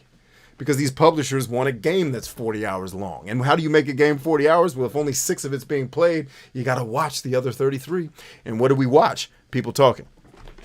Or you could just watch Madden. Every play is a drama with no words, except the words you're like. If you notice the communication I was doing with my son while I was playing Madden, that's how people talk on the field. Like literally, if he and I were playing together, we'd be having that call. Like, hey. I'd be yelling out to him, hey, single high. If he stays high, you know what to do. And then they don't know what we're talking about. I'm going to call the play, reading. He stayed high, gone, touchdown. That's drama. That's suspense. That's what's going to happen next. without having to utter more than 8 words. But you're going to ask me to listen to people, you know, back in the last days, I was the king of Shalador, and I had the wand of the Inception stream that brought me... Like, I don't give a fuck about your existence, let alone what the fuck you used to be the king of. Like, romance somebody before you come in here with all that uninteresting shit. So, as my advisor in all things video games, Terry, that is the context I will give you, and my open letter to video games to just ask their permission that, hey, can you make better shit? Thanks. Boo! Was that a good enough rant for you guys? I should have done that on just the camera.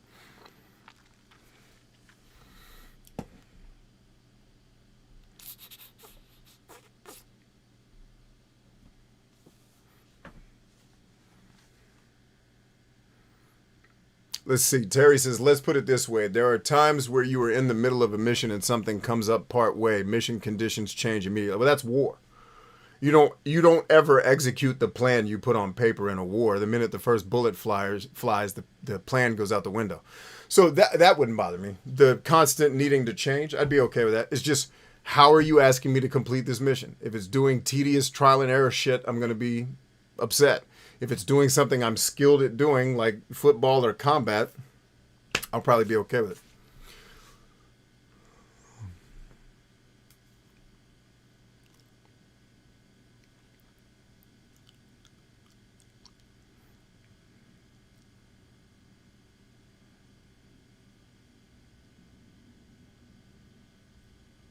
They need a dotted line to the next objective. Exactly, Kaz, just like Fable 2 had, and just like The Witcher 3 uses with the Witcher sense. But I guess that's too much hand-holding, and the gamers nobody likes would complain about it. I'm kidding. I'm sure they're well-liked by their mom. Let's see.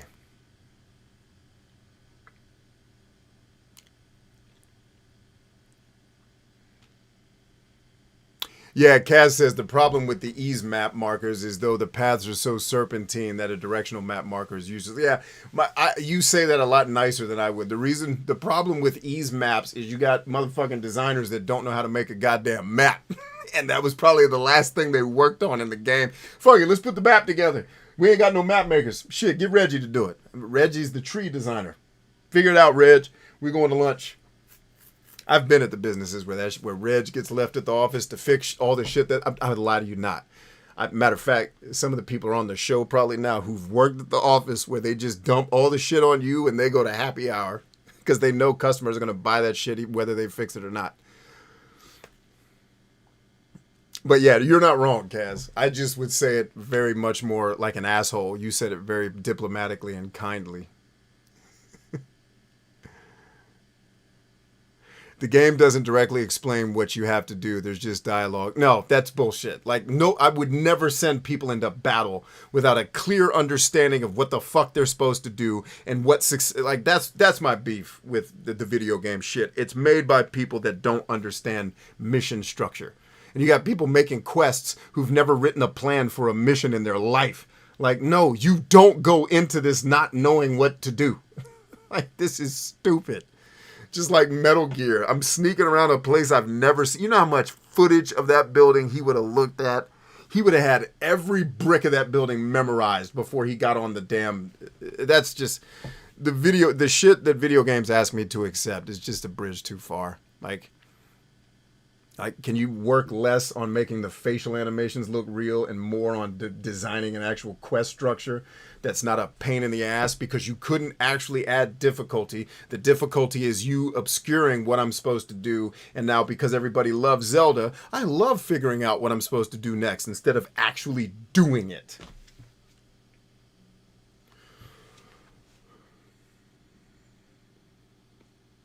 He said, the 2 pandas we got left ain't shit, so they the last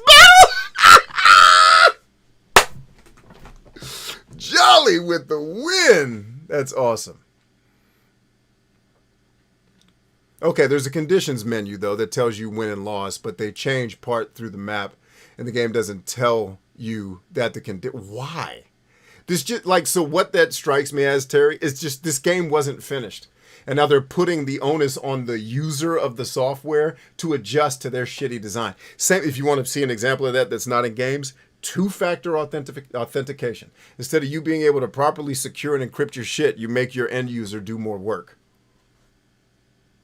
And it doesn't work perfectly all the time. So, here we are. Like I said, the older you get, the less patience you have for the complexity that the generations under you add to everything. It's just like, oh. I'm listening to all the older generation people, like the people who are 20 and 40 years older than me. It's like, oh, I'm done. I'm getting off the ride at Disneyland now. Because I'm not, by the time I get to your age, I'm gonna start that panda thing. I'm gonna be the guy that trains the pandas. No, sir.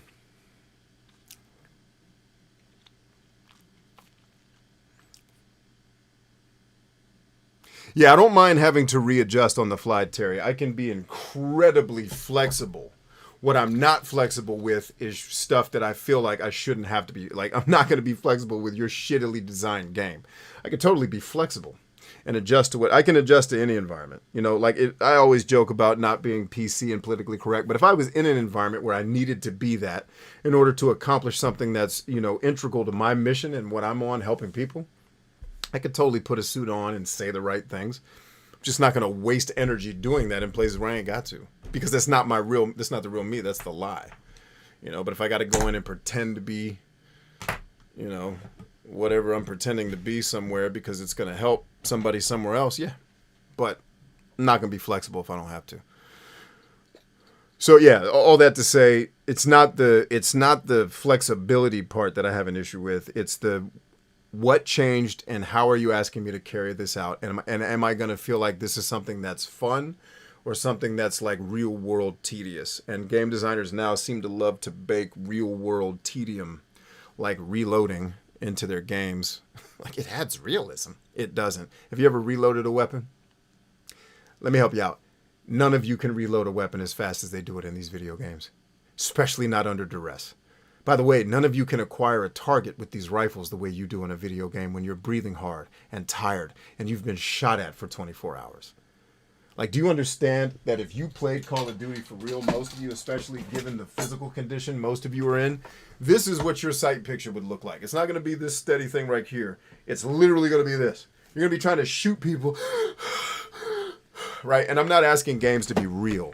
What I'm saying is more and more I'm seeing game designers incorporate that type of shit versus just fixing the thing that makes your game unfun to play.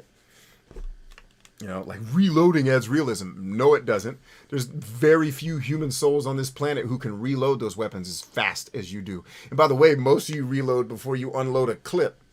So you're wasting a lot of ammunition with all these reloads. Like, you're not reloading in any realistic fashion. Right? Because almost no one I know waits till they're black on ammo to do the reload. They hit it when they're usually 5 to 10 rounds short of emptying out the magazine. Where are those 10 rounds going? You just dropped a magazine on the ground. You just put 10 chances for you to stay alive on the ground and kept running. Talk to me about realism. I will send your ass back out to the field to recover those rounds before I let you back at our camp. Those bullets are precious. Right? Because those bullets are your ability to stay alive if somebody's trying to kill you. So that's what I mean. Like, just don't be silly about the way you're asking me to play the game. And I just think a lot of game designers, because they don't have experience doing the things their games emulate, they're doing the best they can to try to emulate something they don't understand. Especially, like I said, if the people designing this stuff didn't like if you didn't play football or you understand combative behavior, like, if you ever been in a fist fight, would you know, like, there's no parry button in a fist fight. Yeah, anyway.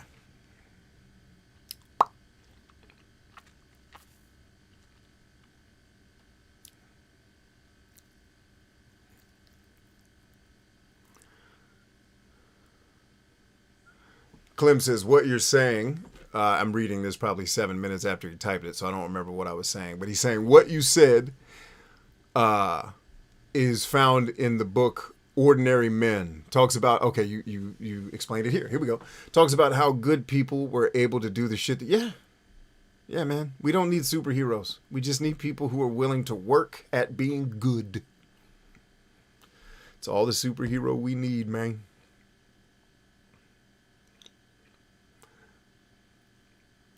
Terry says, well, the only thing that I will say is that there is a character in the game that you will probably relate to, and they're one of the game's villains. Let's see, Jolly says, too bad Ellie wasn't good. That decision was more selfish than altruistic. Yes, that's the point. Well, I don't know. You're talking about the decision at the end of part 1, right? Or I never played part 2, so if you're talking about part 2, I got you. But that's what I loved, was at the end of the game, spoiler alert, you don't make the altruistic decision. You make the human decision. You make the selfish. But what the game's trying to help, I think, everybody faces, that's all of us. All of us are faced with, do I do the right thing, or do I do the thing that makes my life easier? You're faced with that decision probably 1,000 times a day. Now, hopefully you're not faced with it in such a dire situation as Joel and Ellie. But you face it every day. Right? And what I've seen is that in order to get what people want, they're willing to compromise that. And that's what's made the parts of my life that have been challenging is I'm not willing to compromise what I believe is true. You know, part of the reason why I don't want to do a TV show is because I think the TV media companies have become, by nature and by just the nature of the way the universe works, I'm not pointing fingers at any human because it's humans that make it work, but the entity becomes evil because of the entropy and the complexity that has to be added to a system that grows beyond its utility. And that's what it is. Media grew beyond its utility, and now it has to use entertainment, humans' favorite thing, to distract themselves from their greatest fear, and they inundate you with entertainment. And if you're watching the news thinking you're watching the news, it's entertainment, guys. This shit is psychologically engineered to keep your attention. And I don't want to be a part of that. I want to be a part of the people that usher in whatever replaces that and gives people something altruistic to listen to that actually helps them improve their life and does inform them and doesn't need to be a fucking $1 trillion industry to do it. If it becomes a $1 trillion industry by doing good, fine. If it becomes a sustainable business that can last for hundreds of years and also helps a ton of people but doesn't become a $1 trillion industry, even better. There you go.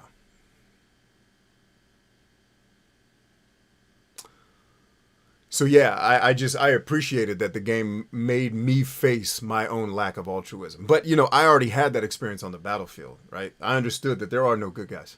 Ain't no good guys in a war. Trust me. If you think there are, ask the families of the people of the towns we went through. Ask them which ones were the good guys.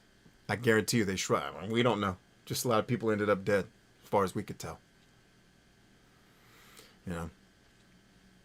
But, you know, once you see enough death and it cracks the myths, the Santa Claus myths that, you know, the world and society and your family have kind of washed over us to keep us from being afraid of our actual fear, you just don't have the patience anymore to put up with the lie. You know, that we're all these bastions of altruism when I've seen that we're not. None of us are. Right, we try, like, I work at it, you know, I try to be a better person, but there's times where I come up short, man. You know, I try not to do anything egregious or heinous. I'd certainly make my life about not hurting people, at least make everybody's life a little bit better. But when I say I'm not quite as good, I'm not saying I'm bad. I'm just saying I'm not as good as I could be, and I'm working on that. And that's the stance I want people to have, is stop the hype machine shit. Like, you're great, you're amazing. Yes, and you still need work. And that's what I loved about the game was, like, I can put, like, for those of you that don't have kids that played that game, I can tell you for a fact, if you do not have children, you cannot fully understand The Last of Us. You can't. You haven't gone through the psychological, chemical, and emotional change that happens in your brain when you have a child. When you have a child and you watch what Joel went through, you're like, mother of fucks. You goddamn right he became a ruthless murderer. Right? So if you don't have kids, I'll tell you, you can't fully get The Last of Us. You can't fully empathize because that change hasn't happened to you yet. But I got it. I said, oh, because I cried. The first 10 minutes of the movie, I'm bawling like shit. Why did this game start like this? This is hard. And it started like this to show you not the justification, but the explanation of why bad people turn fucking bad. So that guess what? If we all know that, we can stop ourselves from becoming the bad, because we all have the potential to be good or bad, despite what Sunday school told you about being God's children. Right? And you got it, like Joel needed a lot of other things to be happening in his life to be a better person, and it wasn't there. And expecting him to be better than he was at the end of that game is wrong. You know, well, not wrong. It's just an ineffective way to think. Like, it's ineffective to think he was going to turn some, you know, corner of altruism, which frankly, part of me thinks it's not also evil, because if I was Joel, I'd be thinking, I don't believe these motherfuckers. Everybody in this world is lying because they all want something. Nobody actually wants to save the world. You're all saving it because you want something out of the deal. All right, let's admit that. So if I was Joe, I'd be thinking, these fireflies ain't up to no good shit. They're no better than the rest of us. Nobody is. So what makes y'all so good? Why are y'all trying to save the world so hard? Right? And if they gave me an honest answer like, well, because by saving the world, we get this benefit. All right, let's talk business. But if you give me some bullshit politician answer like, I want to make the world better because I'm a good person who wants to do good, fuck you. You want to do good because it feels good. Don't sit here and lie to the people. You be honest with them. Yeah, some of them won't like it, but at least they know they can trust. Well, at least I know the shit that's coming out of their mouth ain't lying, because they already told us the reason why he helps everybody is because he's selfish. And he feels a little guilty that maybe he got a leg up that he shouldn't have had. There's my altruism boiled down to its most reductionist level. You know, that's why I love that story. Like, if you want me to listen to a story, give me something that that makes me question my own morality. Otherwise, shut the fuck up. I'm not going to listen to your goddamn fairy tale, because I'm not interested in fairy tales. I've been to the place where all the fairy tales died. All the Disney characters, I've been to the place that shows you the Disney characters are a fucking lie. They're who we wished we were, but ain't. So why don't we focus on what we are and build that into something that's worthwhile, and stop chasing goddamn superheroes and myths, and figure out how to turn this. Like, if we could just get decent, we turn this planet into fucking Unicron, for Christ's sake. We ain't got to be great. Let's just get to decent. There we go.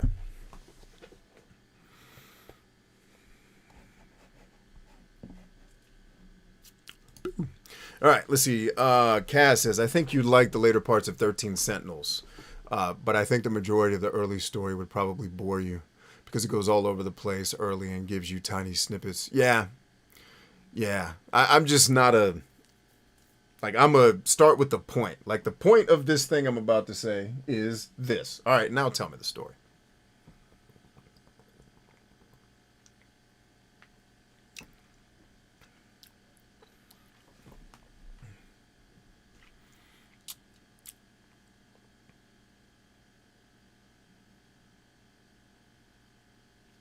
No, I don't. And by the way, in the same breath, I'm saying I don't want to hear a fairy tale. I do, in a way, enjoy the fairy. Like, it's not mutually. It's not. I hate fairy tales. It's, hey, let's use fairy tales when they're appropriate. You know, and I guess video games would be an appropriate place for fairy tales. I'm not put off by idealism. I like idealism. I just like that a game, what I'm saying I like is, you know, because I like Star Trek. All the good guys win at the end of that. But I liked the fact that Naughty Dog was willing, and this is what kind of made me have to make my decision. People like, B, do you like Xbox or PlayStation? It's like, well, they're both just shitty PCs. So let's start with that. I like Xbox's interface better, and Xbox is what got me to keep gaming. I said, but PlayStation is always where the better games are, it seems, overall. But it's like, I just appreciate that Naughty Dog had the balls to tell that story, because that is not a happy ending at all. I mean, I guess technically, in a way it is, because in one breath, what he did was highly idealistic, because his mindset is the world is gonna take from her the same way it took from me. And I won't, like, there is some, like, goodness to him, because it's not all his selfishness. I honestly think there's a part of Joel that's good that nobody talks about, which is, I'm saving her because I won't let them do to her what they did to me. And yes, that's selfish, but it's also crazily unselfish. Because in his mind, he has to be thinking they're just going to use her and spit her out to just keep this machine of silliness going.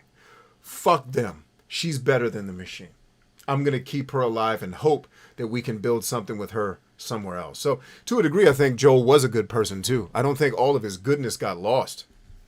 I just think he had to become the evil person to protect the part of him that was good, because that got taken advantage of by a coward in the beginning of the game. Anybody who's super successful and super, like, you know, they're a person who has thick skin. It's usually because they once had really thin skin and they were really loving, gracious people who got shit on by a lot of cowards who weren't. And so they had to develop the strength and the toughness that sometimes comes across as aggression or harshness or meanness, because it protects that child that just wants to run out into the middle of the gunfire and help everybody. Because that child will get taken advantage of and abused by society, because society is inherently selfish because they don't have mastery over their fear. And mastery over fear is actually, people ask, what do you do, B? I help people master the fear that keeps them from what they want to have in their life. And it's not inherently complicated process. It's just hard. And most people need a person with them to do it properly. Like I've needed a lot of people with me. So I offer myself as a Sherpa to people to say, hey, if you need a little help with this, holler at me. I've been to the hell that you're eventually going to walk to. I may have a couple of maps I can share with you. You know? So anyway.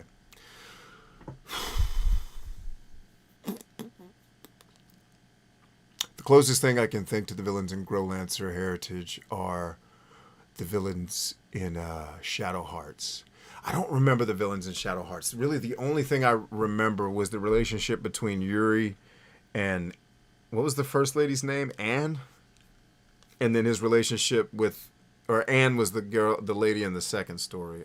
Liz or Lily? I forgot the lady's name in the first one. Alice, I think is her name. And then the relationship between the ladies and him were the thing I honed in on. This kind of guy, because I related to Yuri a lot because the world kind of sees him as this dark, menacing, and harsh character. Like I had a person come on my show earlier this week and tell me, you know what, I'm scared of you. Like you intimidate me. And I'm like, I get it. It's not what I'm trying to do. But yeah.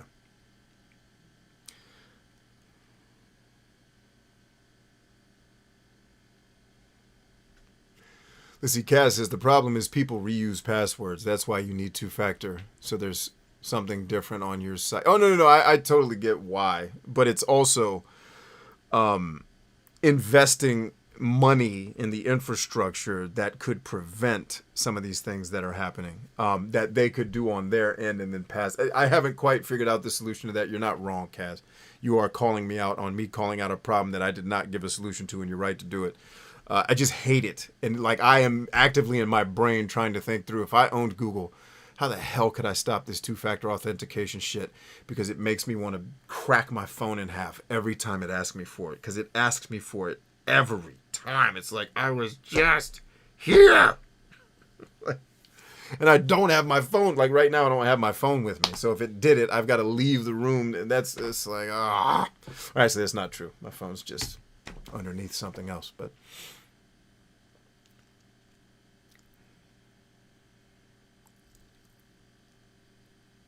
yeah, Kaz was talking about the realism of the guns, and hear my heart. Like, I don't want the games to get more realistic. I'm just making the argument that I've made against people who say carry limits add realism. No, they don't. No more than, it's like, I don't want more realism. I'm just saying, don't piss on me and tell me it's raining. Adding reloading added realism. Have you ever reloaded a weapon before? Good luck doing it as efficiently as they do it in the game while they're running. Like, get out of here. People who've never handled a weapon before are going to reload that fast while being shot at and running. Good luck. That's all I'll say to you.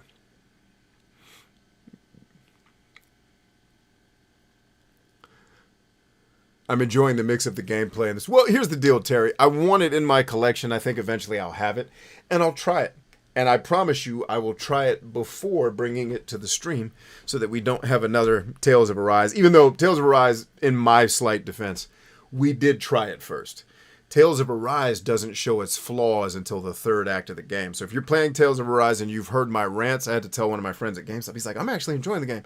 I said, what act are you in? He's like, I just started. You're going to love the game for the first 2 acts. I was singing praises left and right. The art is great. The story is actually kind of interesting, even though the players talk too much. But the story still, the overarching story in Tales of Arise is not bad. You heard it here first. I don't think it's bad. I think the dialogue sucks. But that's also written for 8-year-olds, so I got it. Or written so an 8-year-old can understand it. But it's like, yeah. It's that game doesn't reveal its brokenness until you get to the end of it and have to sell all your stuff just to beat the final dungeon. If you don't play it like a typical RPG nerd and do all the bad side quests and whatnot. But anyway. So say all that to say, I'm with you, brother.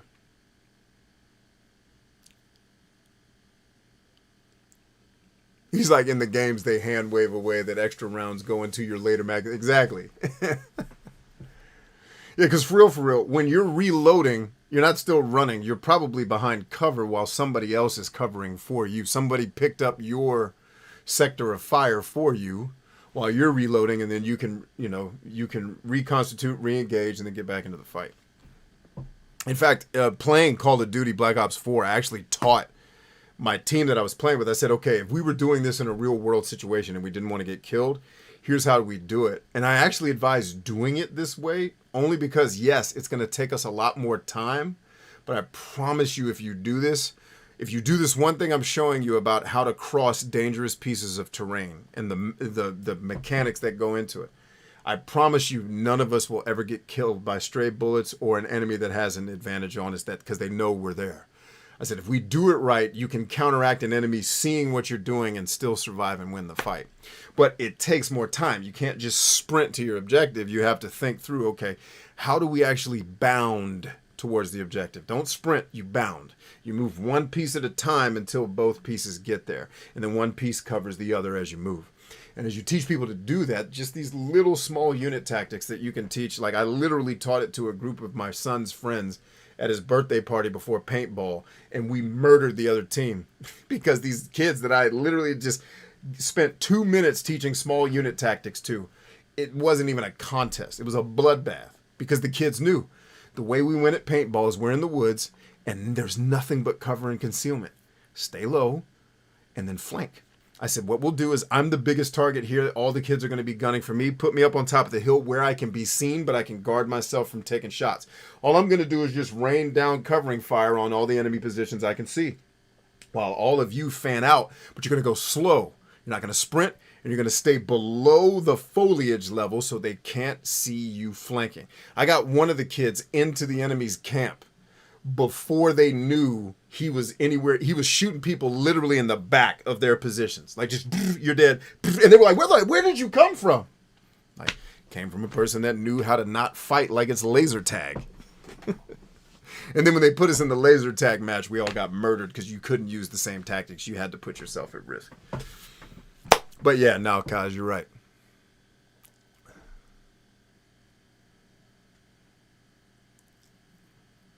Jolly says, yeah, parry buttons don't work in a fist fight. You better hope the other person is playing the game on bitch mode. Exactly right. Like, yeah. Here, let me push the button at the right time. No, block. Just block the incoming hit and counterpunch. Why do you have parry systems? Just have the guy block and throw a punch the minute the person comes open. But no, you had to gamify something that didn't need to be gamified just so you could say, we added the parry system. So you can brag about it in all your marketing documentation horse shit.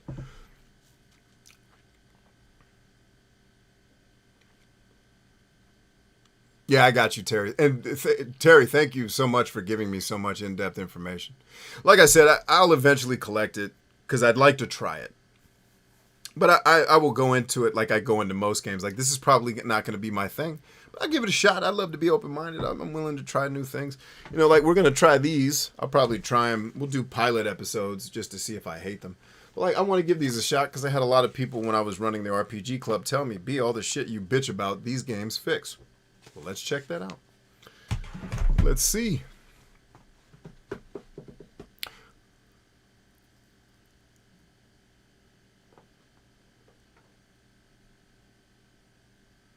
Yeah, exactly, Jolly. We're going to burn him. 100% right. Jolly goes on to say, only reason Naughty Dog made that story was because they made Last of Us for them more so than for us and a paycheck. Yeah. And by the way, all the best art is made for artists, you know, to me. And that's not fair. I'm biased. You know, I'm going to be doing one of these streams. I'm actually going to make a little bit more topic focused. And I'm going to tell you my greatest revelation in doing social, like, how did I actually learn the steps to getting millions of people to watch the stuff I do on social media? And there was one really great revelation I had as I was going through the process. And I actually learned some of it as a musician before I was really, really heavily into my business doing social media stuff. I was doing other people's businesses on social media at that time. And then I had my business building websites and stuff like that. Doing customized like skins and stuff for MySpace was about as far as we went into the social media foray back then. But, you know, it's the greatest revelation that helped me really start reaching millions of people was it's tied in what you're saying, right? Where it's like the reason why Naughty Dog did such a good job with The Last of Us was because they made their art and they didn't apologize for it. And I think all the best art is made from the artist's perspective, not without empathy for the audience. You definitely want to have empathy for the people who are going to be playing it, but with less sympathy. Like, I'm going to make my vision, and you're either going to love it or you're going to hate it. But either way, I will have done it the way I thought was right. And I just think that's why they got the win. They didn't try to add a lot of gimmickry. They certainly didn't fix the shitty controls that game has, and they got away with that. Because I think a lot of modern gamers are used to games that control like shit. You know, especially Sony games. Like, if you grew up playing Uncharted, of course you don't hate Naughty Dog's control schemes are almost as bad, maybe as bad or worse than Kojima. They're in the Kojima and Naughty Dog go to the same school of shitty fucking control design. Like, how do y'all not play Platinum games in real life? Like, play Arcania 4. And then play The Last of Us and be like, we could have just done it like Arcania 4. Why are we making it weird? Because we're weirdos, that's why.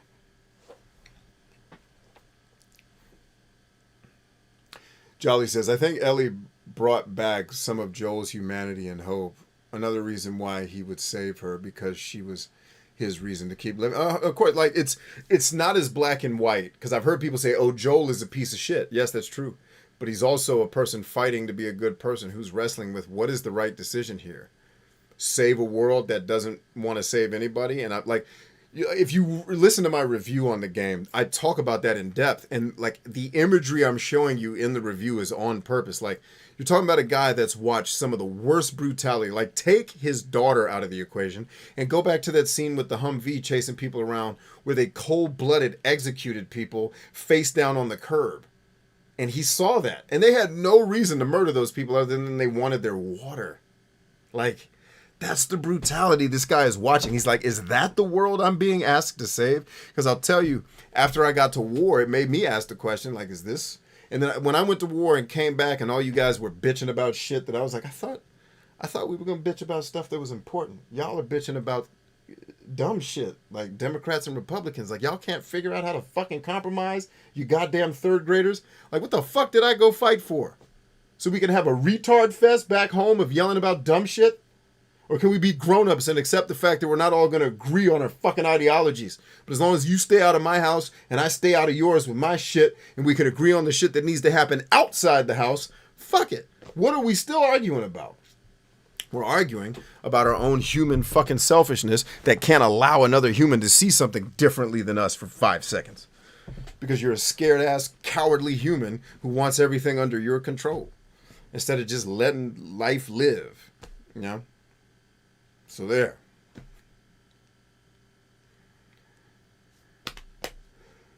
Yeah. But yeah, Joel was also a good person. Because he's like, I ain't trying to save, like, the world we're in right now. That's what you're asking me to save? Why? We're better off. if a bunch of us die. Like, I guarantee he had that conclusion. Like, if a bunch of these people die, we'll probably be better off because there'll be less competition. Like, and that sounds cold, but it ain't. It's not wrong. Like, I'm going to save her because she's the only thing good left on this planet. And if I got a shot if I save her. If I turn her, like, I guarantee there was a part of him that turning her over was the wrong decision, where he thought he was doing the right thing. And in fact, I would have made the same decision as him. Now, I would have executed it very differently. I want to be clear. Nobody would have had to die on my watch. Unless they forced the hand. Unless they brought the fight to me, nobody's going to die. But the ending, the conclusion would have still been the same. I just would have done it with less bloodshed. Hopefully. But, you know, and that's what I think. That's me talking rhetorically because I'm not in the situation. If I was in the situation, I don't know. But the me that's me right now today, having played that game, says, yeah, I would have landed on Joel's conclusion. I just would have done it differently without having to kill people I didn't think had to die.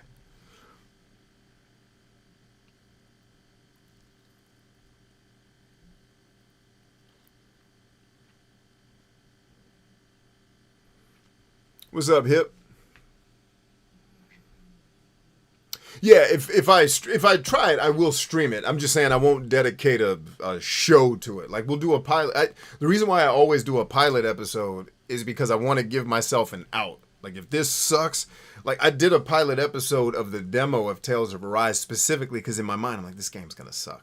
Let's just do a pilot, and then let's see if there's material I can bounce improv jokes off of, because I'm always going to do the dialogue sucks jokes. I'll tone those down a little bit. I understand they're getting old. But it's like, can I improv off the show? Is the game interesting and fun enough for me to want to keep playing it? And what the pilot showed me is, yeah, this game's actually good in a lot of ways. Like, wow, they made some of the things that aren't great about Tales games better. Like the combat minus the economic system that makes the combat work is way more fun to engage with than older Tales games. But they destroyed it the same way The Witcher 3 destroys any fun of combat by basically making combat not do anything.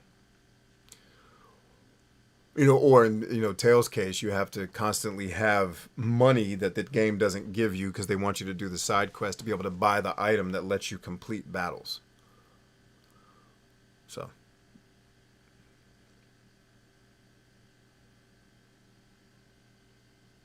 it's not a cheap game. Yeah, no, I know. I had a chance to get it earlier this year. I just passed in favor of either I probably reinvested that money into the book club thing that I'm running for all you guys, or I just bought a gift for my kids, or I just kept the money. Or it could be also I collected something else instead that was way more precious to me. But this is also this is cheaper now than it was when it was actually new, which is rare for a Nintendo game. I'm just very lucky that nobody likes Heavy Barrel that much, so not a lot of people want to buy it.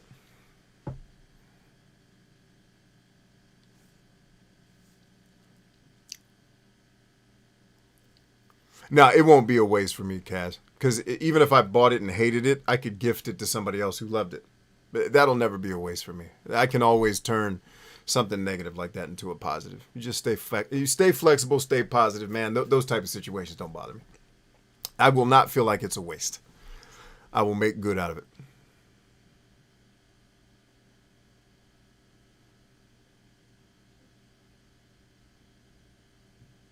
Okay, noted. Challenge accepted, Terry.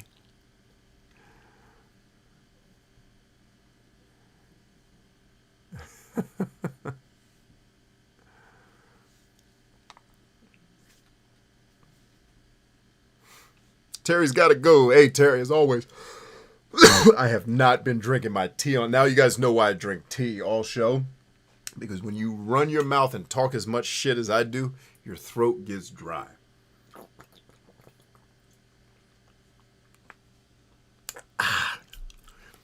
And I didn't prepare any tea for this show. And I was playing football with my son, so we were all hollering. So, throat dry. Stacy says goodnight. Are you leaving, Stacy? Hi. And she says hi, and then goodnight. Good night, Stacy.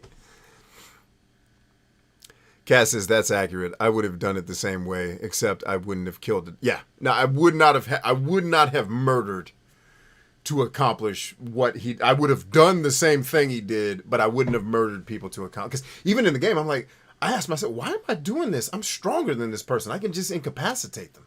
Why would you kill them?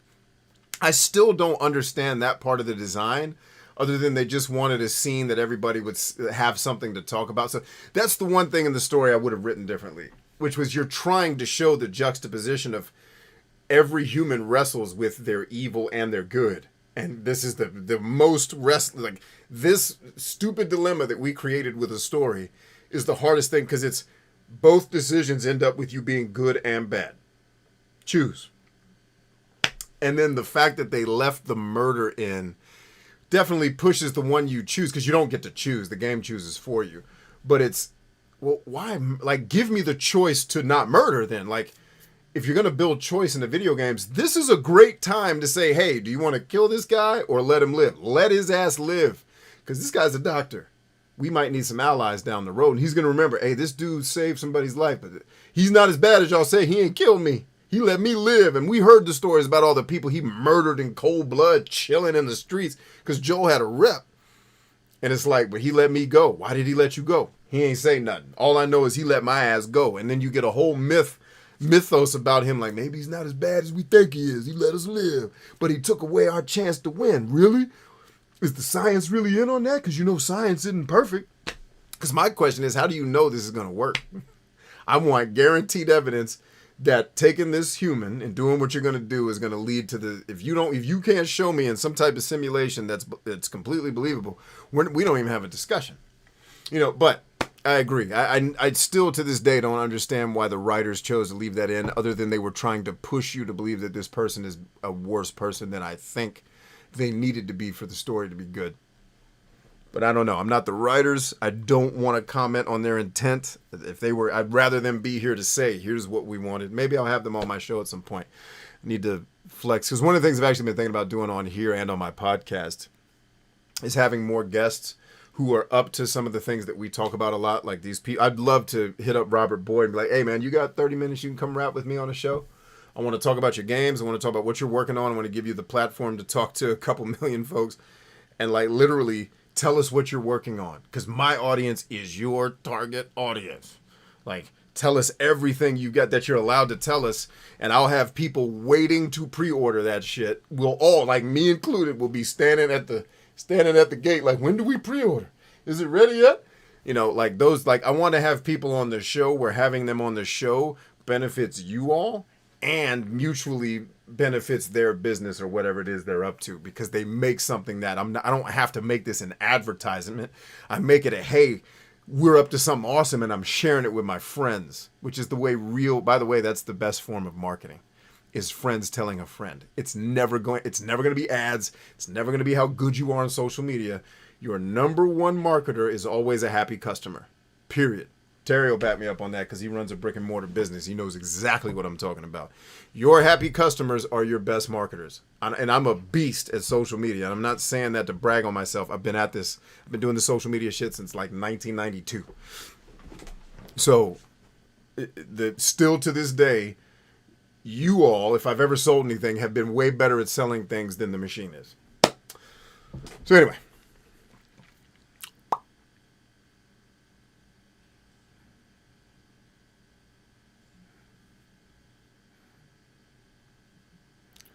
He says, I may not use a flamethrower, but I'm definitely about to make sure there are no witnesses.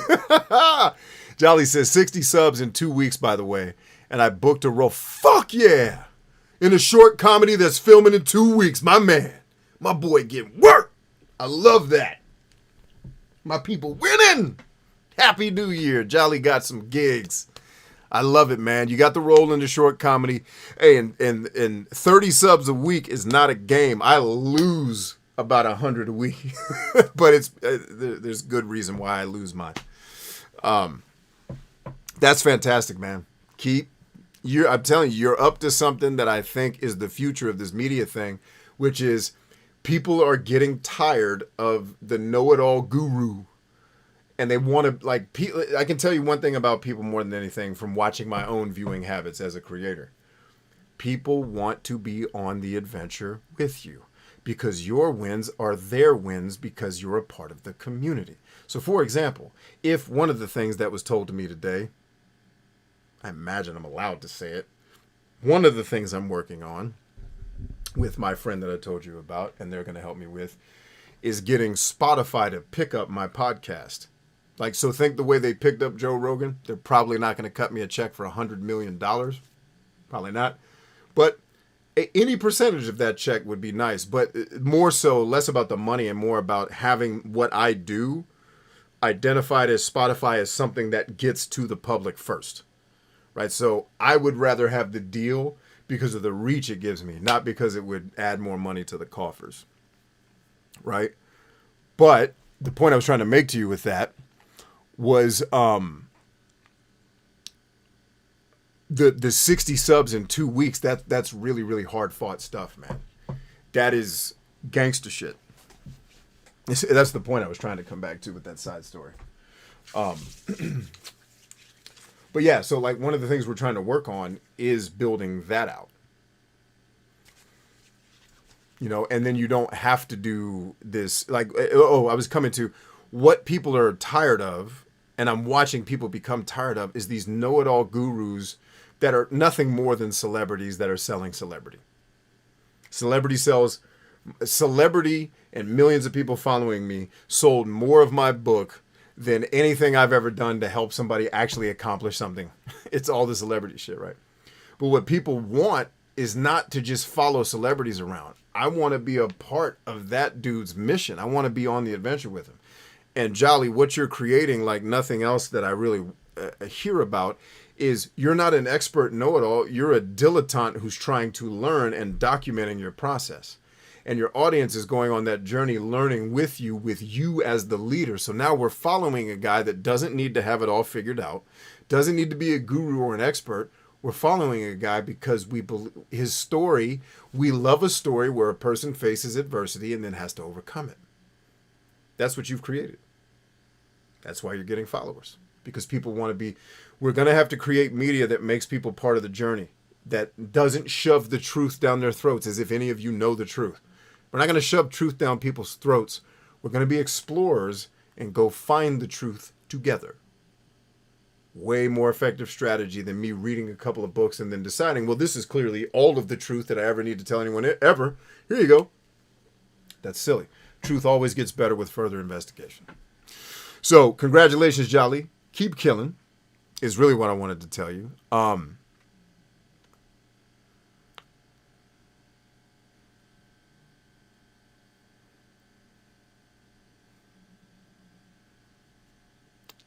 But to encourage you, last part that I'm sorry, I was reading the comment, but my main encouragement to you is the reason why you're having success is because you're creating the counterculture that the people need. Like, turn on just NBC News tonight. Just turn it on and listen to the way they talk to us. They talk to us like we're toddlers. Nobody talks like that in real life. Then go listen to the Joe Rogan show. Listen to it on YouTube, not the pod, because the podcast adds a bunch of shit to it. Just listen to him on YouTube. And the show just starts. And people are talking. And there's no, hey, ladies and gentlemen, tonight, it's just, hey, what's up, Bill? Hey, man, what's happening? Oh, I'm having a great time. What have you been up to? Tell me what's going on in your career right now. Well, you know, I just did a stand-up special. Oh, word, how'd it go? It's just a conversation. You're creating the media of the future, homie. That's why it's winning. And that's the conclusion I was trying to come to while being distracted. So keep doing it. You're winning.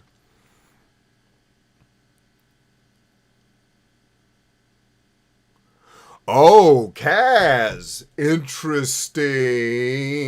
I didn't know that. You said they wanted to force you to kill him because killing him is the impetus for the sequel. Got it. So they put a MacGuffin at the end of the game to make the next story. It's not technically a MacGuffin, but if I can use that word slightly wrong, you know what I mean. Whatever the right term is, some Hollywood person fix me. Jolly says it was a group of people that he had killed.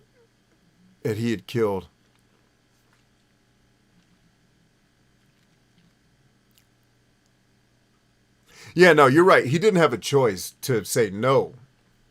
I just think he had a choice not to murder. I like, my whole thing is incapacitate the guy. Don't kill him. Like, you're not getting out of the house. You're not getting out of the building without a fight. But this is where I start thinking, okay, put the gun away because these are not fighters. I don't have to shoot any of these people. I just need to incapacitate them. You know. And now, granted, on the flip, I'm also carrying an incapacitated person, so that may be a little hard to pull off. So he may have had to shoot someone. I just think there's a way to get through that without just straight up murder. But on the flip, if I'm in heightened emotional state and I'm now reliving if he's reliving the trauma of the first 10 minutes of the game while he's trying to make critical decisions, he's shooting everybody. There's no way you can expect an emotional animal to just hold that shit together and let me think rationally about how to get out of this building. He's in full-on ape mode at that point and just probably murderous. So thematically, the storytelling's probably accurate. Just in understanding the psychology of the human. Kaz says, Robert Boyd is awesome. Yes, he is. I'm a big fan.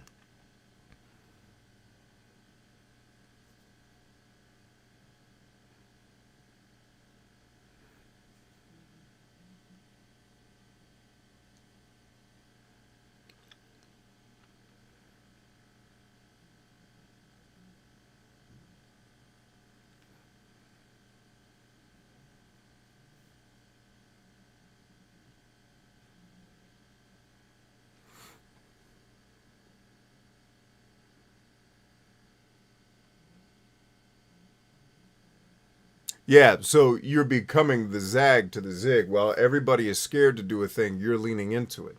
That's immediately going to be interesting to an audience, Jolly. It's the same reason why people started to catch on to me. Because everybody came on social media and tried to be clean, tried to be PC, not everybody, but the people who do what I do. They're clean, they're PC, they're, hey, everybody gets a chance to win. And I'm saying there's 8 billion of us. Ain't enough to go around. Y'all better start being dope. Like there's enough resources to go around, but there sure as hell ain't enough awesome superhero jobs. So you better get dope at what you do. You know, like it's, and I have no PC and I guess I won't say I have no filter. There's obviously things I don't say on the internet. Just one, they don't need to be said a lot of times, but two, I don't need everybody's sensitivities on me at all times. But going back to you, because F me and my shit, that you're leaning into where people would be afraid. Like, for example, when my mom overheard me sending a message to Ryan, who's one of my Spartans, and she's like, do you talk to your mentees like that? I said, yes, because that's how I talk to humans, Mom. I don't treat customers like they're not humans. And they weirdly like that somehow. You know? But that doesn't work for everybody. If my mother didn't know me, she'd think I was batshit crazy. She would never want to work with me. But she comes from a different world. First of all, she's ancient compared to me. She's not. She's actually a very young mom. But her mentality comes from the 1870s. Like, what the fuck? I don't care about saying fuck on TV. Like, are y'all still hung up on that bullshit they told you in your nursery rhyme class? Because whatever. Yeah. So it's like I leaned into my personality. And like I thought people were gonna hate me for it. When I started really being myself and not being the, hey guys, it's Brian, I'm here to teach you how to copyright or whatever. I was just like, listen, man, this copyright shit is bullshit. Here's how the game works. Here's how to protect yourself. Like people liked they knew, if nothing else, Brian is at least telling us whatever he believes the truth is, and he's not intentionally lying to us. And that's the shtick. Like if you read the book Fascinate, it's actually, I intentionally made my brand that way, where it's over honesty, because the one thing my brand will be built on is strength and trust. Right? So if you take that Fascinate, if you take her test to figure out what type of brand you have, do you have a mystique brand? Do you have a luxury brand? I have a strength and trust brand. So it's like, I can't come on here and be docile because people need my brand to be strong, and I act the role accordingly. But it also, I'm not acting, it's what my personality actually is. What most people do is they become a character that everybody can fall in love with, and that's how they do it. You are going the opposite route by saying, this is what all the people are scared to do. I'm going to do what Neo did and just show people what you're scared to show them, which is honesty. I'm going to just show what my real life looks like. That's why you're winning, man. That's why you're winning.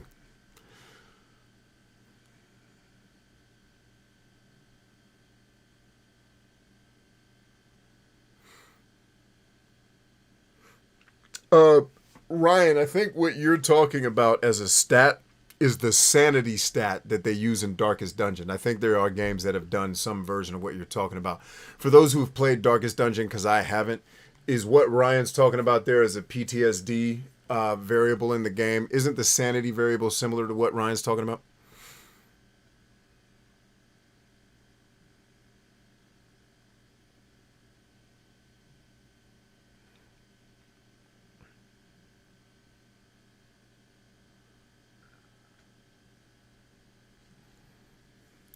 Turbo says, Jolly, a good way to build one is go through a show and pull each term that is unique and define it. Great advice, Turbo.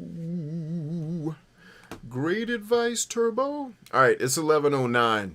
I'm breaking the show. Do you guys want me to come back?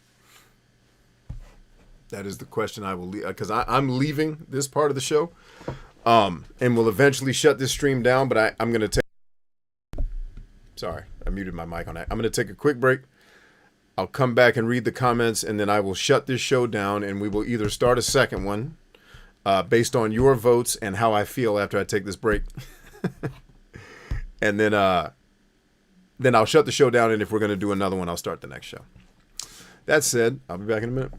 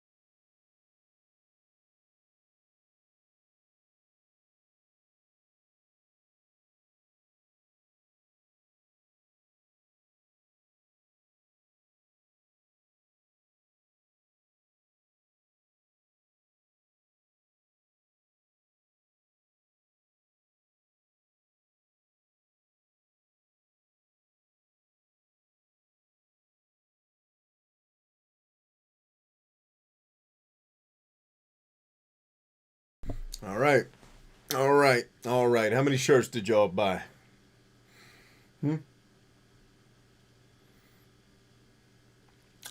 How many shirts did my little did y'all? I feel like y'all are not appreciating how much hard work went into making that carousel video that's on screen right now. Look at that. Look at how sexy. Just, oh, that dude looked like your boy from the Detroit Lions, man. That looks like a lady whose name I can't remember right off the top of my head. And that looks like a person I actually know personally. In fact, she has some similar looks to my wife. Yeah, all these people look familiar, which I'm sure is on purpose. Yep, I know that lady in my real life. Yeah. There's your boy Jared Goff, chilling hard.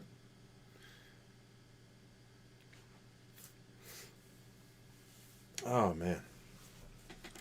How much effort went into making that. How beautiful it is. That's what I used to hear from artists. They used to have like, B, I worked on that song for 20 hours. Nobody liked it. Like, yeah, because when was the last time you walked into your job, failed to do your job that they pay you to do, but told your boss, but I worked on it for 20 hours. Yeah, but you didn't deliver the results, ho. And that's why you ain't got no money. Let's see, Ben says, I'm getting my uncle the Don't Do It To Me Jesus shirt. I think I need to look at my, I need to look at our statistics. I think the Don't Do It To Me Jesus might be the best-selling shirt out of all the ones we've made. Because that's the one that gets the most immediate, like, yeah. Like, the War is Hell, Life is Harder ones are only for people who've been to that. So I built those shirts for people like me. I knew a lot of people wouldn't buy those. The We Are Stronger Than I, obviously, shirt, our motto, our trademarked catchphrase, if you will. That one does pretty well, too. This one right here did surprisingly well with the kid and the soldier. I've actually seen that very fake image in that picture, because believe me, that is totally some studio bullshit that they took for the stock footage place where I get that thing, where I get that done. But let me see if I can get it to pull up again. But like, I have pictures from War with friends of mine actually doing a similar thing that's in that picture. It's just the one that's in this picture is staged. And obviously it looks like that guy for what, here's how you can tell it's kind of fake too. Like, the dude's in his full battle rattle in the woods, but he's holding what looks like his kid.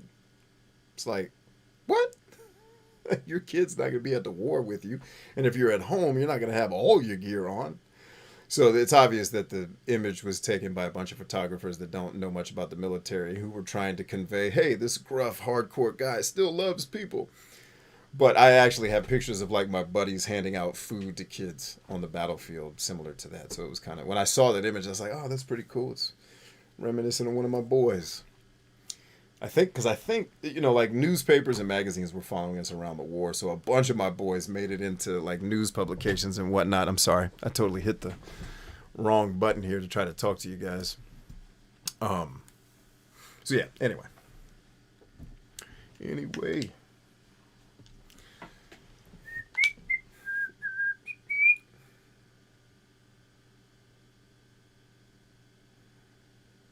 Banana polenta.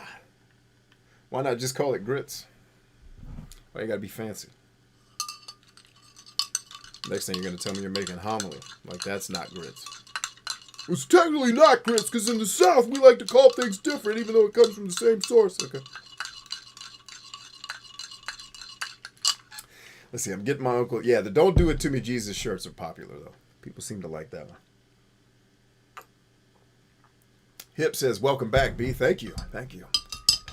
Good to be back. I have tea with me this time, so hopefully we won't have any scratchy throat situations. Trying to get this lemon juice to this cup of tea that I'm drinking right now. I know my friend is not watching this show, but if they were, I have to tell you, the cup of tea that I made does not, and I repeat, does not, the tea I made is a joke compared to the tea that she made for me. This is sad. Like, the thing she made for me was, because she is, how is it? I'm like, I don't even know. It's delicious. I don't even know how to describe what's going on in this thing right now. This is one of the most delicious things I've ever had, and it's a cup of tea for crying out loud. But she put her soul into it, man. It's funny. I texted her after I left her. I said, I really just want to thank you for your hospitality and kindness, man. You're such a sweet-spirited and souled person, and I just love being around people that make me a better person. And I feel like you're one of them. So thanks. But yeah, this cup of tea is garbage compared to what she made me.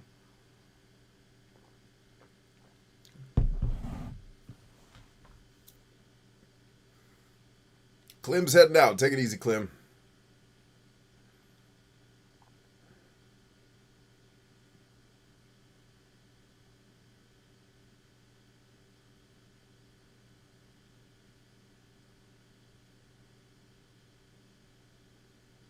Kaz bought, I think Kaz, you bought 2 mugs, haven't you? Because I saw another mug come. I was like, is Kaz in the store again? Uh-oh. Kaz is going to buy up all the mugs. Somebody stop him! And I was like, wait a minute, don't stop him. That's actually a good thing.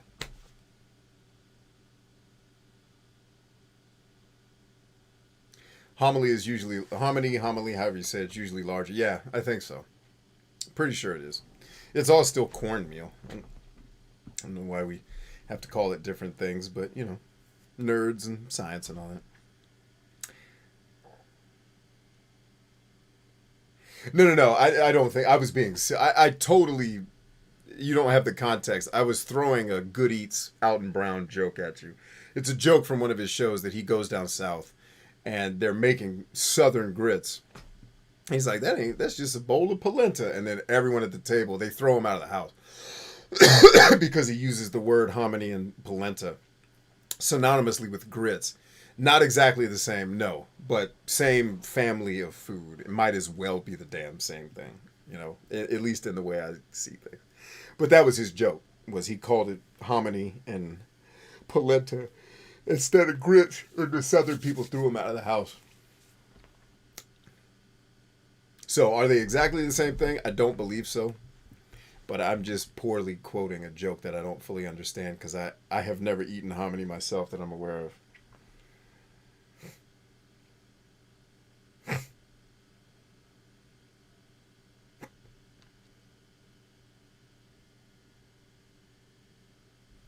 He says, nah, just one so far. Oh, so 2 people bought mugs? What? 2 people bought mugs in the last couple of days. Uh-oh. Slow down. We're going to get rich. Don't want to get rich too fast.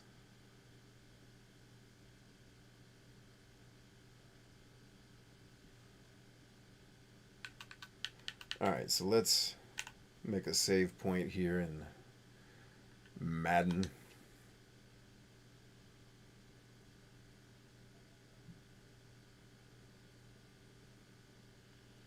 Well, that's just it, Kaz. Like, grits is cornmeal. Isn't it just super filtered or refined or whatever the word is that I don't understand because I'm not a culinarian? I thought they were all cornmeal. I thought that was pretty much, they were all corn-based cereals.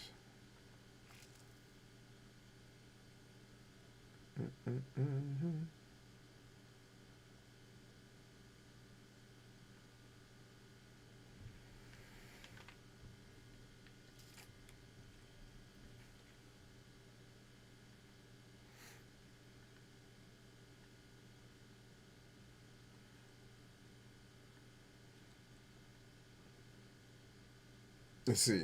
Rich Eisen. Oh, snap. I got Rich Eisen to talk about me. How crazy is that? Rich Eisen says, touchdowns for all. That was Brian Chambers' motto this week.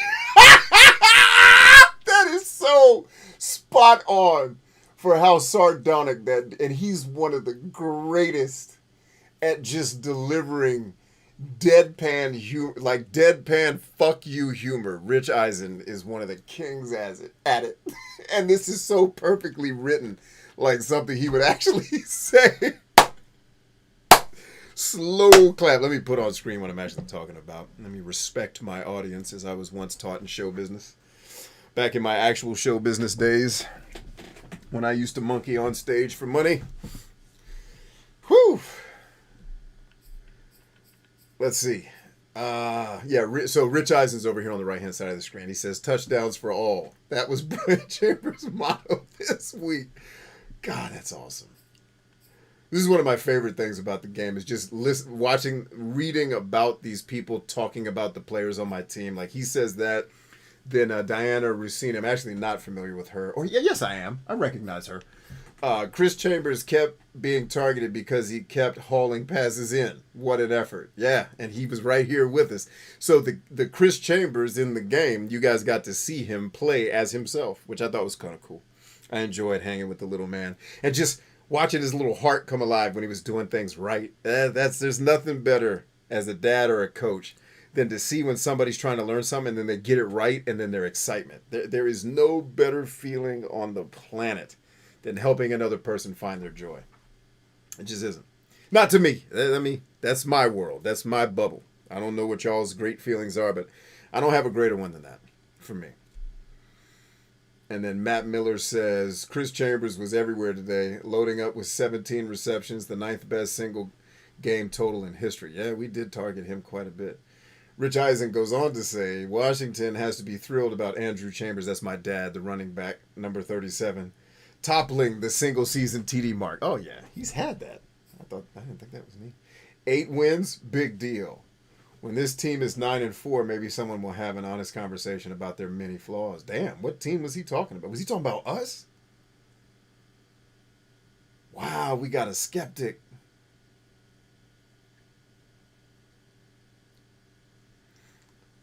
Like, damn.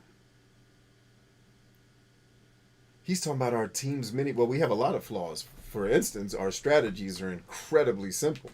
We arrogantly believe and prove every week that our players are better than yours. So F your play calling. We're just gonna beat you with execution. Which that was one of the things my coach showed me early in football. He's like, hey, dude, if you get the technique right and you do your job better than this guy, I don't care if he's stronger than you, bigger than you, smarter than you, comes from a better team. If you do your job and mess up less than that guy, you win. And that's one of the life lessons of football, which is just master your shit. Master it. Like, be the best at whatever it is you're doing, because then even if you're facing someone that's better than you, if you have put in more work than them, 10 times out of 10, you'll probably beat them. Because it isn't about the talent. It's about the applied knowledge and ability to execute. And then the same dude comes behind and says the defense went in and silenced the crowd with turnover after turnover. Oh, it's Coachman. You know why he's hating? Because I always cut him off. So Coachman is the dude who does the halftime show. And every halftime I don't let him talk because that whole segment of the game is silly. Like, they show you this boring-ass map with no video clips. Like, who is this for? So he's just salty because we don't listen to his sorry-ass chit-chatting. Let's see. Eisen says, B. Chambers should be trending after that game. Hashtag perfection. I don't know about perfection, Rich. I only completed 79% of my passes. Threw a couple of dumb ones. I don't know if I can call that perfect, baby. I got work to do. Let's see. Jonathan Coachman goes on to say, rare achievement for football team, QB B. Chambers. Only 17 perfect passer rate. Okay, so that's what Rich is saying. He's saying perfection because I had a perfect quarterback rating. That is possible even if you don't play a perfect game. So yes, I had a perfect passer rating. Got it. Only 17 perfect passer rating games in the last decade. And hell, well, if there's 17 of them, then 8 of them came from me. Because we go perfect every time, I think. I know there's been I threw an interception in one game. So I know that took my rating down. So yeah, I'm sure the interception game dropped me. Huh. Let's see. Matt Miller says, when X Chambers, that's my oldest, is out there catching 5 TDs, it must turn teammates into fans, at least on some level. And then okay, Christian McCaffrey is running through holes you could drive a truck through. Justin Fields just threaded that pass. Okay, so they're like commenting live during the game. That is too cool. This type of storytelling just is fun. Like, because they make it about the person who's playing the game, not about some far-off dragon that farted in somebody's mouth that we have to chase around for the rest of the game.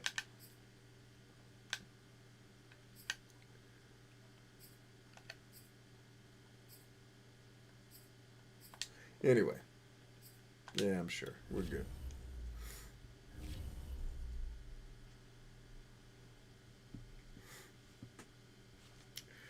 Jolly says, "Hey B, did you label the Contra stream?" No, I haven't even. It's downloaded, but if I decide to do something with that, I'll split it out for you. So you ain't gotta. I'll either split it out for you, or when I name it to dump it in the folder when I do my next push, I'll make sure that I name that video. Hey, at the end, this has the Contra stuff in it, so you know what you're looking for.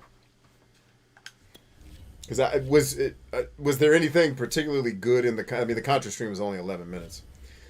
Was there anything in there that was good that you thought we should pull out? I didn't think there was anything we really needed to worry about. But thank you for asking.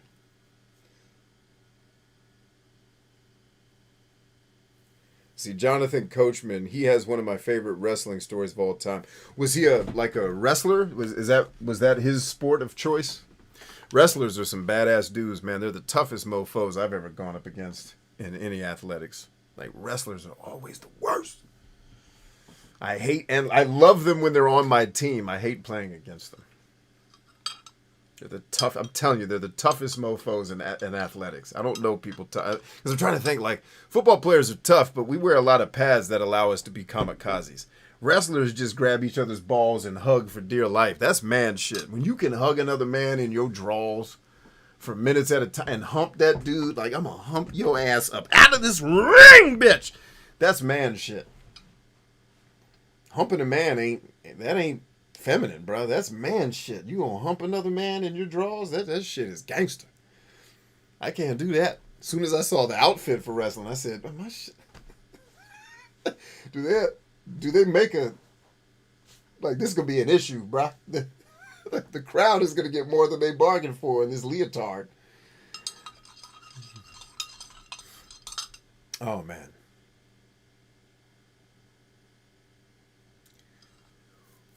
Jolly says, those episodes never show up. Good old Alton Brown. Yeah, man, you got to buy them now. I went and just started buying Good Eats season by season so I could watch them. I started buying my favorite seasons first, and eventually I'll own the whole collection. Good Eats is like one of my go-to if I just need something playing in the background while I'm doing something, because it's entertaining, but it's also educating. So it's like, my wife is a chef, so Good Eats has taught me a lot about how to say things to her in chef terms, because that show is so good at educating you on how food works. You know, I will tell you, some of the recipes he does on the show, when you try to do them in real life, it's extremely obvious that he's leaving something out that they're not showing you on TV. Because, like, for example, the cashew butter recipe that he has, the way he does it, like, I followed every single step to a T, and I got cashew, like cashew paste or cashew fudge, not cashew butter, which is still delicious, by the way. Just not really spreadable. I found another easier way to make cashew butter with actually no additional ingredients and one simple tool, and it actually turns it into actual butter. Way easier than his. So there's definitely some recipes where I'm like, did they just write some shit up because they didn't remember how they actually did this? Because this shit does not work at all. Or at least the way I'm doing it doesn't work. Maybe it's operator error. But then I found a solution to make cashew butter that takes like 8 seconds. It's insanely easier than his way, and it comes out better.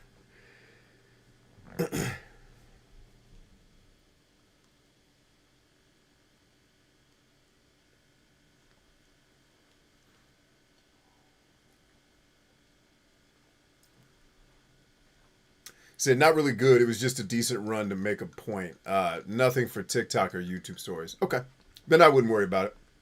It's a point that I'm sure I'll make 700. Are you talking about the point I made with the length of video games and kind of trying to help people understand some of my jokes, where it's like, I grew up playing games that are over after 20 minutes, which I don't want to give the impression that I don't like long games. Me and Kaz talked about that too on a separate stream. It's like, in the same breath I'm saying, thank God Contra is only 11 minutes long. At least the arcade version. I also say I enjoyed every minute of the 200 hours I spent playing Death Stranding. So it's not the length of these games for anybody that's watching or anybody who's into the gaming part of the show. It's not, I don't hate long games. I hate games that are longer than they are fun. And unfortunately, 99% of games now are longer than they're fun. So I'm screwed. That's kind of the point of that. But that's the only point I remember making was the video game length stuff. But I'm sure I can sum that up better. Maybe we could do another Contra video where I capture it and say it better. But I'll separate it out, like I said, for your sake. If you find something you want to do it, you can go nuts. If not, it's not the end of the world.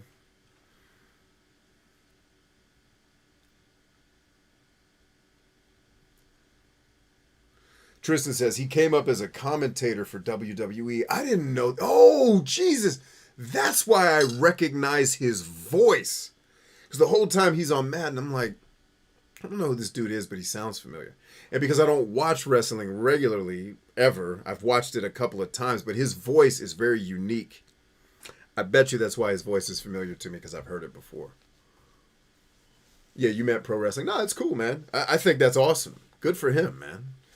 I'm glad brothers out there getting work, man. Keep working.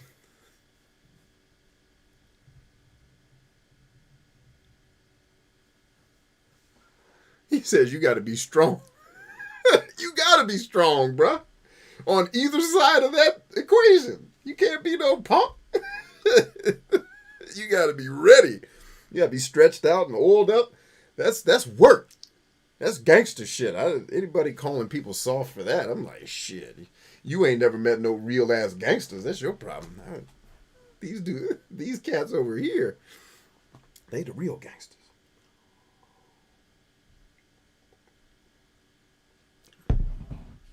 No, I meant he would go through the story of food and would mention something and would say, but that's something for another episode. He never makes those episodes. It's just another phrase. I got you.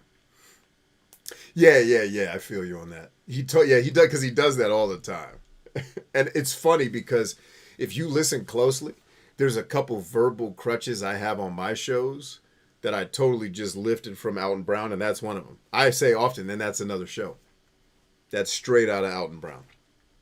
That is because I have watched probably every episode of Good Eats at least twice, and there's sadly, like the George Washington Carver episode, I probably, with my son, because he loved that episode as a kid, I think I've seen that one 20 times.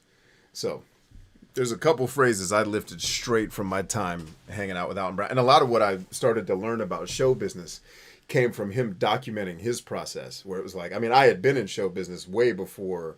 I had been doing show business-y stuff. I was never exclusively in show business. I've just done show business. But I started to really, because I'm at the place now where in show business, if that's what you want to call any of this, I'm at the place now where I'm working to help hopefully groom a lot of you to be the artists and the spokespeople. Like, I'm ready to hang up the cleats with all this talking shit and just help a handful of people individually really, really kill it in their lives. So what I'm trying to do is raise up people like Jolly who can be these voices. So he'll be our crypto guy. You know, we got a whole bunch of other people doing other stuff. But the reason why I brought that up was because of something else you said, and I wanted to come back to it. Let me read.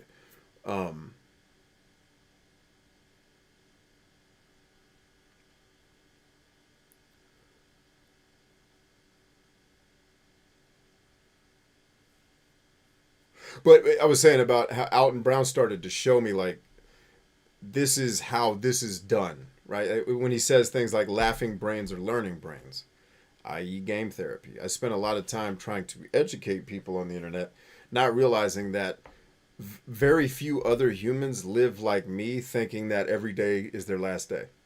And so, like, the loop that I lived in for a lot of years was, well, we're dying today, so let's give everything we have to the cause. Right? And I realized that nobody else really lives like that. Like, people always say, live every day like it's your last. I took that shit literally as a kid. And that's why I live with so much motivation and urgency. Because I live every day like I don't get another shot at this shit. And what I learned from Alton Brown was, yeah, you can live like that, but still understand that the rest of humans aren't living like that. So if you can make them laugh, you can help them learn. Right? Nobody's living with the sense of urgency and fear that's driving your action. But you can still help educate. If you can entertain first, you can always educate. And he was the first person that I felt like gave me the permission to be both the entertainer and the educator, because I always felt like those two people had to be separate, because in traditional media they always were. You couldn't be the funny guy and Tony Robbins. and I hate to, I'm not comparing myself to Tony Robbins, but I'm both of those entities. Like, I'm the fucking class clown that wants to tell jokes and make people laugh, but I'm also the seasoned leader who wants to help everybody solve a lot of their problems in their life, which are all just leadership issues, or in their business.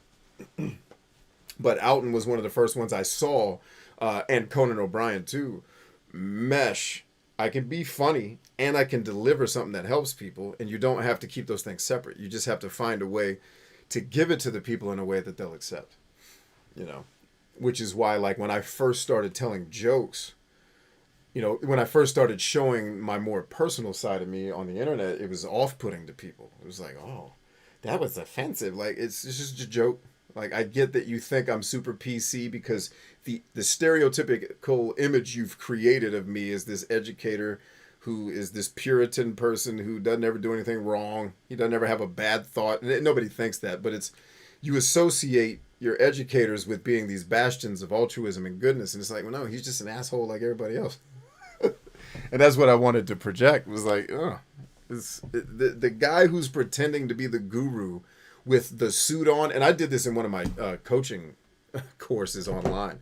The guy in the suit in the coaching course is wearing fucking basketball shorts under the desk, all right? He doesn't want to have that fucking suit on. He just knows that in order for people to buy his dumbass course, he has to look smart because humans are stupid when they buy shit. We are very animalistic when we purchase things. It's not logic. It's not rational. It's all emotional. And so you have to understand how to tap into people's emotions to get to pull the right levers. That guy's not wearing a suit. He's wearing a suit up here to look good in front of y'all, and he's got on his drawers. And so I actually did a course where I dressed up like that, and I was wearing basketball shorts underneath, and I filmed the whole shit showing my basketball shorts to be hilarious. It was like, this is what's really going on in the courses you're buying. Because none of these people actually wanted to put a suit on their Saturday that they took away from their family, kids, and their other business shit to film this dumbass video to try to help people. Like, so Alton Brown was the first guy who was like, hey, cut loose. Just fuck it.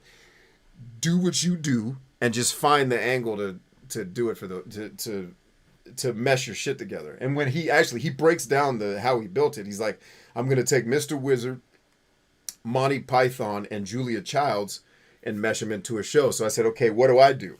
Okay, I'm going to take Conan O'Brien, Dave Chappelle, and Jordan Peterson, and I'm going to mesh that into a show. Game therapy. And now what you guys don't realize you're watching is you're watching two things. You're watching a dude build a show while it's being built. You're not getting this when this show eventually goes to Amazon Prime, right? If I am successful in the things that I'm doing and the road that I'm building. If this show eventually goes to Amazon Prime, it gets picked up. Right?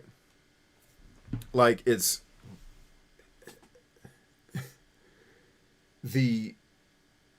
you will have seen the documentary of how the show was made versus just seeing the Amazon Prime polish shit. You saw all the jokes, all the inside, all the asides.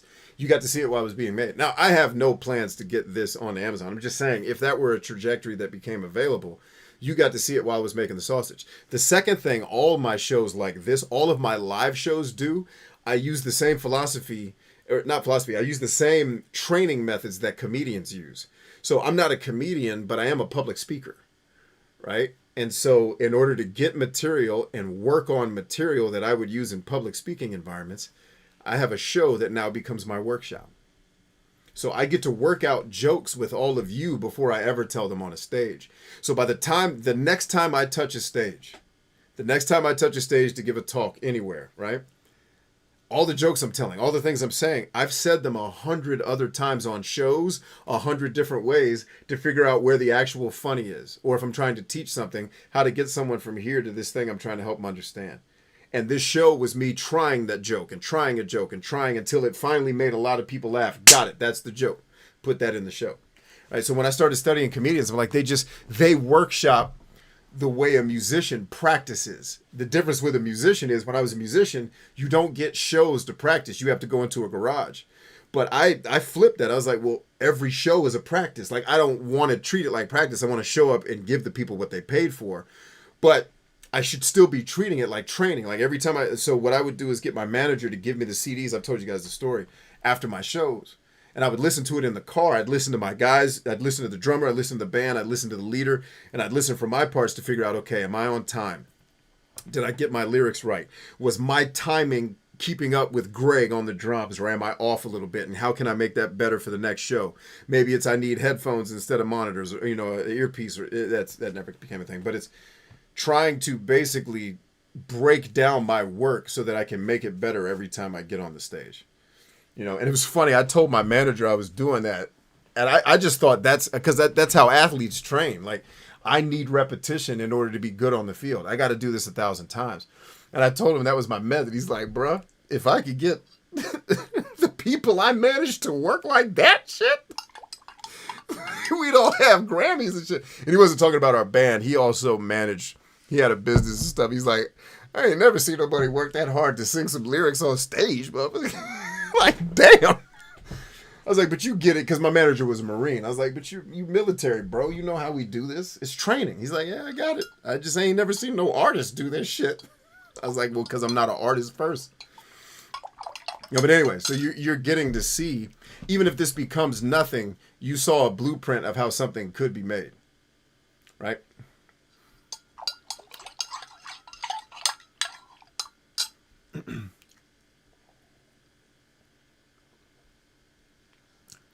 Same thing, same page, says Jolly with the length of video games. Yeah, because there's been people like, B, you hate long games. No. I played Death Stranding for 200 hours. I played Tales of Vesperia for 400. I played Battlefield 3. And you guys know I don't like first-person shooters. I played that one for 200 hours. It ain't the time. I'll put the time in. Hell, the hours I've put into Madden going back to the year 1990, which is when I started playing it. Shit. I couldn't even count the hours I've spent playing Madden. I probably have spent more time playing Madden than I have spent time with my kids.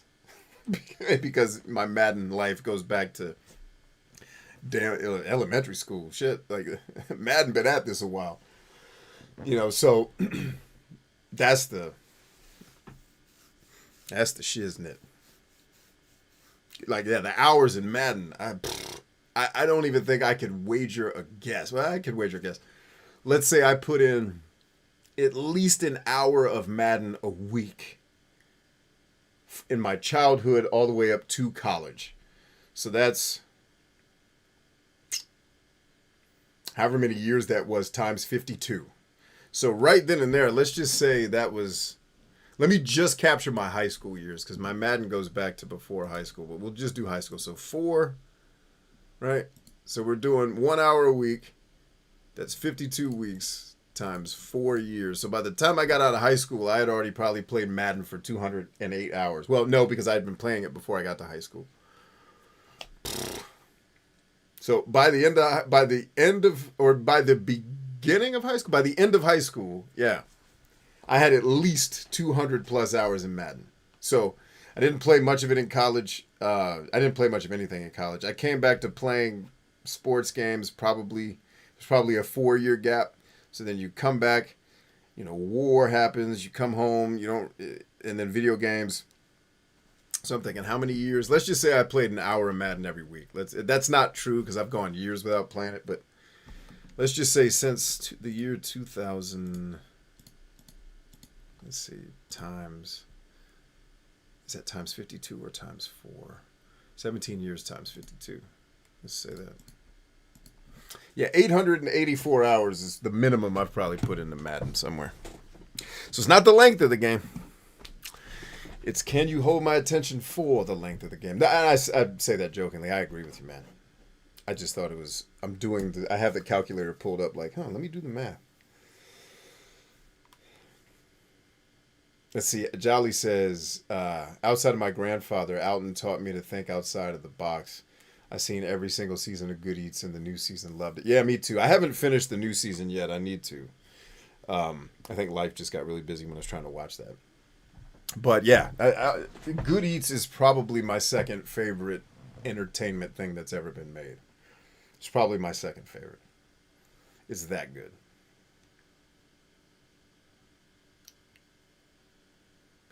Jolly says, I forgot what comedian talked about men's gay sex is the manlier shit on the planet. I'm pretty sure that's Chappelle.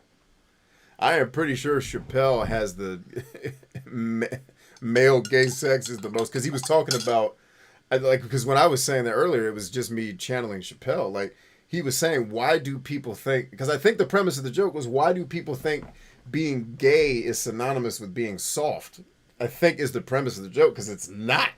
Like, the gay people I know in real life, all killers. And I mean figuratively. Like, they're all dope ass fucking hardcore get after it people. They're not like, they're leaders of companies. One of them is I think a senior executive in the government. Like, I'm looking at all my friends like, where did this soft stereotype come from? Like, ain't none of these dudes soft, or the females, or the others. Like, and then I think it was Chappelle that says, if you can do that with another man, that's the most. It was either him or maybe it was Louis C.K. I may be blanking on. I'm like you. I watch so much stand-up comedy, sometimes I forget who said what. But yeah, like, that's the most gangster shit I've ever seen. I think it's Chappelle, because I think he says it ain't soft. It's the most gangster shit ever. Like, I'm pretty sure it's Chappelle that does the joke. Oh man. iFlames is yelling at me. Full cam B. Well, I was going to go to full cam, but I was also getting ready to start a new game. So, damn your visual media rules and respecting the audience, iFlames, you bastard. I appreciate you, man.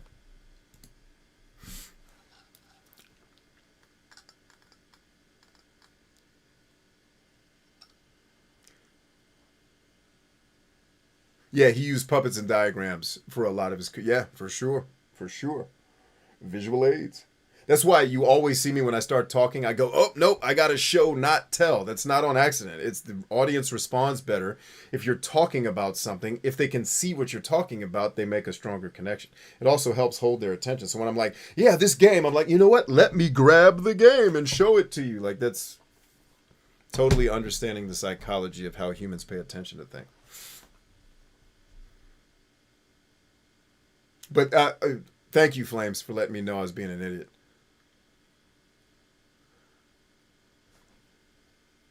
Kaz says, Betty White dying right after a magazine. I know! I saw that magazine at the store today. How effing crazy is that, bro? I looked at my wife. I said, is this magazine a joke? Or did this just come out a week before she passed away? It blew... Because when I first saw... I just saw the magazine tonight, bro, at the store. And it tripped me out. I was like, wait a... Is this a joke? What? Or was it a hoax? Is she still alive? Is this some Elvis shit that's about to go down? And then I just realized I think the magazine was printed before she passed away. And I was having one of those human fearful animal moments.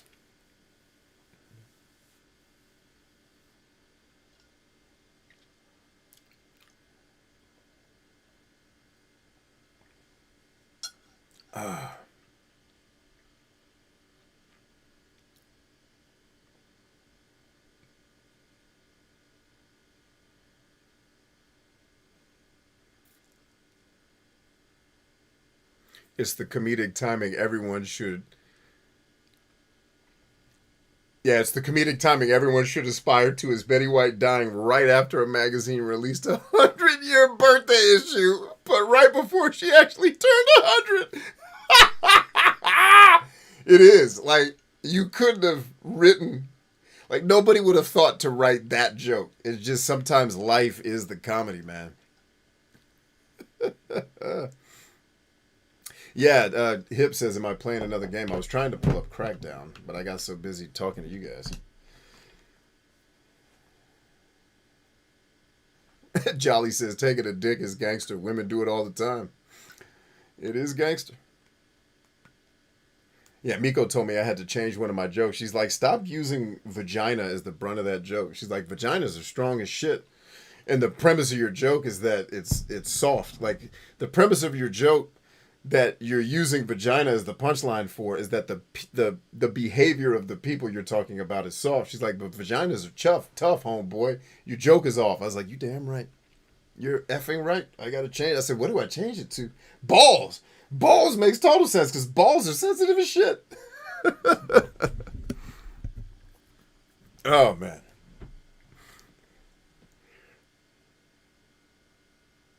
The latest football game I played was Tecmo Super Bowl. That's what's up.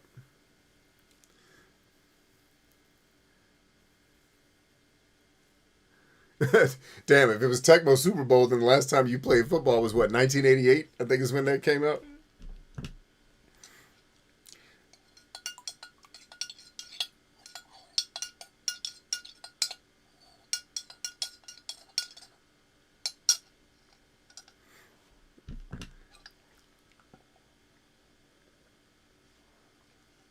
Oh.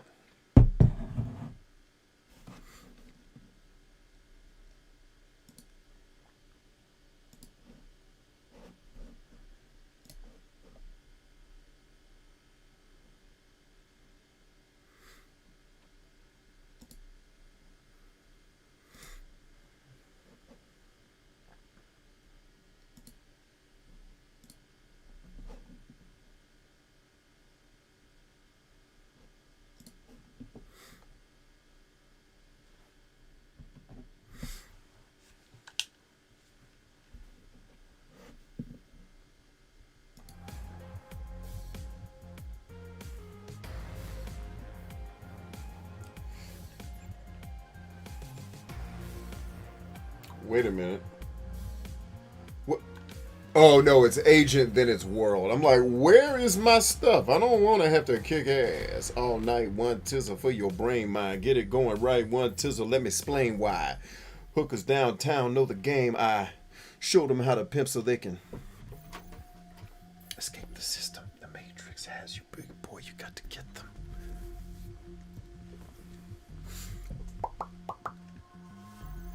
He says that dope-ass wife that puts B in his place sometimes. Hate, hate, hate, hate, hate!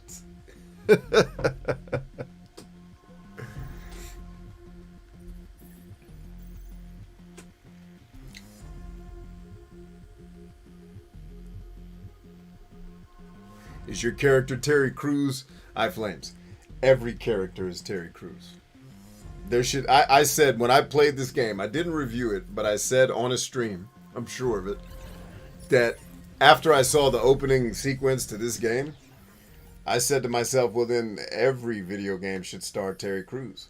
Why have we not? Why are we still putting other characters in games? Terry Crews is it. He, like how The Rock is in every movie, Terry Crews should be every main character in every video game ever. I want to see Metroid redone with Terry Crews. I want to see Zelda done with Terry Crews. I definitely want Final Fantasy's dumbass storytelling style to have some fucking real comedy put into it and not over drama for the sake of sensationalism. I'm sorry, was that out loud? I might not like Final Fantasy that much. Except for when it's not sucking. Which there are times where Final Fantasy really kicks ass at the storytelling department. It's just very rare to me. Don't bone, bone, the biggie bone, get diggy, bang, bone, the bang, bone, get diggy. He says, I'll get one day, but until that day, I'll be hating on your fortunate black ass. I appreciate it. I appreciate it.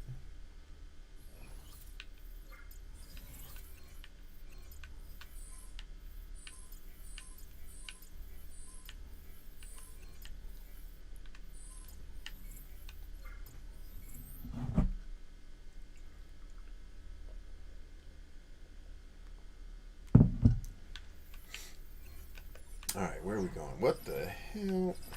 Get out of it. Okay, I clearly don't know how these maps work. Trying to zoom out is what I'm trying to do. Alright, survival chance 88.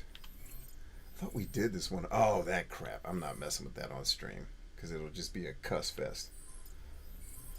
Alright, what do we actually want to do? This is what we want.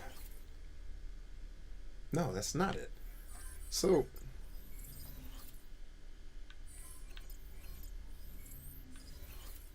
oh, that's what I want. I just can't see it on the map. Thank you. Let's go here and kick ass.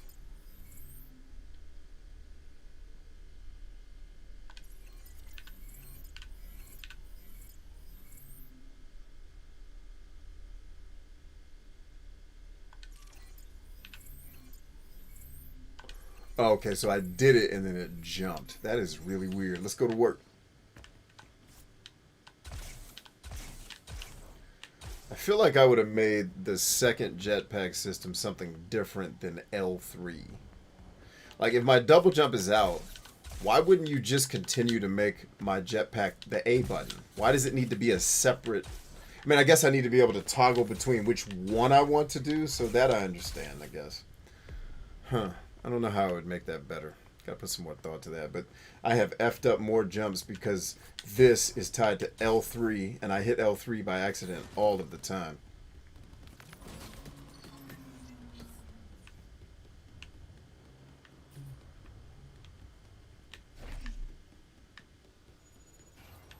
I don't think I can make that one. Can I? Yeah, let's try it. Yeah, I can make that. See, I just did it right there. That was one of the mistakes. You will be overcorrecting your jumps quite a bit in this game because it is sensitive. I'm not saying that that's necessarily wrong or bad. It just is. I don't know how I would have made it better, though, with a game that requires this much ability to maneuver your character. So we'll just assume this is the best they can do. We'll take it as is and keep her moving. All day shooting, baby, but not well.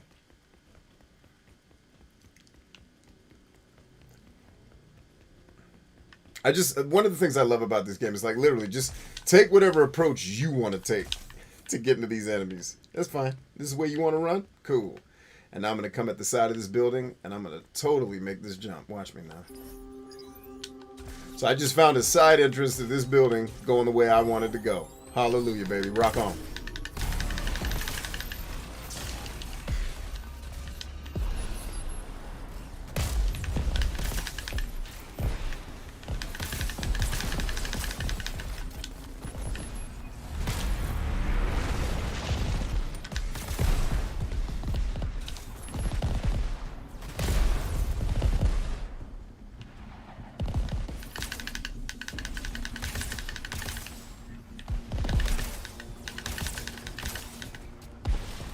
That defilade, homie. Use it to your advantage.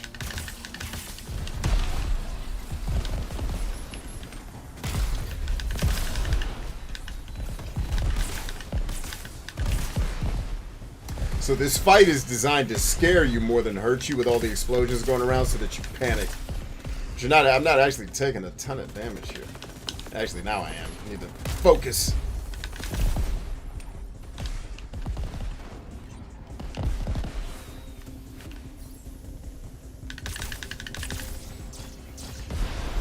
Ooh, nice shot.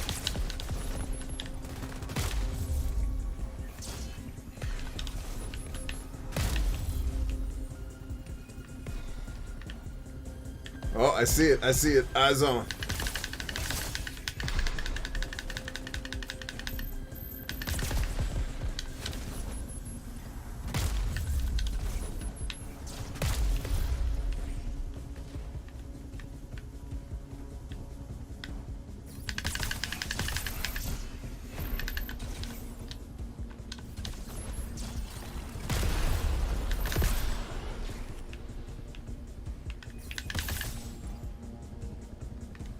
Watch the poison here. Can we disable it? I reckon not. Let's push through if we can.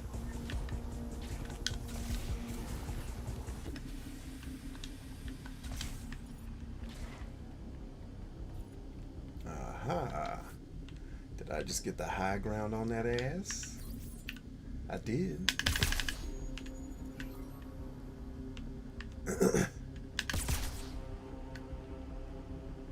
Artillery. Artillery. Hey. King of the battle.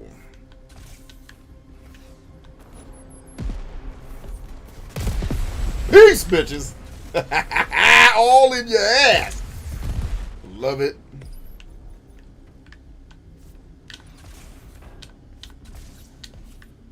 Who's up?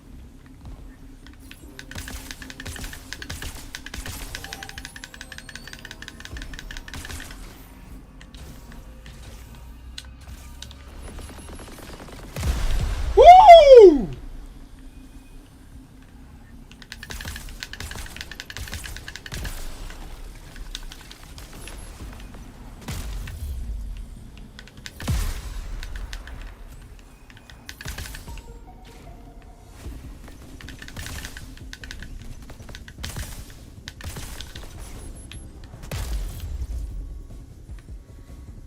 Ooh, there's an orb in here. How did I miss this? Yes!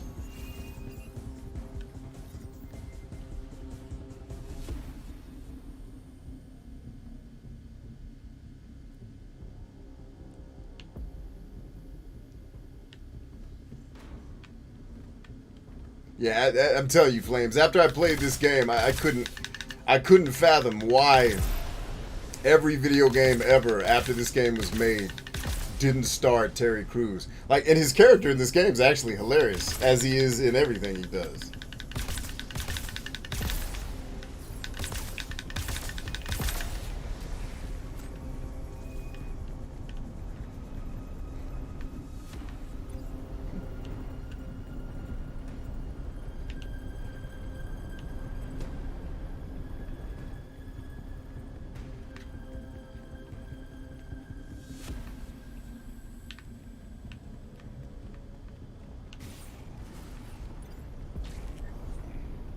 Alright, where are we at? Ah, look at you trying to keep me. You trying to keep the black man down, but he's going to find a way. You damn right. Maybe not. He's going to have to find another way. Get your ass up there. All that talk. I'm telling you, I'm getting back up here, ho. You're not stopping this. You ain't stopping this train, bro. I'm too real. And Jesus will find a way. Ooh, another orb. Dang, how did I miss that one?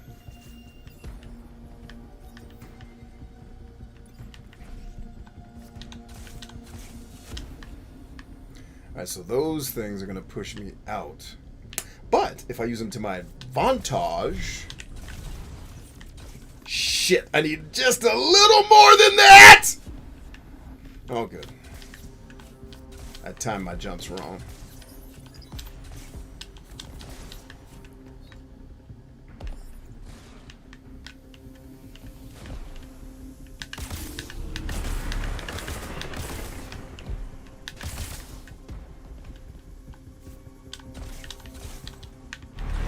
How do you not grab onto that? You whore.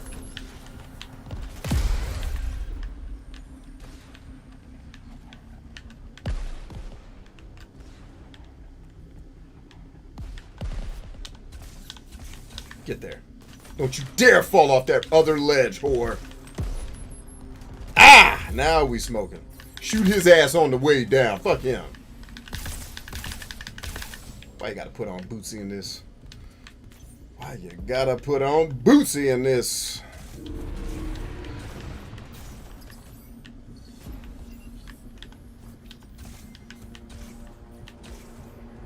Now we ready.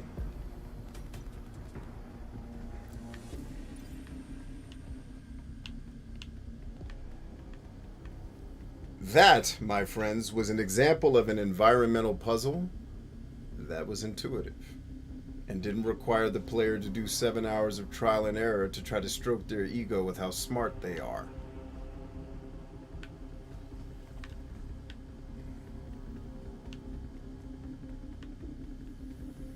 And that wasn't designed really to be a puzzle, it just became one.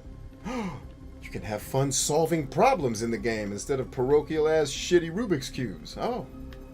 Well, how do we do that, Brian? Just find designers who like making shit that doesn't suck, I guess. It's kind of the way I do it. Been trying to kill y'all this whole time. Thank you. All right.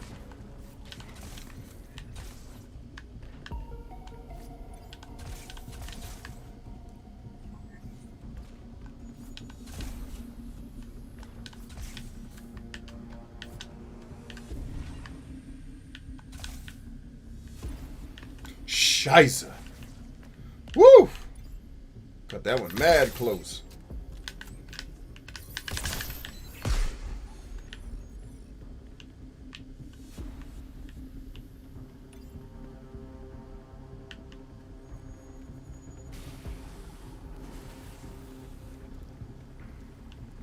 All right. I think the key key here is stay grounded. Stay grounded. Stay grounded. Stay grounded. Don't jump. Don't jump. They'll blow you off. Blah!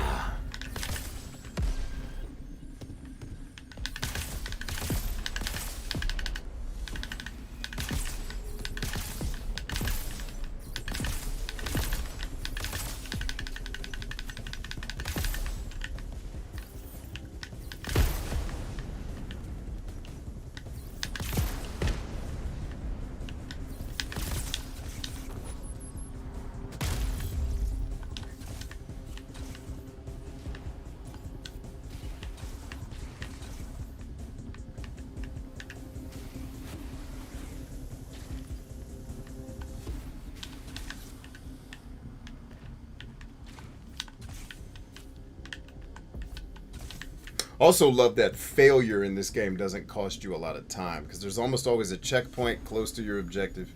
And like falling off of this building, if I do it, it creates tension, but getting my way back up here is not that hard and it doesn't take that long. It's not going to take me hours to get up this building like a dungeon that I die in and then have to do it all over again. I like that. You do not waste the player's time when you do not punish them too much for making mistake.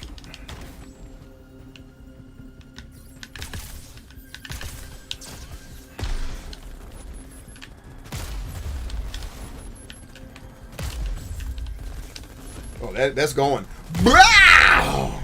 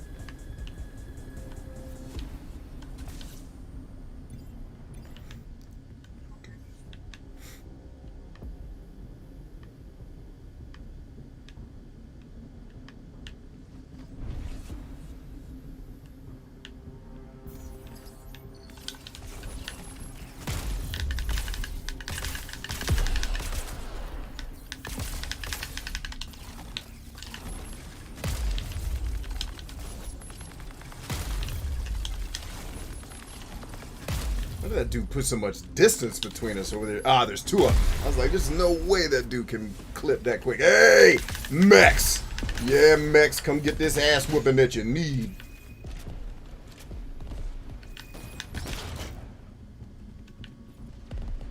I hear another orb.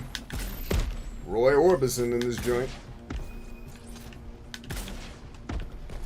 Oh, y'all running?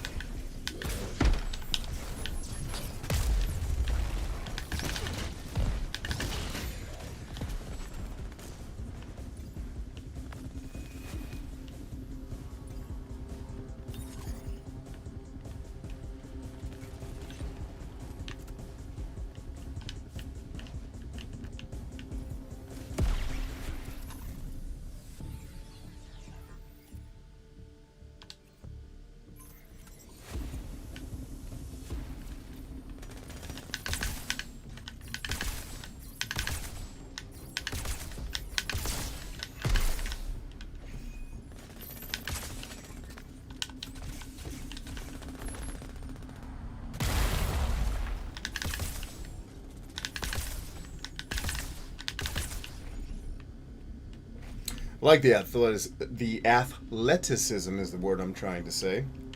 In this game too, like the ability to move quickly. Like, hallelujah.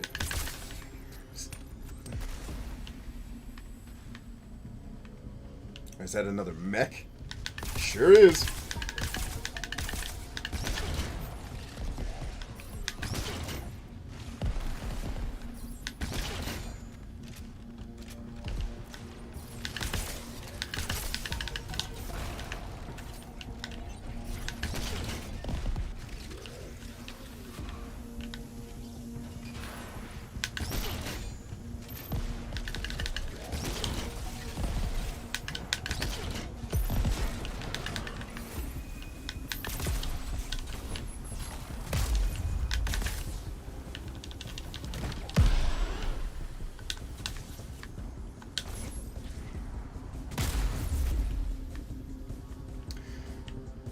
Pimps.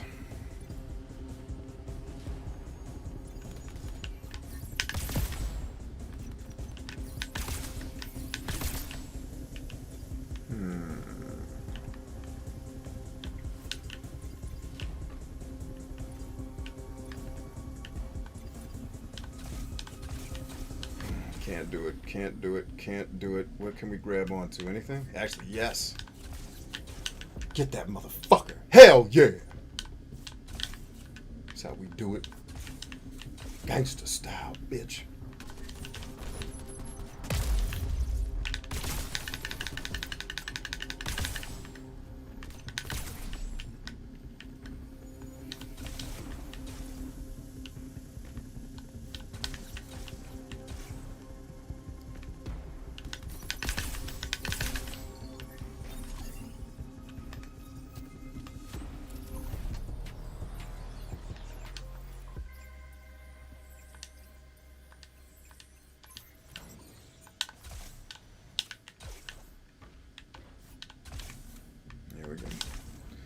Oh, you know what? I left an orb behind in one of those buildings. I heard it, but did not move to contact.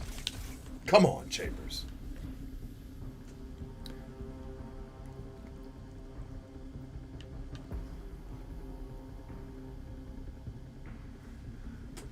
Broken Super says, take your hands off my suit. Your mama bought me the suit. This is my favorite suit. Now let me go. Clifton Powell for the win. Love Clifton Powell, man. Get his ass in some new movies. Let him be the star of The Matrix. Fuck it. Can't get no worse. He might make it a lot better.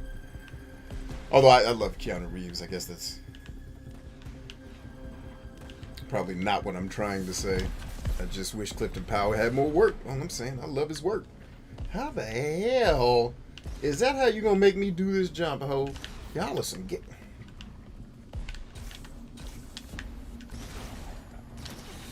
What the hell? Boy, I will.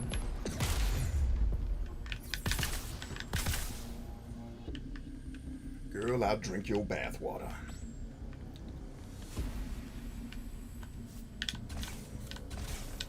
Please grab. Please just grab onto the ledge, baby. I need you.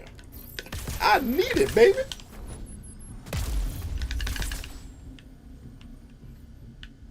Hug the wall.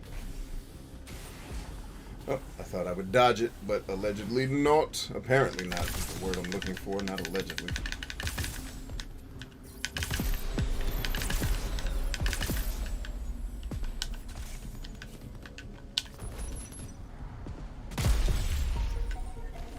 Yeah, like the level design, so much about this game is just dope. I don't know how this is not on anybody's Game of the Year list. As much fun as this is to actually play, I guess it needed to have Patrick Stewart do the opening monologue so that the story nerds could feel like it was innovative enough. Somebody help me. See you at Christmas. Yeah, I can't remember. I think it was Thanksgiving. I think Thanksgiving was it. I have not seen the new Matrix yet. One of my best friends in the whole world came on this very show and said, don't do it. So I will eventually watch it at some point, I'm sure, when I have a lot of free time and time to be very disappointed with how arguably my favorite movie of all time has just none of its sequels have lived up to its glory.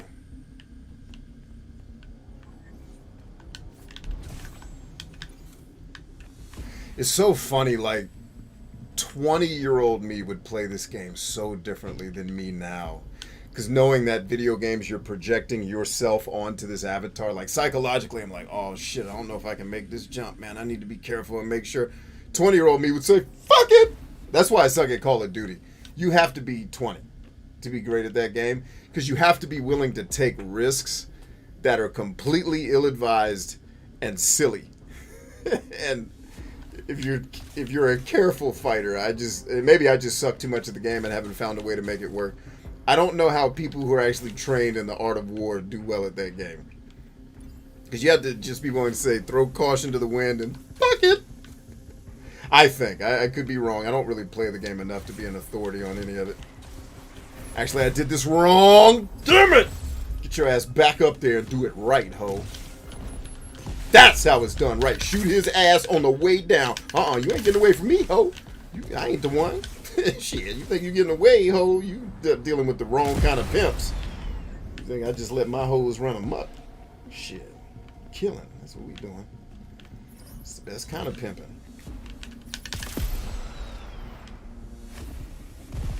Alright, who else wants some Debo and where are we heading? Hey!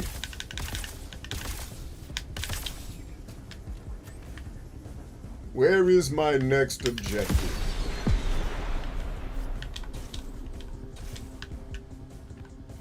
Let's assume it's at the top of this damn building, shan't we? And bad assumption. It actually says it's 50 meters this way. Okay, 50 meters this way. Where you at? I was just in here. What do you want from me? Oh, now the door opens. I guess I had to kill everything outside first, maybe was the trigger.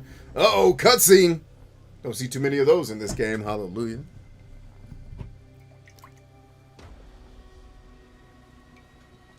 He says Patrick Stewart didn't help Castlevania Book of Shadows. I've never played that. Oh, wait a minute. Wait a minute. Oh, I can't do that? Shit. I want to turn the dialogue back on because it looks like I've turned it off in this game, and that certainly don't want... Oh, I did, because the stupid lady that never stops talking at the dispatch. I did turn the audio off. Let me turn her back on. Because I do want to hear the voices of the villains. I want to hear their shitty monologues. So we can then kill them in the face. Alright, let's go heavy from the beginning of the fight. Burn it down.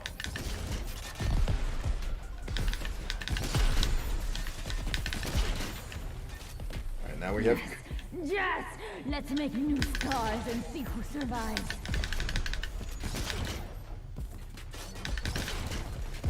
Oh, that's a female, I think. Or maybe not. I don't know. No. That's the female that talks in your ear nonstop. I don't think that was the bad person. I think the bad person actually is a dude. Alright, I'm going heavy. I don't seem to be doing a hell of a lot of damage. Hell, that does more damage than the rockets.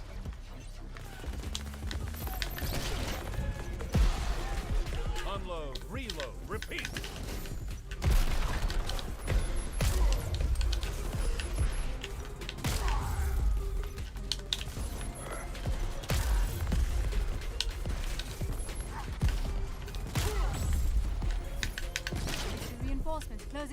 Come on, bring them. You got any of those tortilla chips? Bring them. Now for my movie buffs, what movie is that from? I'd be shocked if my movie buffs in this room have seen that movie, because they're actual thespians with a little bit of, hey, I'm not going to watch anything shitty because I'm better than that. You got to kind of like shitty movies to like this one.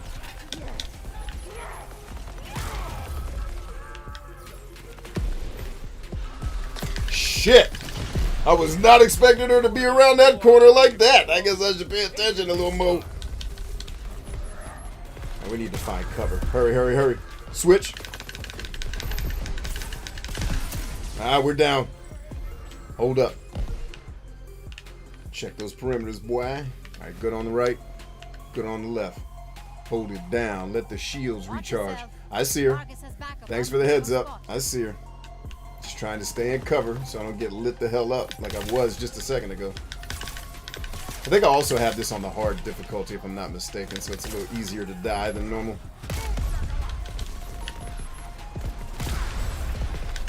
I like your style. Me too.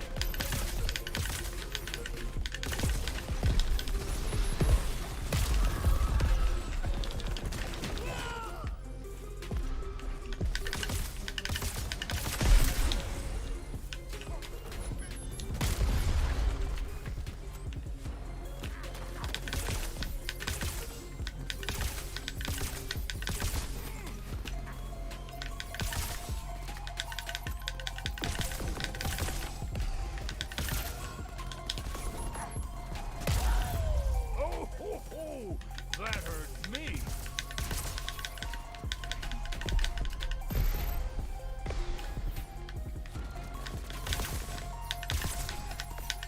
Stay alert.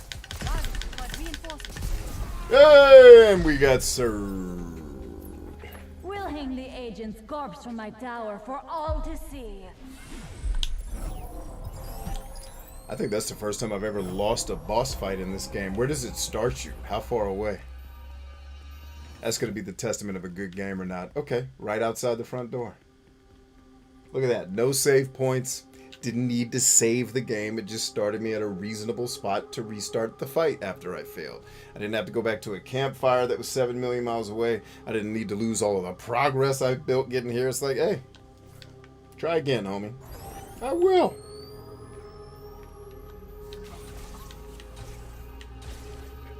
And this doesn't feel like trial and error because it's very clear the thing you're supposed to do. I just failed to execute.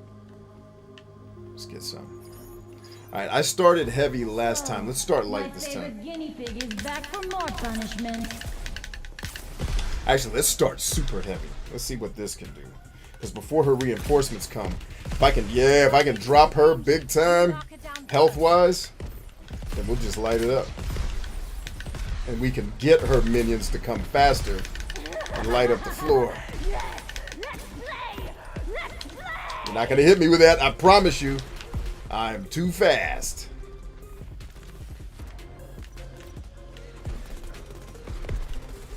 Keep your distance, agent. Keeping it. She's deadly at close range. No kidding. She's also a giant, so, you know, close range probably a bad idea.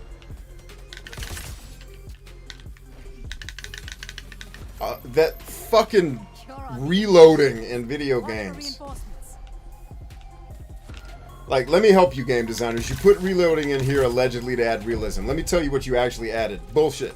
Because if I actually had to reload in this situation, I'd be dead. Because I'm fucking alone. How about that? Now you're just wasting my time not letting me fight until the reload animation is complete. That's all you added to this game with your need to add fucking reloading. It's stupid. I get nerds that don't actually fight people think that shit is realism, but...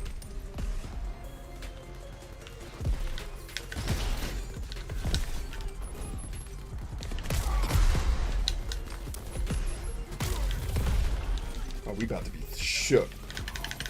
I'm not losing to this dude. That's not what's about to go down.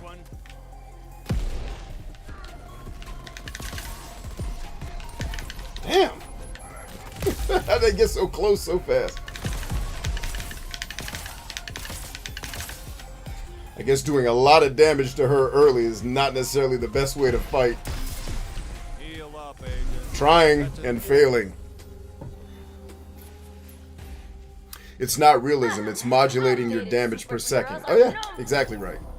It's modulating my damage per second, thus making the fight take... It is adding difficulty, but it's in a cheap way. It's in, I need to shoot this person right now, and I can't because I'm watching a reloading animation, which in real life, if you want it to be real, then I'm going to be counting gunshots to make sure, okay, that was... All right, that was 30. Switch. Or that was 28. 29. I got one left. Let's get to a position where I need to take this shot from, take my one shot, and then I got to go into cover. Like, whatever. I'm tired of trying to explain things I think video games do that are silly that people for whatever reason think is a good idea. It's like, actually question what are you gaining from having to reload your weapon other than this fight taking 8 seconds longer. Nothing. You walk into rockets hit you in the chest. That is awesome. That's hilarious. Oh, there was a reload spot. Okay, didn't realize that. Glad to know. Now that I know that, and I found a cover spot. That's her ass. Feel the heat.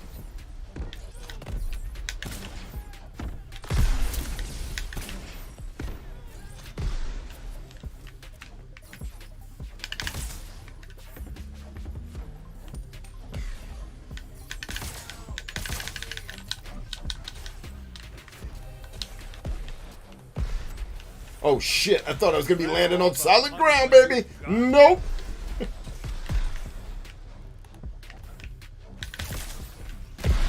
Damn it, I tried to pick that up and she blew it up. No worries, we'll get the other ones. Oh, there's multiple reload spots. Cool. Come here, ho. Oh, you dodging, ho. I guess I'd be dodging too if I was trying not to die. Wrong target! Wrong target!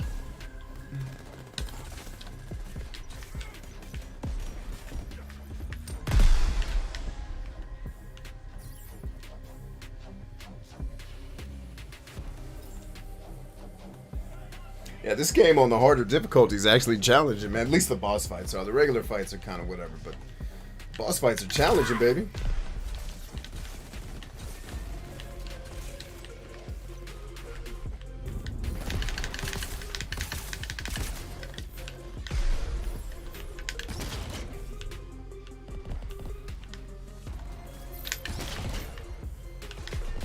Catch me.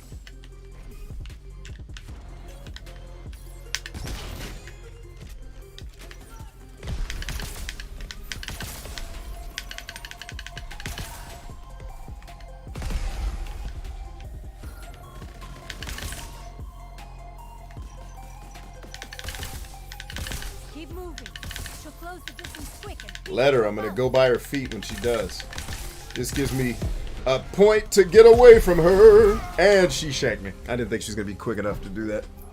You picked a fight against the future, and you failed. Let that be a lesson, fool.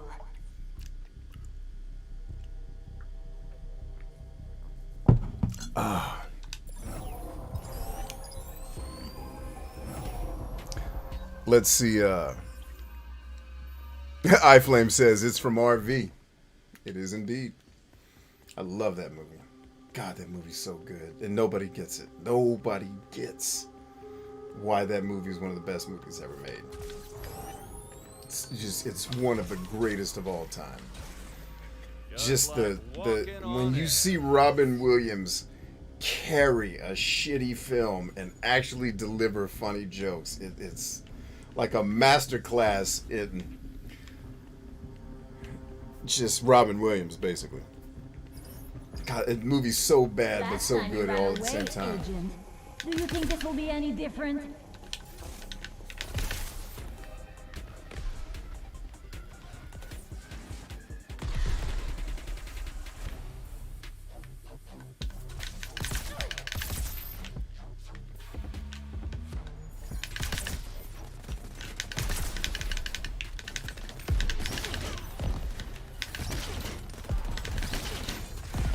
Start using the explosives for the crowd control and the sniper shots for her. I think that's going to be a better strategy. They do about the If same I damage. die, I'm taking you and this whole damn island with me.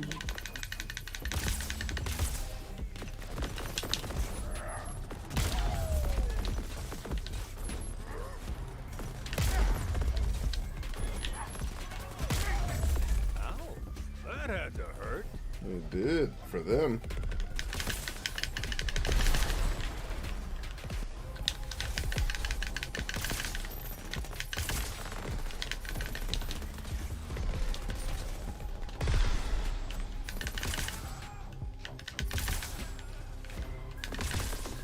Fool! You're here in my yard now. I can take everything you throw at me and more. I see. So I should probably give up then, right? Is that what you're saying?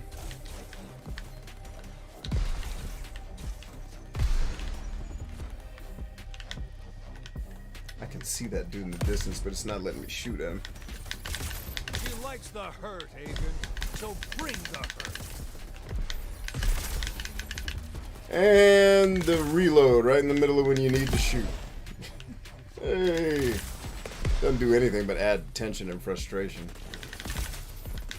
Because in a real life situation, I would know when I need to reload. Because I'd be counting rounds, probably. You want pain? I am pain. Maybe I should be counting rounds. Maybe that's what the game's trying to get me to do.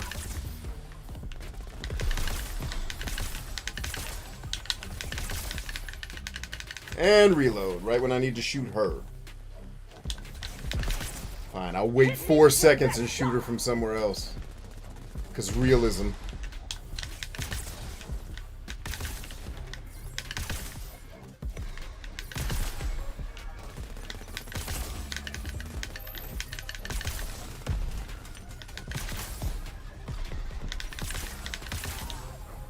This isn't a Disruptive.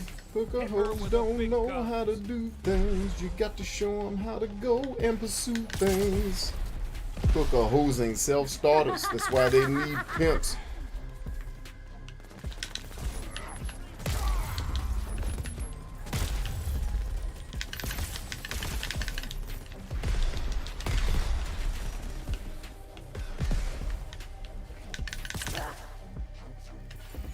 Let's go to work.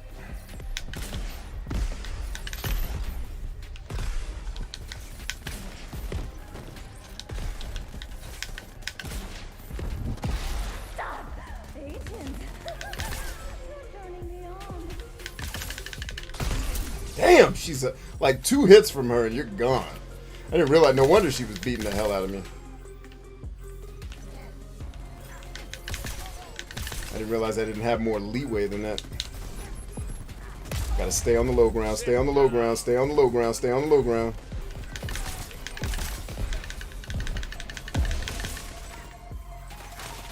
It's like the enemies always seem to come in mass right at the part where you need to heal. It's interesting dynamic enemy spawning, I think.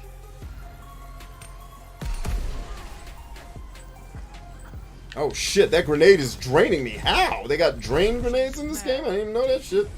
I'm done. Alright, I might need to be better leveled for this fight. Although I'm almost max level, I just suck and I probably need better weapons. Bring me the agent's score.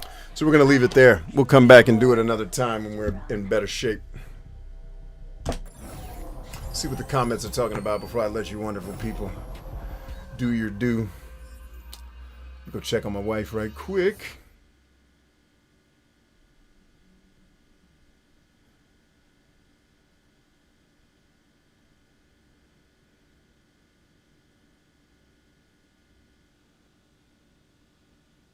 Yeah, I wouldn't put reloading into the game because all the designers are trying to do, like you said, is mitigate how much damage per second you can do to make the fight take longer. And I don't know what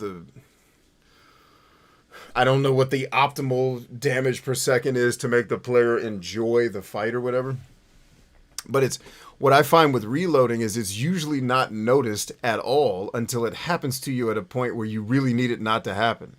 Right? Because in these games, I don't know anybody that's counting 60 rounds. Like they're do-do 2, do-do 4, do-do 8, like 6, 8. Like, unless you're doing that, you don't know your magazine's about to be empty. So you're not really thinking about it. You're just playing, Doom or Duke Nukem, which is the shooters I, grew up playing, which is what this game is modeled after. It's just bigger.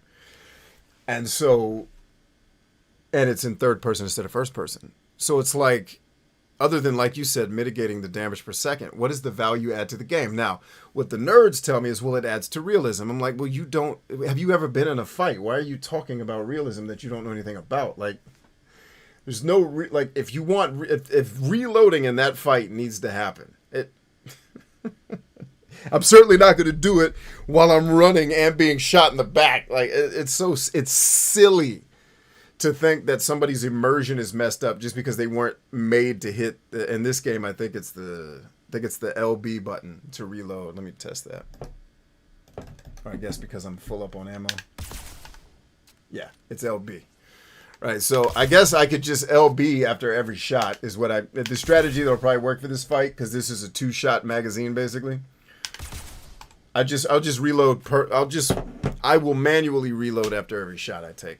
That'll be the best way to mitigate me getting to the end of my magazine right when I need to shoot her. I'm not looking at my HUD, not realizing I don't have any ammo left, because in my brain I'm playing a game, not actually fighting for my life. I don't see the value add. And for the people that think it adds realism, well, it adds realism in a very fake way for someone that doesn't know how hard it is to actually reload a weapon.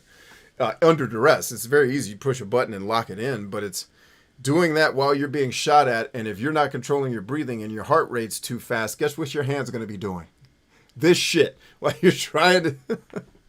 So it's like if on the same breath you're trying to tell me realism, it's like, okay, how much realism do you need to be happy? Because there is exactly nothing real about the way we're implementing reloading. And all it does is create a situation where in the fight, when I need my gun to call on it, that's inevitably when I'm going to need a reload. Which I guess technically does add to the difficulty of the fight, but in a way that I would never respect if you were the game designer teaching people to do that. So...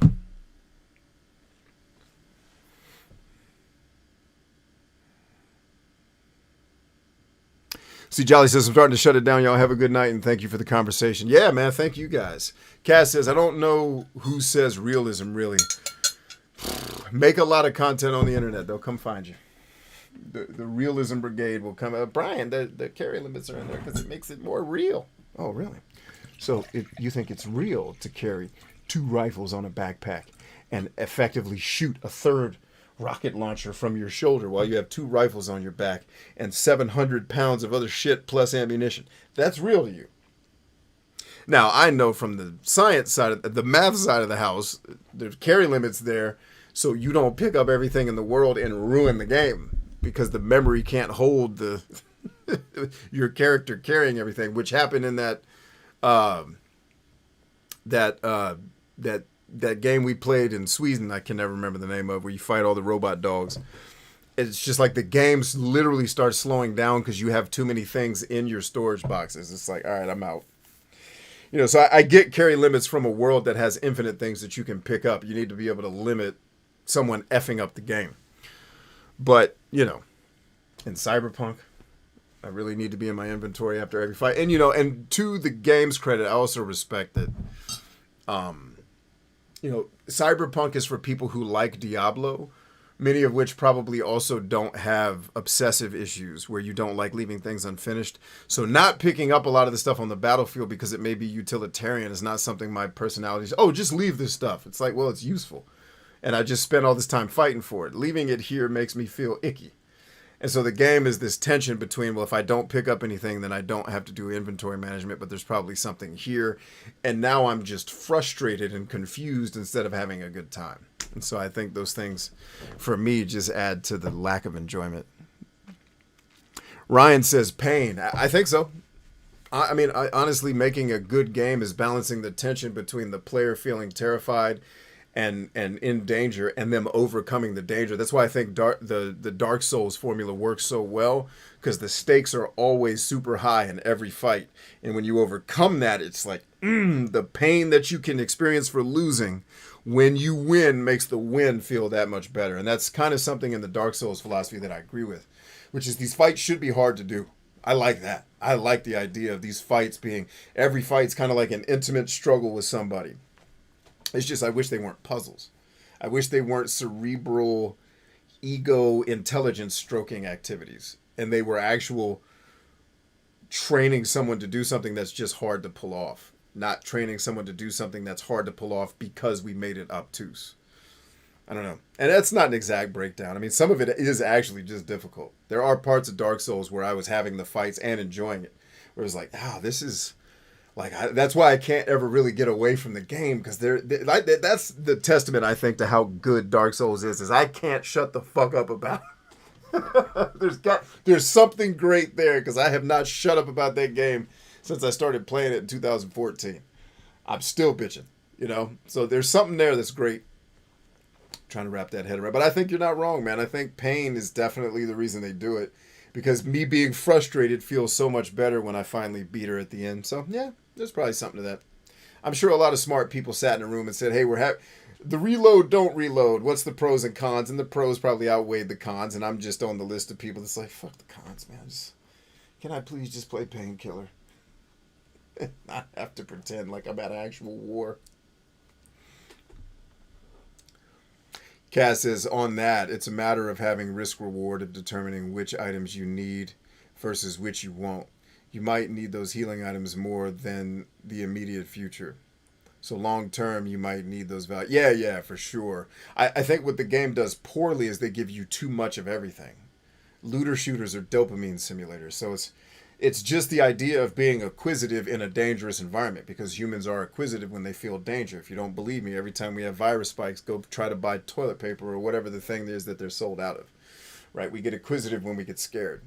But at least that's a thing that happens. It doesn't have to be the thing. So yeah, Kaz, I think you're on that. You know, my problem is, it's just like, my argument with the looter shooter, except I give Diablo a pass because they keep that shit to a dull roar. And the gameplay loop makes it less annoying. But when Cyberpunk tries to do it, it's like, just give me less things to pick up. Like, give me 3 things that drop every battle instead of 40. Exaggerating.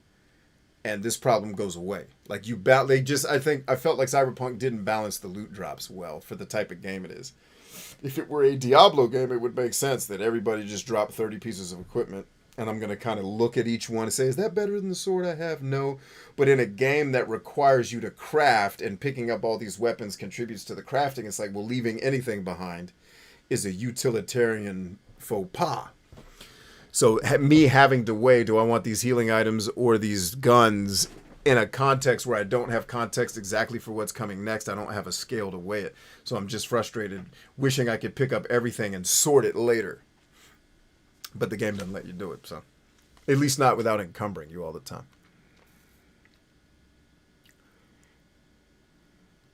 So, but Kaz, I respect, though, the point you're making is not lost on me, that there are players, because I've met them, where they're like, I love being forced to choose between 2 things I really want, and I can only take one. That tension gives me joy when I have to make the choice, especially if that person then realizes they picked the right thing. Yeah, I'll buy that. It's not lost on me why it would be fun for somebody. I just think I think I can understand that fun. I would just say games like Cyberpunk overdo it. Like, you could totally have that tension and that joy. Because in Cyberpunk, you can't pick up everything. But a lot of times, you're just like, why should I pick up any of this shit? It's just going to over-encumber me. And, you know, most of the loot drops a lot of times are pointless because they don't really make you stronger or whatever. And then Kaz's reload was probably everyone else is doing it, so why shouldn't we? Exactly. Well, and then the answer is because this is a sandbox game where I can jump the height of buildings. I can probably suspend my disbelief that I don't need to reload guns. In a world where one of my guns shoots a black hole, why am I reloading that?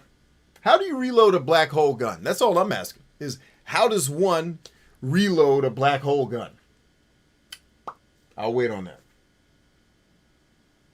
Like, it's a game where I'm shooting black holes at people. Do I have a black hole magazine a magazine full of black holes that I'm just putting in there? And like, that's what I mean. Like, it's just practically ridiculous. But I think you're right. I think the developers, like, if we don't put this in here, more people are going to complain that we didn't than Bryant bitching that we did. So fuck Bryant. Make it for the people who will bitch if we don't do it. Because Bryant, he'll bitch, but he's a failed wannabe comedian. He's not going to give a shit. We need to sell this to people. Brian is not the target audience. Fuck him. That's exactly the stance you should take. If you're a game designer and you're wondering how to sell your games, fuck Bryant should be part of your strategy sessions. And fuck everything he thinks makes a good video game. At least for the next 10 years, because a lot of the shit I'm bitching about, mark my words, in 10 years, the industry will be bitching about it. Just give it time. The apes aren't bored enough yet, but they will be. With all their pretty shinies. Kaz says, Borderlands is the king of giving you items that have different advantages and disadvantages, and sometimes crippling. Yeah, I hate that shit. The yin yang. I'm not a big fan of Borderlands because of that. It's just like, either give me, like, why do you have to drop 80 guns? Can we just go do a mission where at the end of it you give me a better gun? Just one better gun that suits my playstyle. And I get that Borderlands, part of it is the guns. The fun of the game is the guns do weird shit. I got you. Have that in there. But why do we have to drop 40 guns when we beat a boss? Just drop the gun from this boss, and you fight the other boss to get the black hole gun, kind of like the way Dark Souls, kind of like the way Crackdown does it here. You know what I mean? Like, that's what I mean. Instead of giving me guns I have to choose from, just give me one gun that's better than the one I'm currently carrying.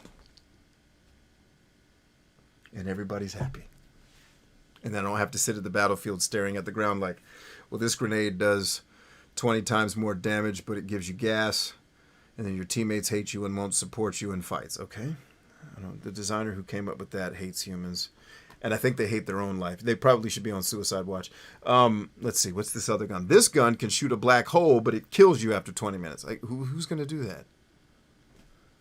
Like, do all of you who make these games? I think I found it out. The people who go into the game design field are people who hate fun, and they hate when we're having it, so they make the thing that makes all of us have fun, games, and they make them terrible so that we can't have any fun. I figured it out. We cracked the code on the evil game designer's ploy to take our souls. Cass says looter shooters are often just addiction stuff. Yeah, that's why I don't play them. The minute I figured that out, I was like, well, this is taking advantage of people that all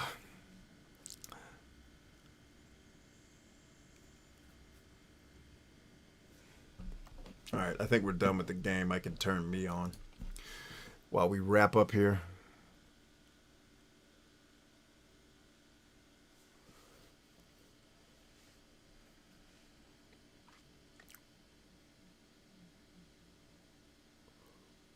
Ryan says, maybe that's why I don't dig DS. What is DS? High pain tolerance. Okay, I'll take your word. I don't know what DS is, but I'll take your word for it. Oh, you don't like Ds? Is that what you're trying to say? That's why rogue games were popular with their 30-item carry. You mean like rogue likes? Is that what you mean? Games like rogue? Interesting. Yeah, there are certainly games where the carry limit. Don't get me wrong. There are games where there are carry limits, and I'm like Outward has a carry limit, and it totally serves the game because you're carrying 4 things. Pick them. Not your bag's going to be full of 4 guns, 70 grenades, 6,000 pounds of ammunition to include 4 mini nukes. And you got 3 guns on your back. It's like, you're going to get your sword, you're going to get a couple of slots in your bag, and you can eventually get a backpack that gives you more stuff. That's all you get. It's not by weight, it's by you have this many slots to fill. But then they also build systems into the game where, like, for example, you can start to invest your money into gold and precious metals, right? Or precious stones. And so there's a banking system in the game where the stuff that's weighing you down, you can eventually invest in, let's say, gold, and hold the value of your items somewhere else to where you can come to a store later and purchase things you need to refill your bag. So they built in, like, there's so much thought that went into Outward that just will never get really, it has been talked about because there's plenty of reviewers who reviewed it that got me to buy the game because I'm like, this is a counterculture game. This is the game for guys like me. And it turned out, because everything I kept hearing about it was, I hate that. But then there was one reviewer that's like, listen, we know you hate all these things, but here's how the way the game executes it, you're going to like. And I can't say enough good things about Outward. More people should play it, especially if you like Dark Souls. But just Dark Souls nerds will immediately not like it because they'll think it's too easy because it's not obtuse. You don't have to figure out how to kill things. You're going to figure that out quickly. They're just going to beat your ass if you do it wrong. You know, and that's what I wish Dark Souls was. There are many fights I lost in Outward knowing what to do, and I just got outplayed. And it was like, all right, you know, fair, like fist bump. You beat me, fair and square. I didn't lose because you know some secret I don't know.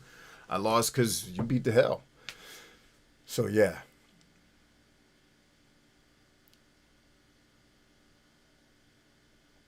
Let's see. Kaz says, you'd love the bandit weapons in Borderlands with their 5 to 6 times the capacity. Like, what I did in Borderlands to make it really, really enjoyable for me was there's guys in the community who hacked their Xboxes and made these crazy weapons. Like, there's shields that have 6 billion, so you just can't die. And I thought it was hilarious to go into fights with a 6 million shield, because you know your shields regen over time, and it's literally the enemy cannot damage you faster than your shields are healing. It was just fun to watch. Like, I can't die. Breaking Borderlands was more fun than playing it. And that's just because of that style of very linear, very go to point A and carry out thing, and then we're going to drop 60 guns. The Borderlands formula gets really, really old to me very fast. So having ways to break it made it way more fun than just playing it. It was like, dude, the breaking of the game was way more fun than playing it for me.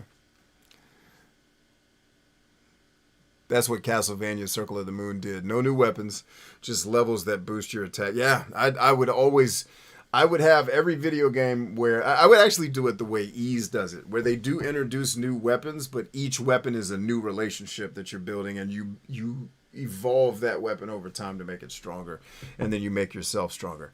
I think building relationships with items that you really like versus constantly getting new ones to feed everybody's dopamine addiction. Just think that's a better thing.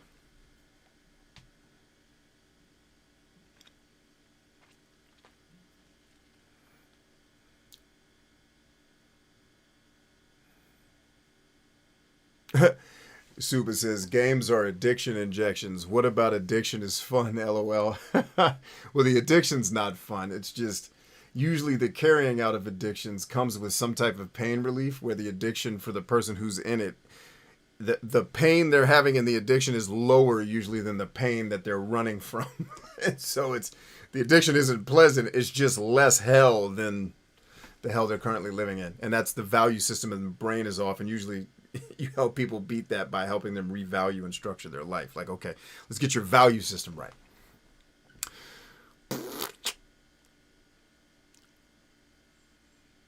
Oh, Ryan says, maybe that's why I don't dig Dark Souls. I have a high pain tolerance. Now, the opposite would be true. I think if you have a high pain tolerance, I think Dark Souls would be your jam. Roguelikes have taken way too much other significance. I'm talking about the first generation of top-down. Yeah, I assumed you were. When you said rogue games, I'm like, he's not talking about, Dead Cells. He's talking about legit rogue. I got you. I don't like roguelikes. Roguelikes and like a lot of the games that have emerged since 1997, first-person shooters, and then a derivation of first-person shooters is Battle Royale, and roguelikes are 3 styles of games that just, it's like, damn, that's what's dominating our industry right now, and I don't like any of them.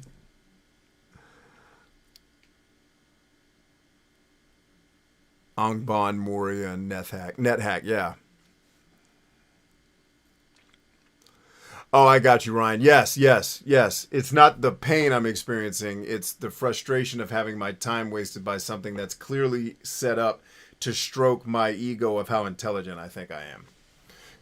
Because a lot of games are made by nerds, I make the assumption that there's a lot of nerd elitism built into them, where it's like, if you can figure out my puzzle, it means you're smart. Like, can you figure out how to adjust a hot route when the safety drops down into the zone where you're trying to throw the ball? Do you know how to get your receiver to adjust to where he should run on the field so you can still make a play? Yeah. Talk to me when you can do that. I don't care about solving your little dumbass obtuse puzzle that you know the answer to. Dickhead. I don't know if any of that joke is true. That's just always been like the nerds I've run into in my travels have that kind of, I'm better than you because I figured out the game. It's like, you are. You are definitely better than me. I've run into those types. They're fun.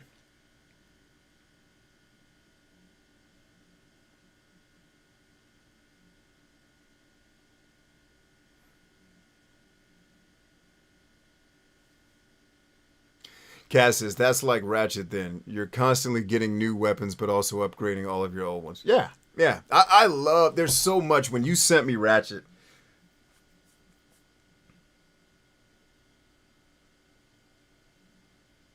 okay, thanks. Thank you, I guess, for that. Yeah, like when you sent me Ratchet, I was like, I've never played a Ratchet game and I've always wanted to. Kaz knows me better than he realizes. And then I played it and I was like, oh, Kaz really gets me. And it was just, it's just because, like, you literally sent me that game at the birth of my youngest child. And it was just like, it was never going to happen. Like, gaming for me was never going to happen, you know, for the previous basically 3 years leading up to where I started streaming again. It was just out the window, man. Like, I was in the process of helping my wife sunset one of her businesses, growing a bunch of mine, and then having a baby in the middle of a blizzard where I had to walk to the grocery store. That shit was fun.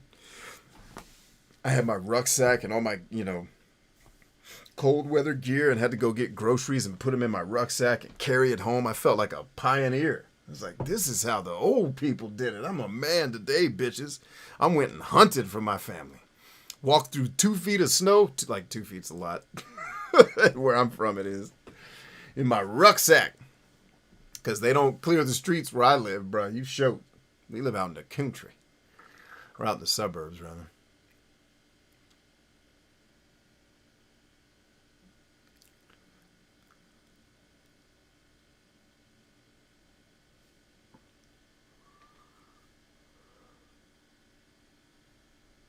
The stuff that roguelikes left behind are the part of Rogue that I enjoyed. The parts they carried forward are the parts I didn't like. So the dying and becoming a new character and not keeping any of your progress, that was the part I couldn't get with. So I just spent 2 hours running through this dungeon just to do it over again, and I made no progress other than learning how to do the dungeon better.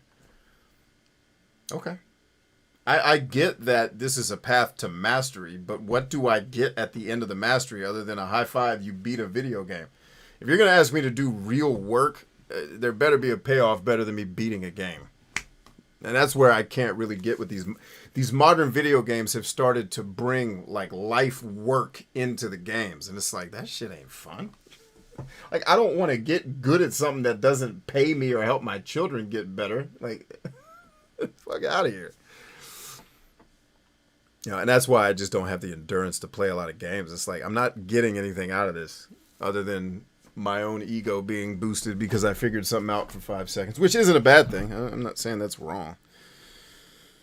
But the kid just ain't caring about it. All right, our 52 book challenge.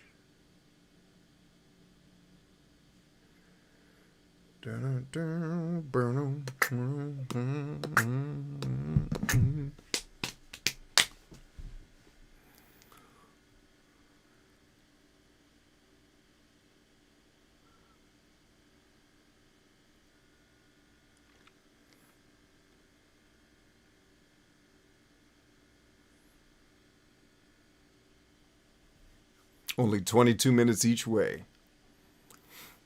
Suba's responding to Ryan's asshole statement. Oh, man. Yeah. Like, there's people, like, Suba is one of the people that kind of educated me. There are people who like getting good at shit for the sake of getting good at it. And that's fascinating. Like, hell yeah, we need people like that. Because at some point, we're going to have somebody get good at some shit that none of us want to do. So we need people like Suba around who just like getting good at shit. Keep him on your team. You know. Like I think, because correct me if I'm wrong, Sub, your joy in Dark Souls is the fact that it's something obtuse that you get to master, and then eventually you become the master of it and you lord over it, and you get to feel I conquered something that was designed to keep me down. I get that 100%. I think I either don't have that exact personality or I have too many kids to be like, yeah, let's spend 300 hours getting good at Dark Souls. Like, my kids can be looking at me, motherfucker, we need to eat. Fucking Dark Souls, you better get good at sales, motherfucker. Like, okay. So maybe it's just my life has not afforded me the space to enjoy getting good at something like that. Because, I've thought about in later life, do I want to get good at something like golf that has no payoff, but I just want to get good at it for me? I don't know. Right now I'm trying to get good at shit that helps others. But yeah, you need people like Suba who love just getting good. And that's what I think Dark Souls has identified, is this community of people that will just do a thing to show you that they can overcome adversity. And I think that's powerful. Like, I make jokes, but the reality of it is I have a lot of respect for the person that's willing to sit diligently and take that ass beating and then learn the skill to get over it. Because make no mistake, the shit people learn in Dark Souls, you can apply those challenges. You can apply overcoming those challenges to real life situations. Like, I've always been an advocate that video games can educate as much as any book or class. And like, it can teach you, like Dark Souls, first and foremost, like one of the things why I'd have my kids play it is because it teaches diligence. When this shit gets hard and it doesn't work and you don't know what to do, can you line up again and try it? Can you line up and try it slightly differently? Because Dark Souls is the business of video games. Like, meaning, like, Dark Souls is the video game that's closest to doing business. And that's probably why I hate it, because Dark Souls is all the pain of business without much of the fun. It's the fucking trial and error and getting your ass beat over and over and over again until something works. And I'll tell you, in business, when something finally works, it's usually like, oh, man, we did it. We did it, man. Hey, how many arms you lose? Man, I only lost one. You lost both of your, yeah, and a leg too, but we got there, man. Oh, man, it's great. Now my family can take this money and hopefully bury me somewhere. Like, that's business. So when I play Dark Souls, it's just reliving all my business failures. But I do think there's a lot of learning. Just like if you guys saw the Madden stream, the critical thinking. Because if someone just looks at football, it looks like a bunch of guys running into each other. But the amount of critical thinking that goes into every single play, when I was telling my son, okay, when you line up, look at what, you guys couldn't see what I was pointing to, but I'm like, look at what this guy on the screen is doing, and look at these guys. Those are what's called your keys. If they do this, you go that way. If they do this, you go that way. And it's like, he probably doesn't understand the greater implications of the strategy around a safety dropping down into coverage or dropping back to stay high and leverage. It's like, but he understands following the instruction. And building on those building blocks, it's, oh, Dad showed me that when this guy does this, he's trying to fake me into thinking he's going to do another thing. But he can take that thinking through a problem in a game. He can approach life and say, oh, I remember playing a game where I had to adjust what I was doing because of what the other players in the game were trying to prevent me from. It's just it's just adapting and getting it done another way.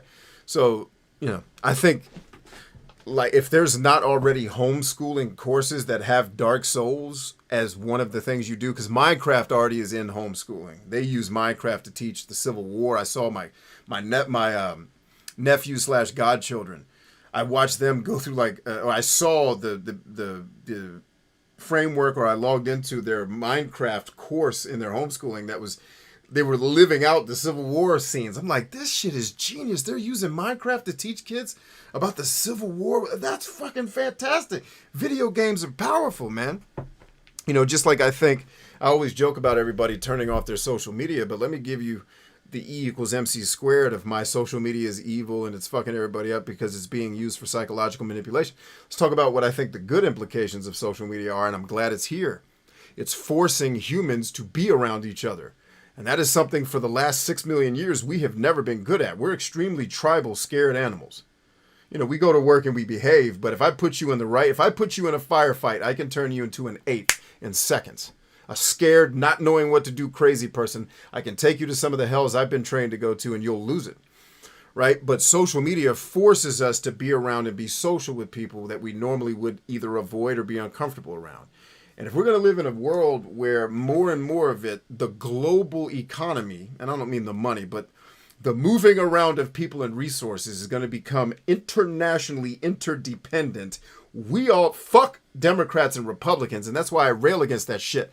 We're coming to a place in the world where we need to learn how Africans and Chinese are going to get along. Fuck a Democrat and a Republican. We need to, and actually that's a bad comparison because there's a lot of cultural similarities. We need to help. What are two really different cultures I could put together? Because there's a lot of similarities between Asian and African culture if you've worked in circles with people who are from those continents. But we're getting to a place where we're going to have to all play in the sandbox together. We're going to have to figure out how to get along despite our ideological bullshit that we've been conditioned to believe. Social media is forcing that conversation. It's forcing us to be uncomfortable around each other while someone spouts off some bullshit thing they believe in that makes you uncomfortable. Each one of those discomforts adds up to you having more resilience on the back end if you manage it right. So on the one hand, I'm like, everybody delete your social media. The other part of me is like, everybody get on it and go be uncomfortable so you can learn how to get along with people in the sandbox.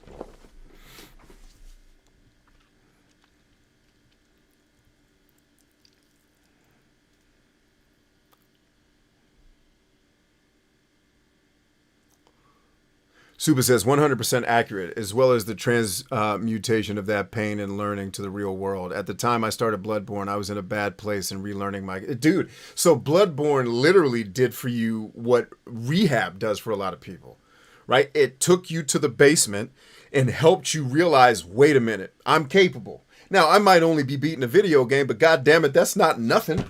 I'm doing something and I'm showing that I can overcome challenges and now I can build confidence. Maybe I can go into the real world. And, like, I think I joke about these games and I shit on, but you guys got to know my heart. Like, I love fucking video games and I love what they can do. My whole vocabulary comes from playing these dumbass RPGs that I complain about the stories in. The reason why I have a rich vocab is from playing games that were usually designed for people who had a higher reading level. And I didn't. I am a terrible reader, says the guy who reads 3 books a week.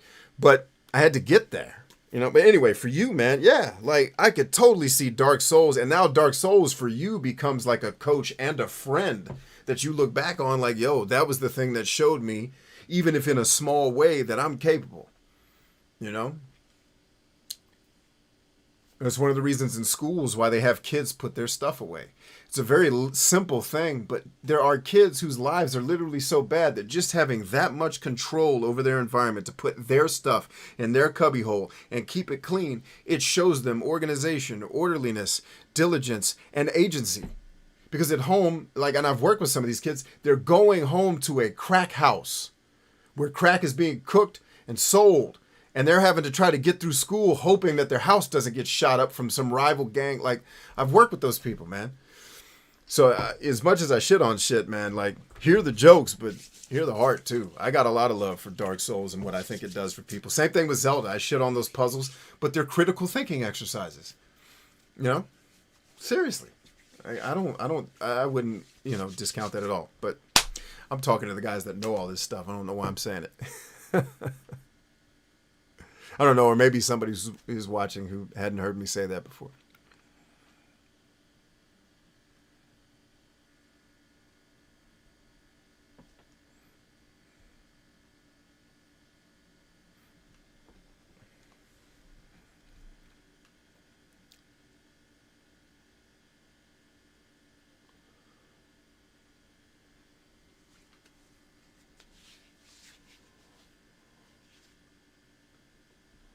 Ben Shatapon says, Dark Souls 4, evocation of corporate PTSD. This might be your best name yet, Ryan. Ben Shatapon. But you should have spelled it like Patapon. The U gives it away. You should have made it an O. Or an A. Pat Shatapon.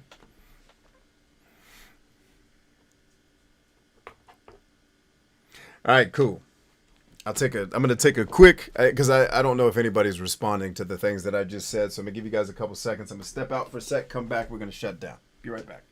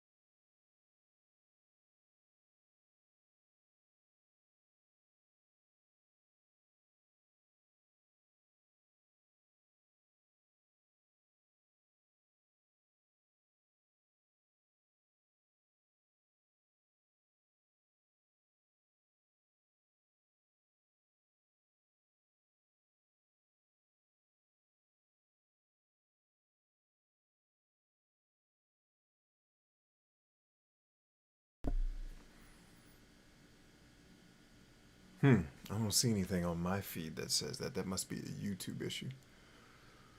I don't know.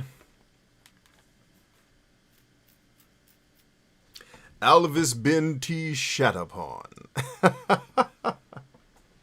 All right, good. I didn't miss any comments while I went to check on the missus, who did finally decide to lay down. She is in the process of falling asleep as we speak, and I am probably going to close out some administrative stuff and then go join her in slumbra.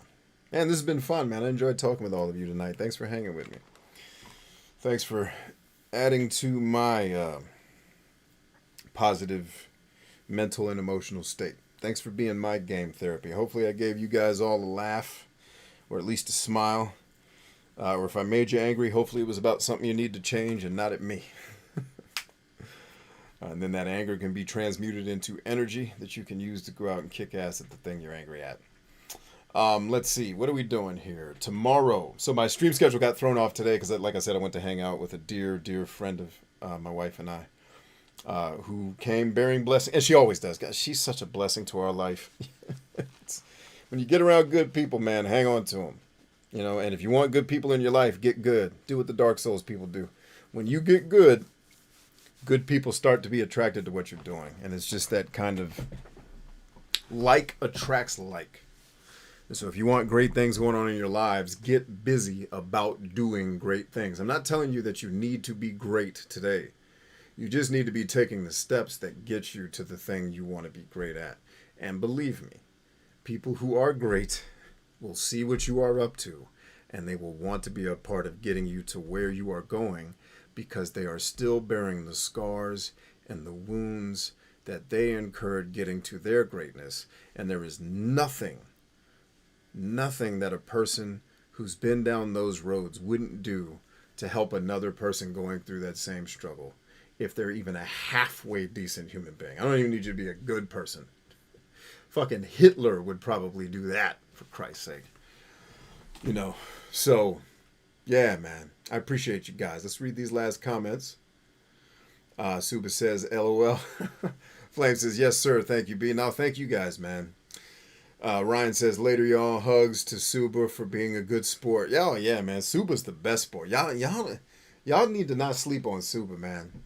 The end of all this, you know, because I understand the psychology of the empire building. At the end of all of this, Suba's the one that runs the empire. So, just remember, man, pay attention to the personalities that are around you. He says, hugs back, Nemesis. Listen, man, I love you guys. We're Stronger Than I. We'll be back at it tomorrow. Don't have a scheduled game, which is always kind of fun for me, because then I'll get to program something in that's maybe off the beaten path. Maybe we'll try out one of these games that I bought for my collection that I haven't gotten around to playing yet. Is this part 1? Okay, good. So the only one I'm missing is part 2. Maybe we'll give this a shot. I was also looking at my old Shining Force games. Now, for those of you that grew up playing Shining Force, I know Clem's getting ready to turn over in his bed. What do you mean? Like, I mean the Shining Force action games, not the strategy RPGs that I'm always terrible at. But the Shining Force action role-playing games, I remember them being a lot of fun. Or the one I played, and then I bought the quote-unquote sequel that I haven't played yet. So maybe we'll try that. I had half a mind to try Tales of Arise again just to get to the ending. Like, play a little bit off. Because Kaz was like, save it, dude. You're eventually going to want to come back, because he knows me. He knows the gamer in me. It's just like, all right, I hate leaving shit. I hate letting games beat me. Even if I don't like them, I want to win, damn it. And it's like, but is winning walking away? Yeah, probably. Let's... That's where my stubbornness kicks in and works against me, because it's like, I'm not going to get beat. It's like, dude, just get beat, because then you get to go home and enjoy your kids. Just take the ass whooping. All right. So anyway, we'll figure out what we're doing. I'm 2/3 through Shining Force 2. My copy of Shining Force 2 is not visible. It's back here, and it's the Japanese version, so I couldn't play that anyway. Either way, I love you guys. We're Stronger Than I. We'll be back at it tomorrow when we figure out which one of these games we're going to play. See you then.